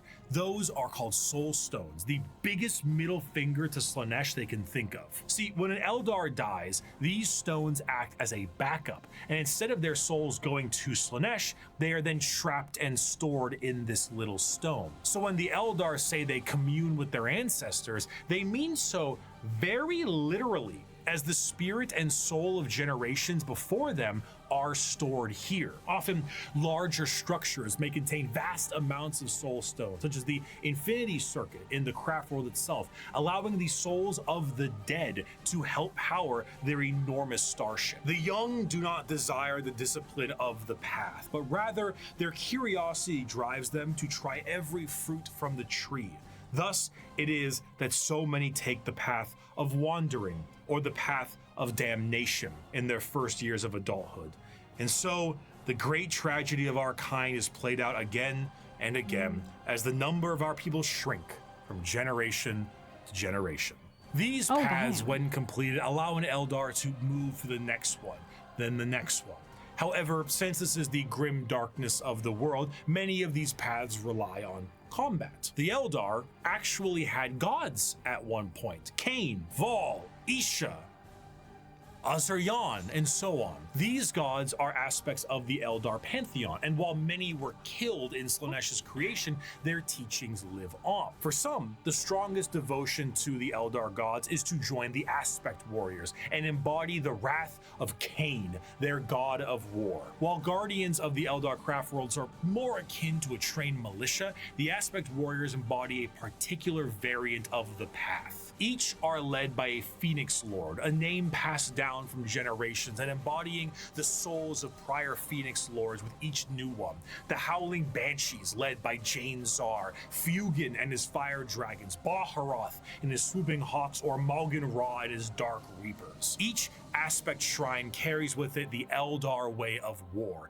Fast, hard-hitting, and incredibly tricksy, for they do not have the numbers to fight in any other way. The Craftworld Eldar show how mangled an empire can be by their own actions. They once ruled the galaxy in an honest, non-hyperbolic way, but in the end, they were bested by themselves, and their most prominent remnants are forced to drift aimlessly through the galaxy, trying to save their species from extinction and resist the temptations of she who thirsts. But for some, the party, it's just beginning.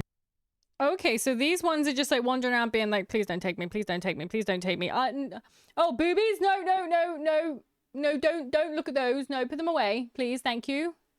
Jennifer, stop it. Put them away. we don't want the god to eat us now, do we? Bugger off. Get back, you hussy. You know that, that kind of thing. Oh god, my model like had a meltdown for a second there. 40k is very colorful in general. It does seem to be, yeah. I kind of like the bright colors in space. Same. And what if your soul was destined for Slanesh, but some stone said lol? Oh, speaking of which, look, my viewer count is 69. What a perfect time. I just happened to see it and I was like, oh, brilliant. Still better than Tau. Boobies. Still a better love story than Twilight. So is most things.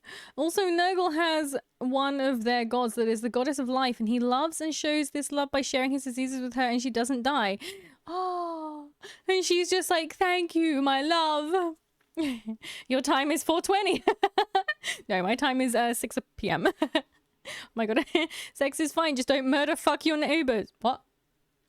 It's not something I was considering anyway, but now you mention no. Jesus Christ.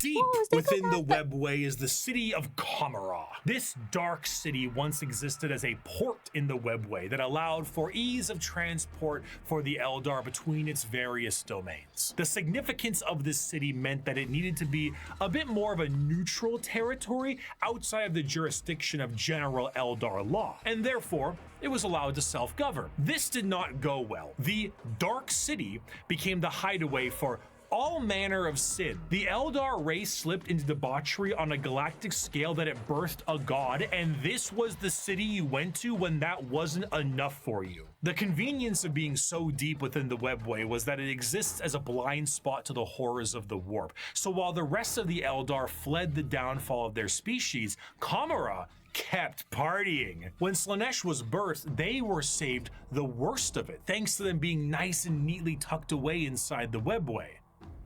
But only somewhat. The Dark Prince did not have a grip around their soul, but the tiniest pinky finger, and they were still pulling. But due to their excess hedonism, they found a solution to this problem. If they tormented others, they could temporarily rejuvenate their souls and continue to cheat their inevitable death by placating the Prince of Pleasure. And if they kept this up on the regular, they could effectively become immortal. Thus, the Drukhari were born. Unlike the more stoic elves you see in Okay. So these guys were like, yo, I can avoid Slanesh and the Slaneshi pleasures by killing and absorb what? Sex is fine, just don't. Oh yeah, I already read that. Stream. Oh, the stream time was 4:20. Oh my god, it was perfect. Perfect. The stars aligned. These are some elves I can fuck with. No, the whole point is you don't torture first. You have to torture them first, and then it means that you're not gonna get Slaneshified. I can avoid Slanesh by making others indulge in the Slanesh pleasures. Oh, so you do it to them, and then you're like, there we go. That's it. Offering a replacement, so to speak. Ah, so it's almost like, here, have their soul instead of mine. Almost like a sacrifice or a substitute. Non-stop torture elves. Jesus Christ. Works of fiction, the Drukhari themselves exist as a sort of analog of the more grim and fiendish elves you find in Norse and European mythology.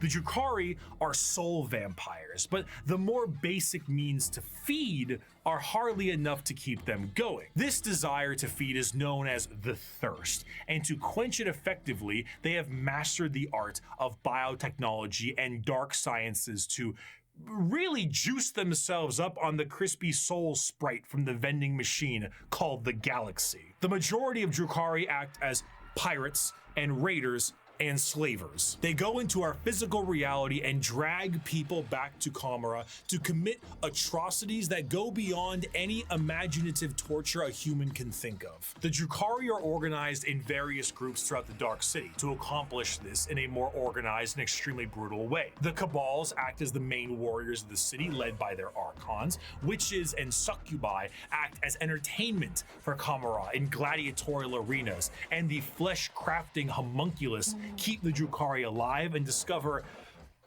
ever increasingly more painful ways to torment their ever increasingly large supply of slaves they are brought. The Dark Eldar see the other inhabitants of the galaxy as little more than cattle, livestock that can be brought to bay or slaughtered at any time. Their fodder, however, is not meat and muscle, but the anguish and despair of the weak.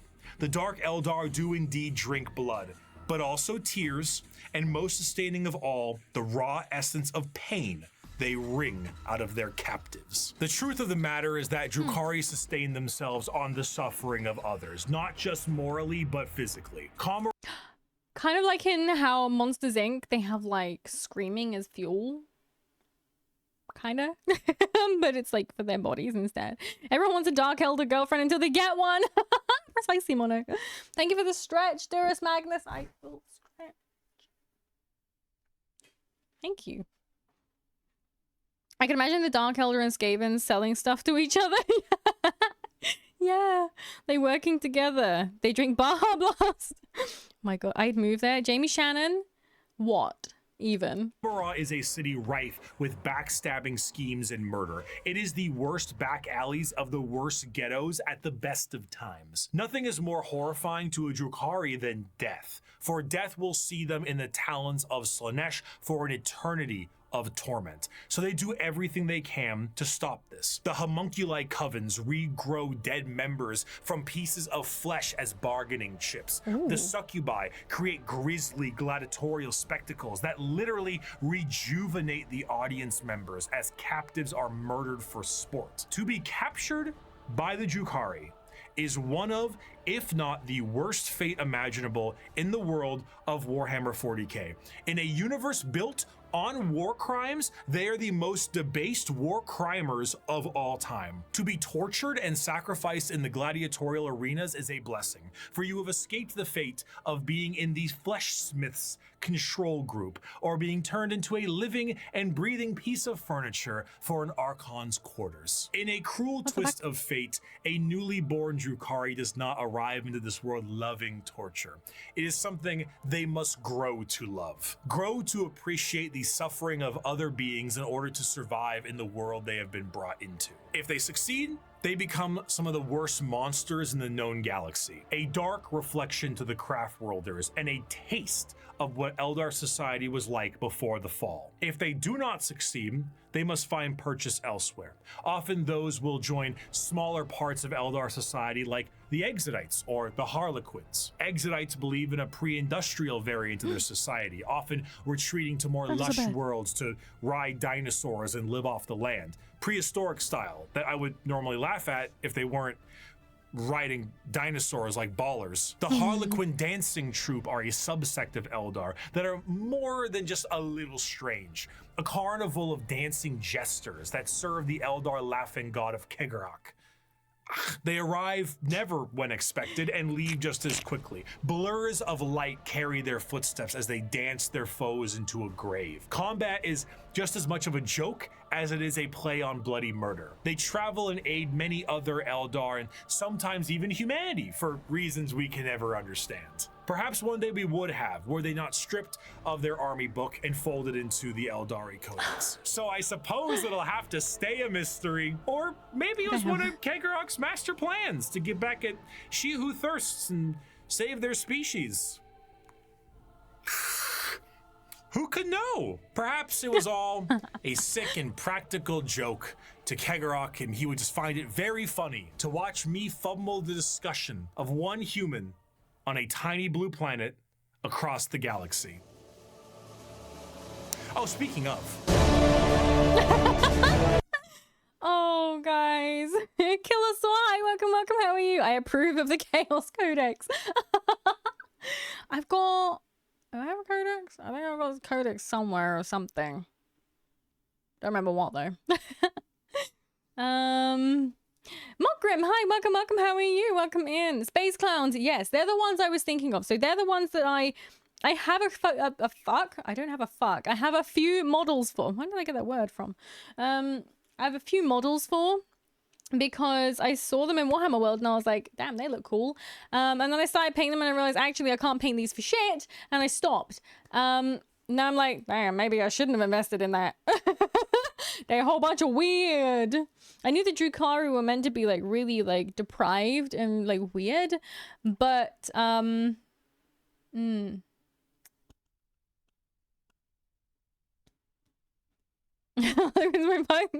Oh, what? A fuck. I don't know why. Wood elves or wood elder? The $ was because he couldn't put an example of demonization. A fun stream heading out. No problem, Clay. No problem. No problem. Have a good night. Thank you for coming along. Checker patterns are one of the hardest things to paint. They are. Oh my god. I can't remember what I don't think I did a small checker pattern in the end. I did like a big one to make it easier. But I'd like to, if I could, I'd like to strip them and repaint them. Maybe at some point one day if I start getting into 40k, I don't know. This game has humans too. Humans! I know, it doesn't seem like a kind of a thing that would have humans in with all this crazy stuff going on. Harlequins are Elder. Elder and Slanesh, it all comes together. Mimi is in secret. Harlequin! You already in the hole? I suppose. But yeah, maybe I would like to strip them and repaint them one day.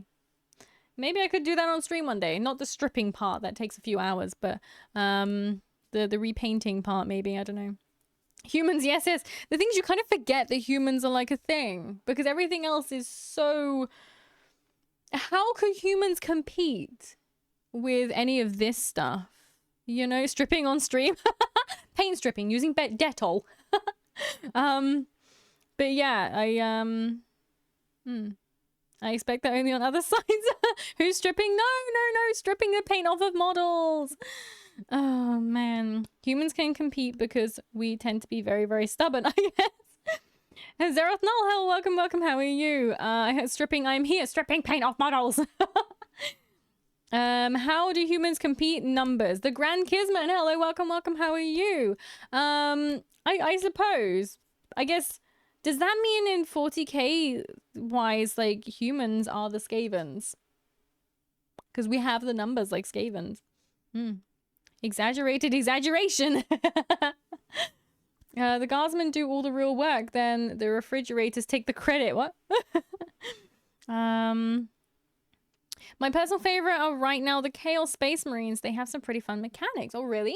Maybe we'll learn about them soon. Best genetic engineering by far. Crazy good. I see. Humans all the way. They are called blanks. Humans compete by horny on main as a youngster. I was promised a stripping sheep. No, stripping models. Humans are a horde, what? We learned torture elves, now we learn about bad guys of Warhammer. So are humans the only, like, quote-unquote bad guys of Warhammer 40k? There is no god. The Emperor just wants us to claim the galaxy for our own. So is this where we go now? There is no emperor. We just take most terrifying humans ever to exist. Blanks. Oh, they're the ones that have no connection to the warp, aren't they? Imperial Guard, Skaven numbers, Space Marines, Skaven genetic manipulation. Oh, really? Do they have that kind of stuff? Humans do live like rats in 40k, so yeah, they're the Skaven. Ah, I see. That's why we have no Skaven. Also, it now makes sense as to why there's no Skaven in 40k if they are based in our like existence, our universe. Because Skaven didn't exist in our universe. I don't think, anyway. I've never seen one. Every faction is some flavor of evil. It seems it, yeah. There are no good guys or bad guys in 40k. Everyone is trying to kill each other fastest. Tau are the only good guys. They didn't seem very good, actually. They were stealing people's souls. They are rat people they call ratlings, but not necessarily Skaven. Imperium of Man-Psychers, generic soldiers, and blanks that basically exist without ever being touched by the warp and can nullify psycho powers.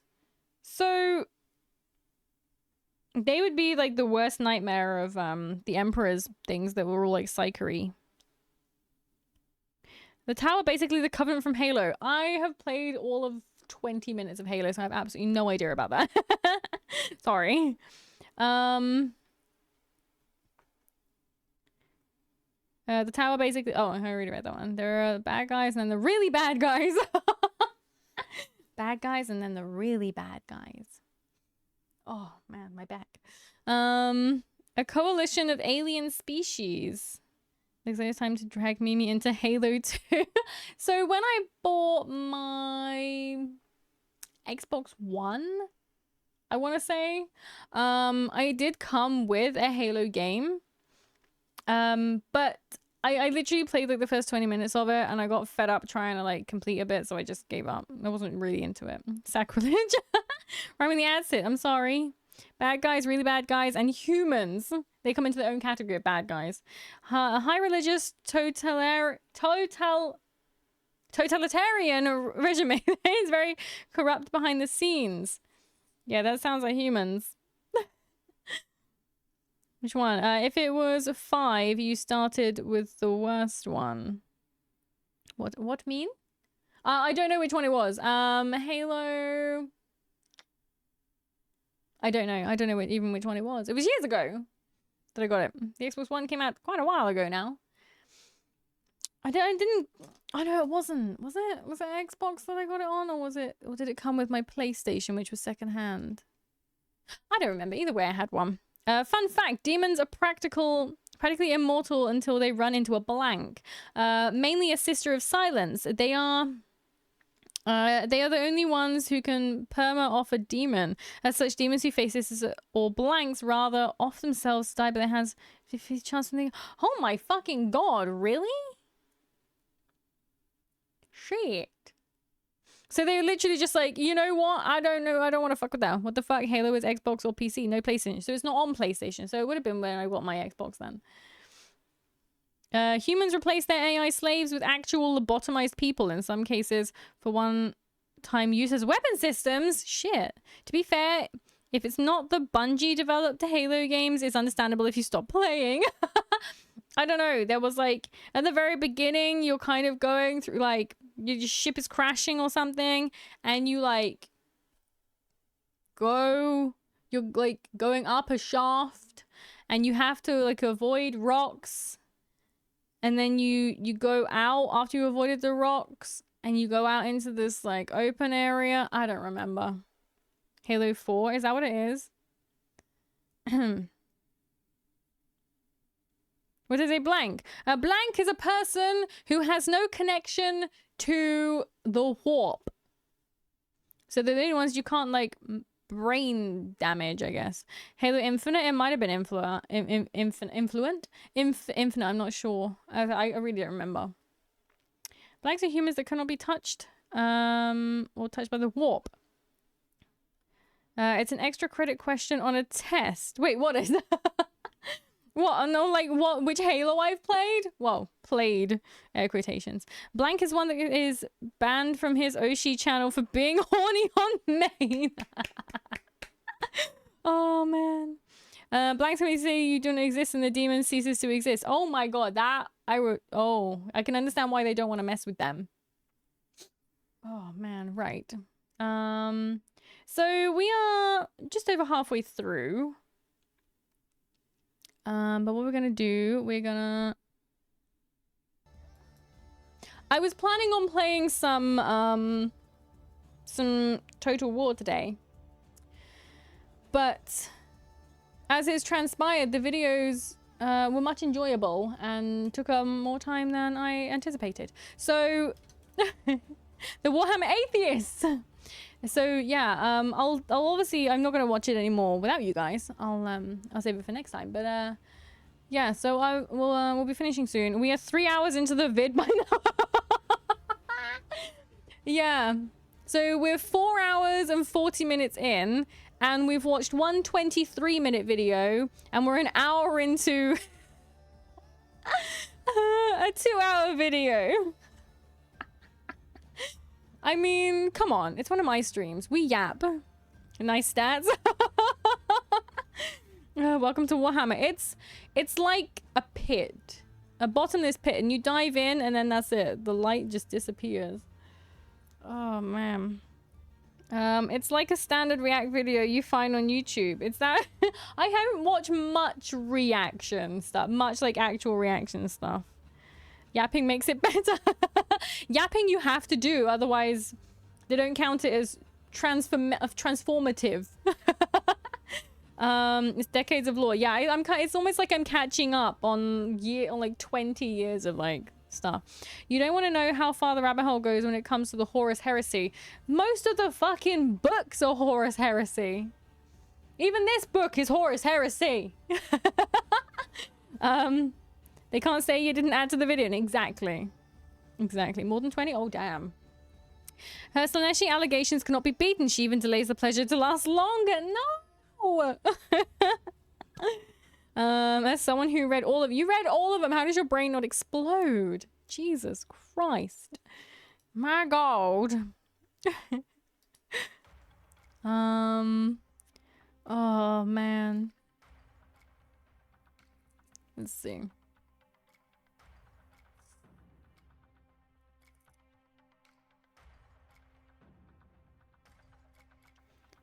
Did you read the Siege of Terror series as well? I forgot math, that's how I handle it. Warhammer 40k started in the 80s. Really? It's that old? Jesus Christ. So, what we'll do... Has anyone got any recommendations for VTubers?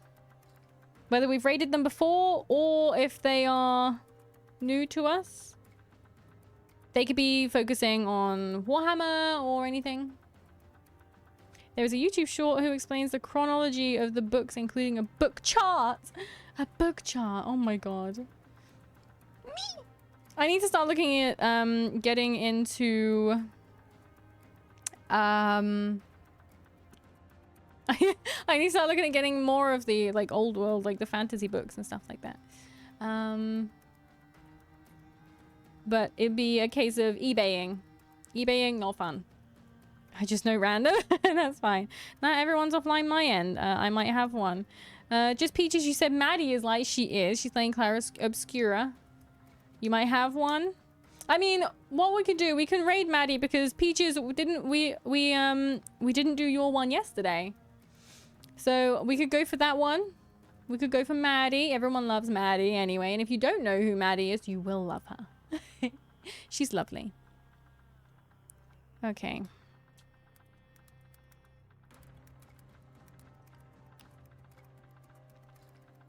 There we go. So there's a raid message if you would like to come with us. Let me remember to actually copy and paste it this time because I get onto their thing and and I haven't done it and I'm like, shit.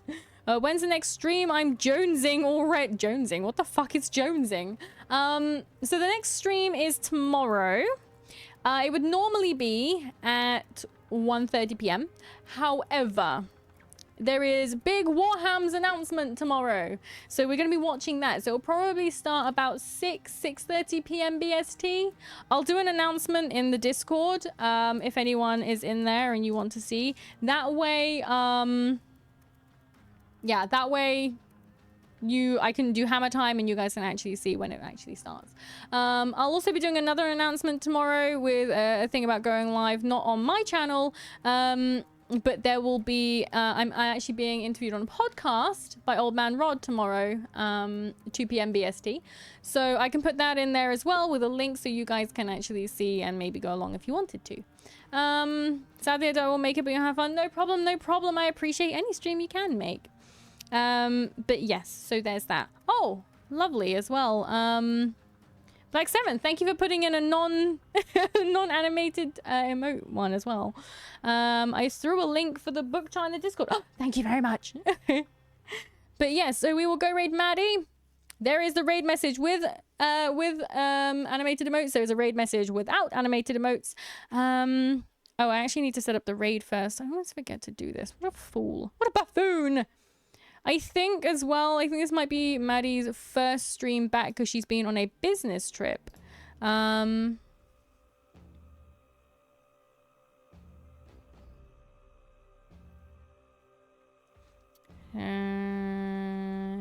it's counting. Lovely. Slanesh would be proud of you. What? Why? I haven't done anything. But yes, so I'll be seeing you guys A, on the podcast tomorrow if you want to come along, and B, then on the stream later on in the evening. It'll be a shorter one, but hopefully it'll be very cool, and hopefully there will be lots and lots of fun stuff announced. We'll see. Yeah. Thank you for the stream, Mimi. No problem. Thank you for coming along, everyone. It was super fun. Thank you everyone for coming along today. And listening to my yappage. But yes, we'll go raid Maddie now, and yeah, have a good day, evening, morning, noon, night, and bye.